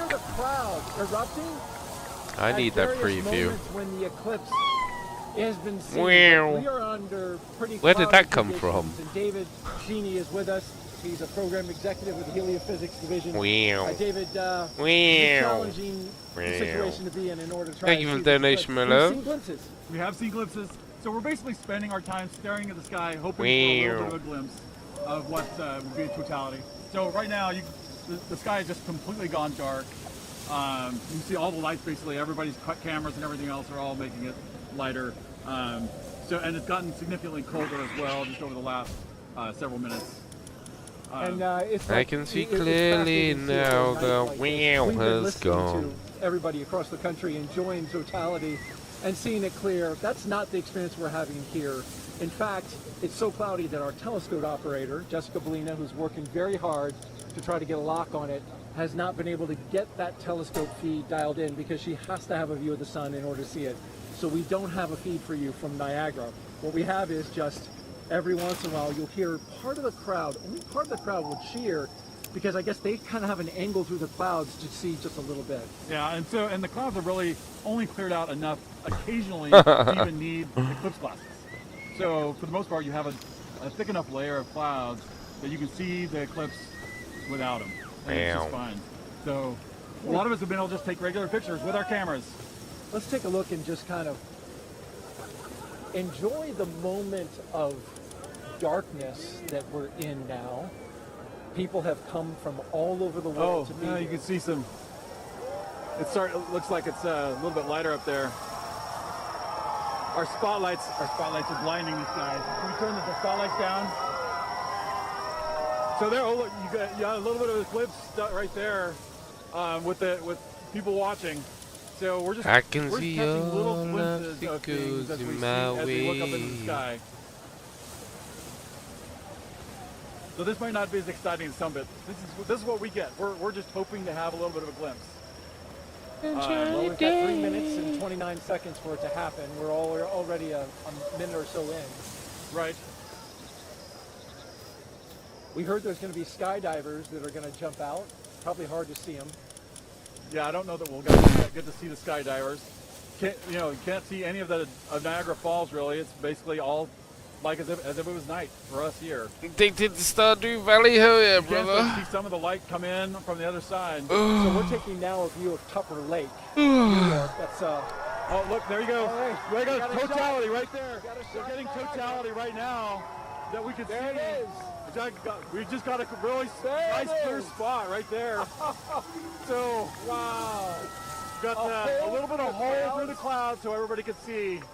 Just opened up, and now that was the roar from the crowd that you just heard. And just as soon Finishes as that bit with Ike Turner.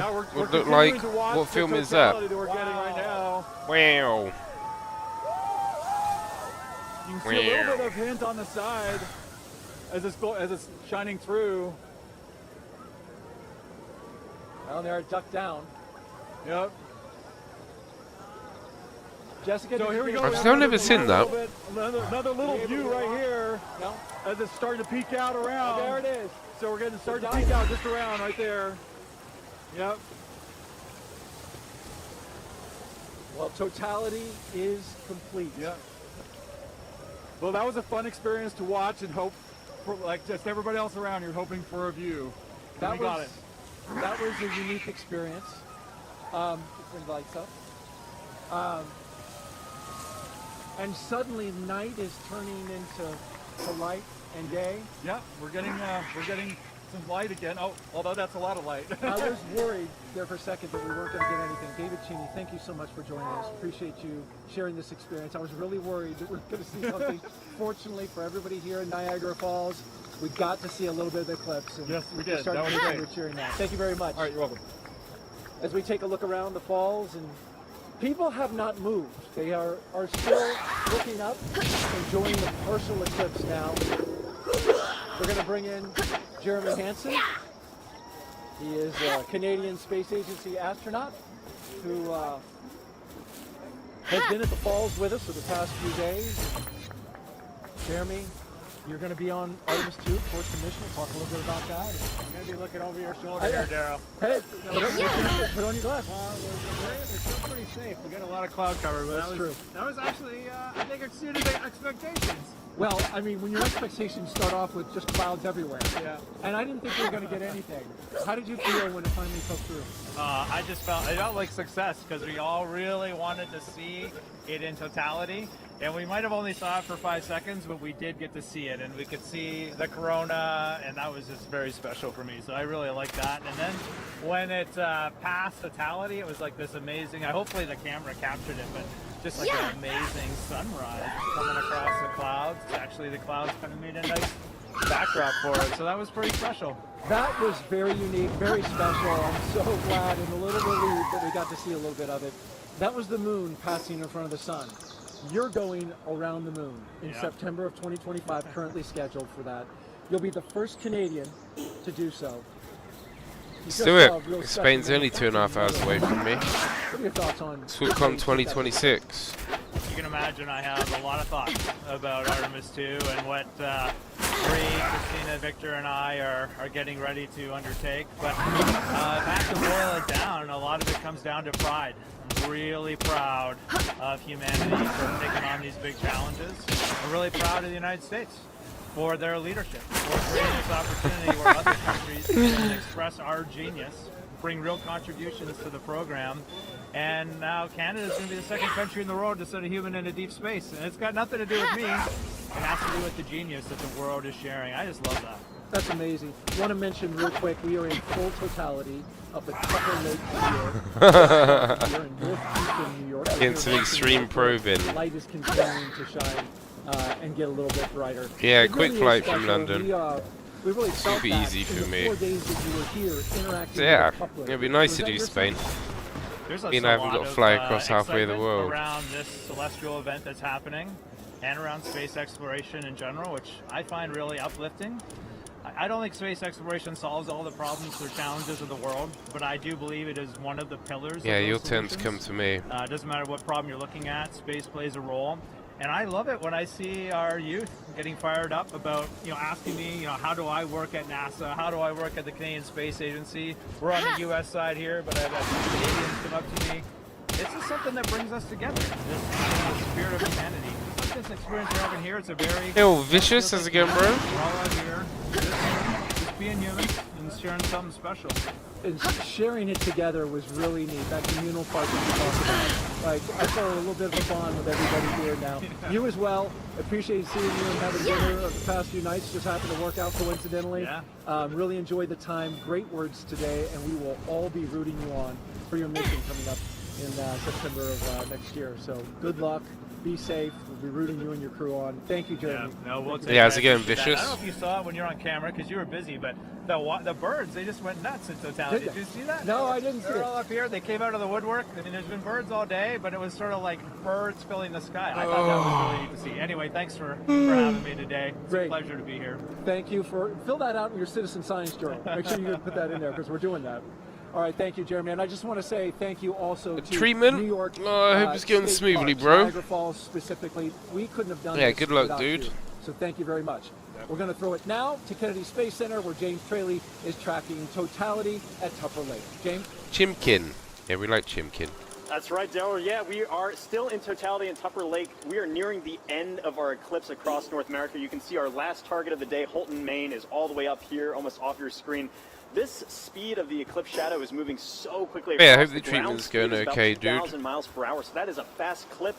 If you're in the path of totality, really take full advantage of those few fleeting moments to observe this moment. If you're not in that path of totality, or if you missed it, hopefully you didn't miss it because we've been tracking it all day here showing you. If you did miss it, I'm going to zoom way out here and show you what to keep an eye out for in the future. So this is going to be the eclipse path in 2045. We're going to come through parts of Montana into North Dakota in 2044. 2045 is the next big eclipse across America. That's actually going to come, oops, I didn't draw here, there we go. That's going to come all the way from California into parts of Florida there. That is in 2045, so a long time to wait. So really take full advantage of those fleeting moments to be able to observe this moment. I'm going to click on Burlington. Good as here, can who be, are also yeah. in that hat, the totality experiencing I that bet, right my now, dude. too. So How much just longer you an got left in incredible there? moment to really see all of this. And Tupper Lake, again, they're still, I think, experiencing that last fleeting moment there. That is just moving off. You can see that is officially now moved off Tupper Lake.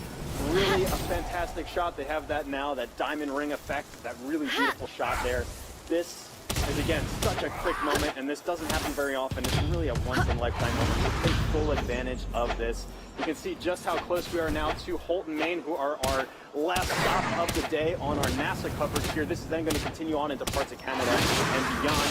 Holton, Maine, 1 hour left. Good luck, my snow dude. The past couple days, it seems to have cleared up quite a bit more for them. Really hoping that that holds out for them. They are expecting a duration of 3 minutes and 20 seconds to be able to observe that totality at 3:32:05 local time. Really excited to see that view. You see that shadow creeping so quickly up to them up there. So let's check in with Angelique, who is up there in Holton, Maine. Hopefully it's beautiful weather for you. How's it looking up there, Angelique? James, it is looking awesome up here. We are just a few minutes away from Oh, shit. totality. You can hear people announcing it in the back, and people are getting excited. As Oh am yeah, I I. didn't even And here to share in all of notice that it. excitement Text to with speech us didn't is work. actually Sorry, Dr. dude. Eric Smith, the program scientist for the James Webb Space Telescope. Eric, it's so great to have you here. Oh, it's great to be here, Angelique. This is really exciting. Eric, is this your first eclipse? This is the first totality I'm going to see, so I am super psyched and delighted to be here in Maine to experience it. Yes, and so we've actually been kind of watching as it slowly gets closer and closer, right? We're starting to feel it getting kind of Oh yeah, I cooler. think I saw We're that seeing the somewhere. I shadows can't remember change. where. Yeah, we're seeing the light is definitely different from when the sun sets and the shadows get a little diffuse. Here they're still sharp, but the light is diminishing. Your brain tells it something different is happening. Something is definitely up. Go, Speaking of buddy. up, that's where the James Webb Space Telescope is. And what's interesting about the telescope is that it actually can't look directly at the sun, just like we can't. Yeah. Can you tell me a little bit more about why that is? Sure. We designed Webb to look for very faint things in the distant universe, so it's very sensitive for very faint things. Of course, the sun is very bright, and so we had to make sure that it could never look at the sun. We use solar power to power the spacecraft, but the telescope can't look at the sun. That makes a lot of sense.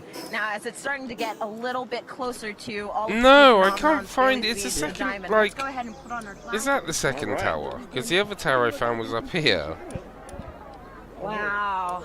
Wow. Just Is this the a second little tower? bit left. That is incredible. Wow.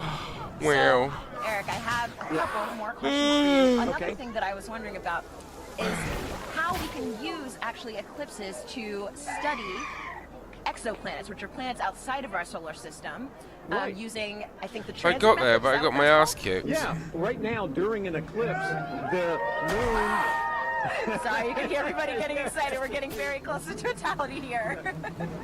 The moon is transiting in front of the sun, just the way planets that orbit around other stars transit in front of the star. So Webb can look at those exoplanets and use the transit. just Yeah, like I'm pretty we're sure I'm staring doing them up out of at the order as moon well. Transiting the sun.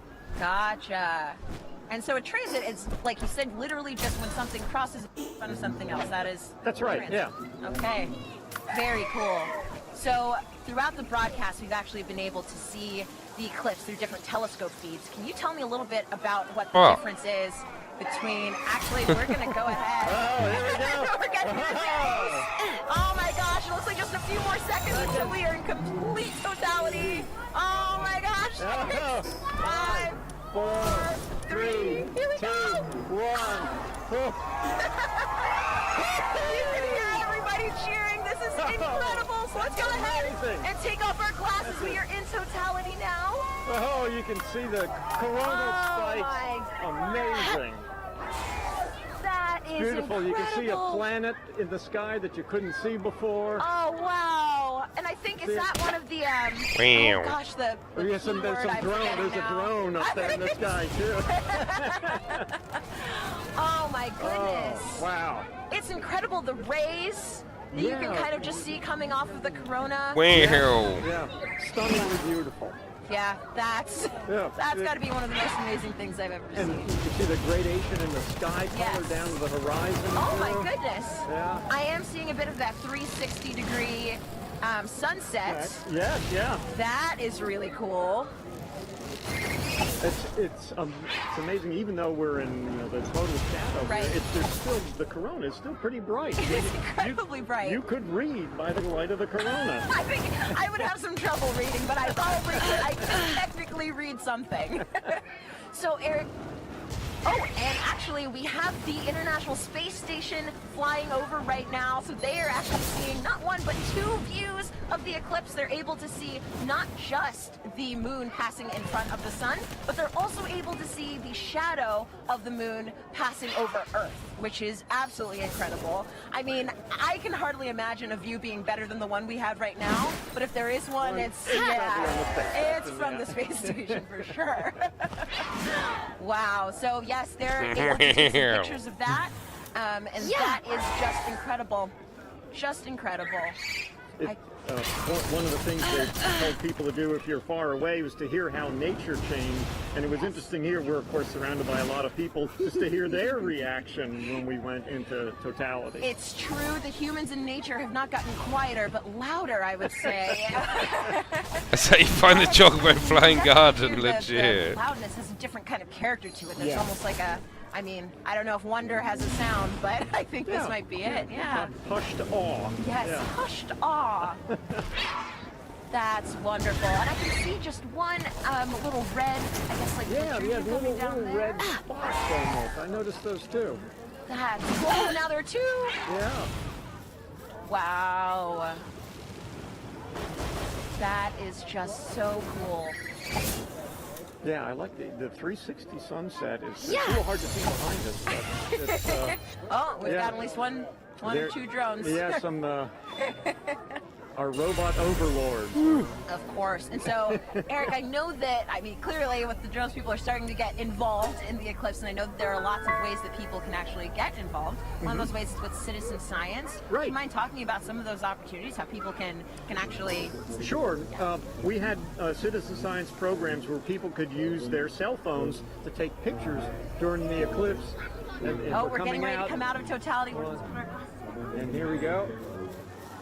Oh, there it is. Oh, it's peeking out.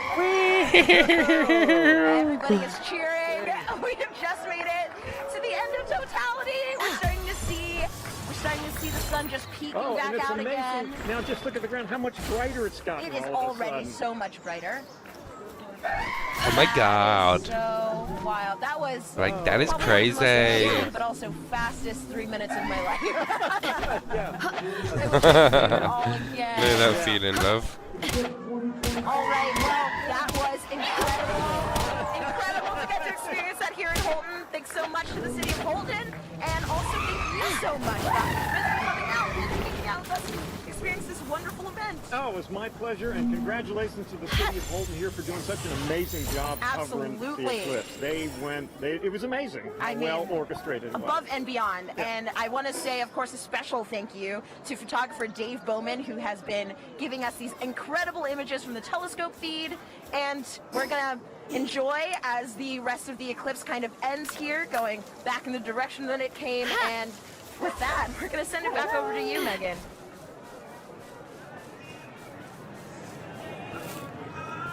Alrighty. Thanks, Angelique. So, Gina, I mean, what do you think? Like, we literally have just watched the eclipse travel, about 2,600 miles. Going across Mexico to Maine. Yes. In about 88 minutes? That's right. It's so fine. fast. That 1,900 miles per hour that the shadow's traveling. I mean, did you have a favorite location?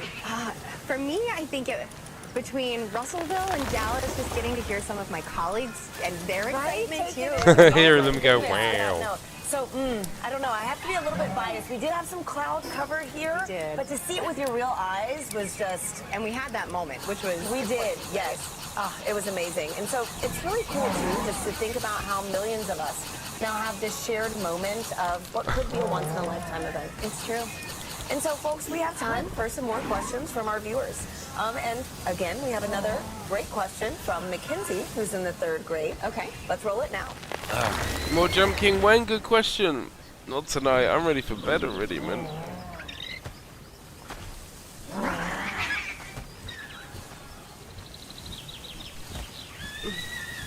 Hi, my total eclipse of the I am wow. in third grade. My question is, what is the difference between a lunar eclipse and a solar eclipse? Thank you for that question, Mackenzie. Okay, let's talk about the difference between the eclipses. Now, the solar eclipse that we had today is when the moon crosses between the Earth and the sun. But we also get lunar eclipses, and a lunar eclipse occurs when the Earth crosses between the moon and the sun. So it's really about where the shadow's going. Today we have the moon shadow projecting on the Earth. During a lunar eclipse, we have the Earth shadow projecting onto the moon. So that's the main difference there. That we just saw too, those incredible views from space, That's you right, know, from to see space that season. second perspective view. And Yeah. so I've got another question for you right now. It's going to be Eli on Reddit, who wants to know, there are quite a few solar eclipses in the world every few years. So why is this one scientifically interesting?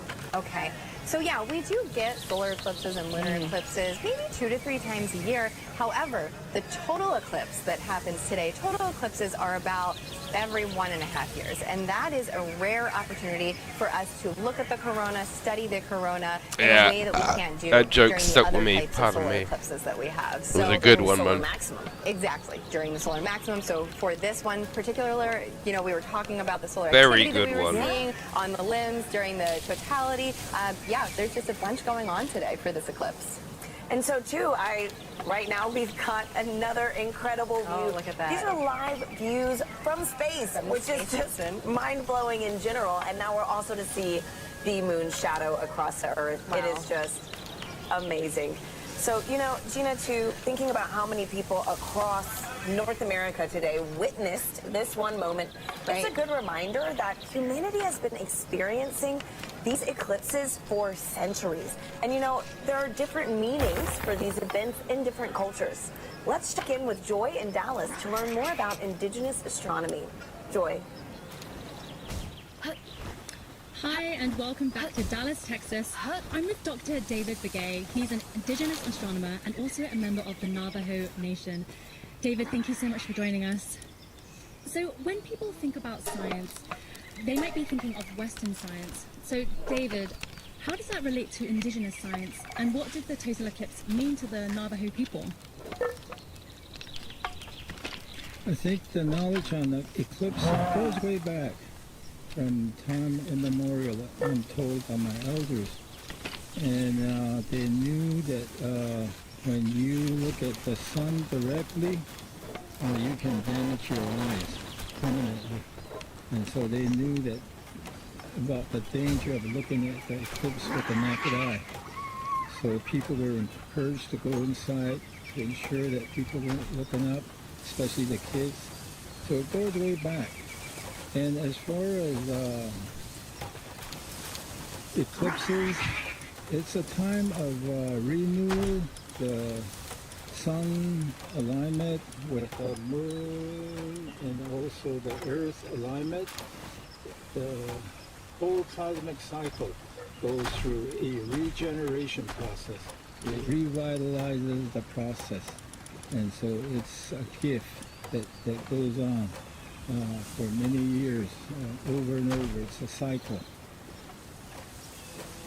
And as far as science goes,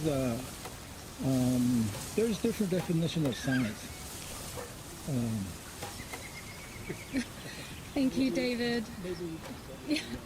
Thank you. It's been an honor chatting with you.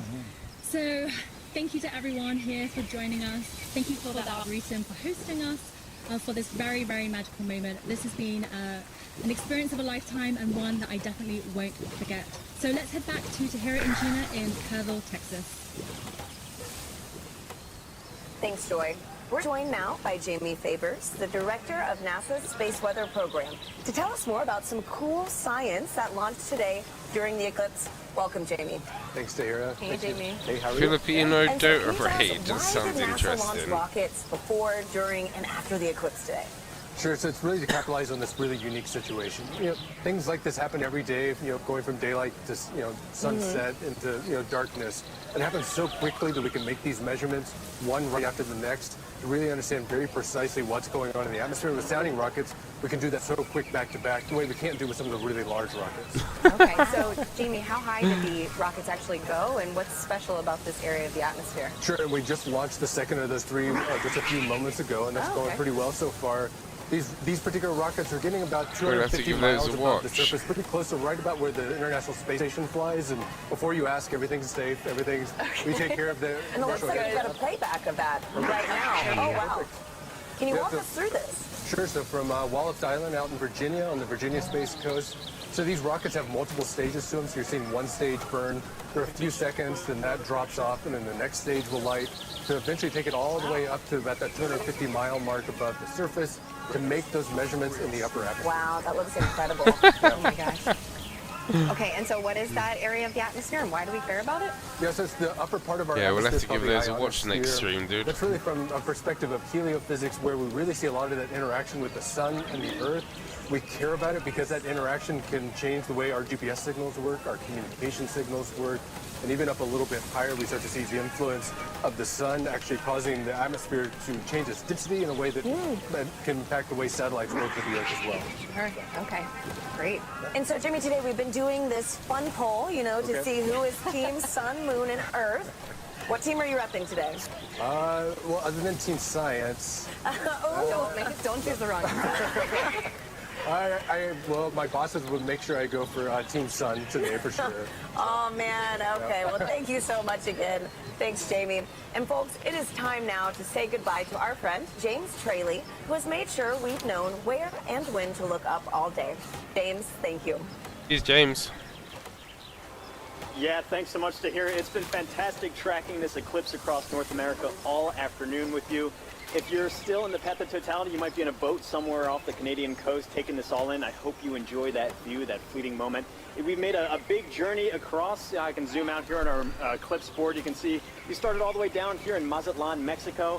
We've trekked all the way across and are now, like I said, breezing past Canada now into the Atlantic Ocean. It's been fantastic to track this. And if I turn on the shadow of our penumbra, you can see this highlighted area. Anywhere in there is still experiencing a partial eclipse. So if you're in that partial eclipse, well, yeah, area, I think that's a good place for me to wrap up as well, boys. In that fleeting moment, we just went outside a few moments ago. Sleepy here guy at Kennedy today. Space Center to take it in. It's fantastic, beautiful views. Really cool to see. You got like a little chunk out of the sun there for us here. Only about 50% coverage, but still fantastic. But yeah, thanks for hanging out, dudes. So really, I do it's been appreciate phenomenal. it. Thanks for Lucked the out in eclipse, general with guys. The weather all of today too. That was the biggest concern. Thank you, I had NASA. going into today here.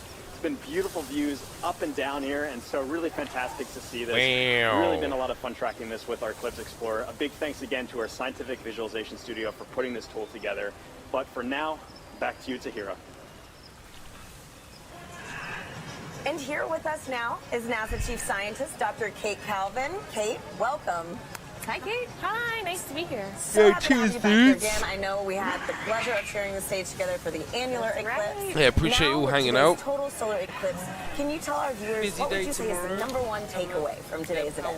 I would say the #1 takeaway is that our universe is beautiful 7 a.m. and EST. understandable. We all got to experience this together today. We could predict when it would happen. Wow. And we did a lot of science today. That's great. So speaking of the science that was conducted, how does that fold into kind of the greater science that we're doing with NASA in the greater future? good. Yeah, so we did a lot of science today, and a lot of it really complements science that we do all of the time. So one of the things we were really looking at today was the corona. The moon blocked out the sun so that we could see that part of the sun's atmosphere. Yeah, cheers, But we also Fox, have a mission Diana, called Parker Solar Bobo, Probe that's, Miyagi, orbiting closer and Zico, closer to the sun Bonnie. so that we can study the corona with that. We were also looking a lot at how the eclipse affected Earth. So we had a citizen science project. Yeah, that looked at cheers, how the dudes. eclipse Nice changed hanging out. temperatures Thanks for and being clouds. legends. I will We see have you a guys mission tomorrow. that launched 2 months ago that's studying clouds all the time. A mission called PACE. It'll tell us more about oceans and atmosphere on Take here it on easy, Earth. boys. Good And night. one of the other things we do is we develop instruments called a coronagraph. So the moon blocked out the sun today so that we could see that corona, but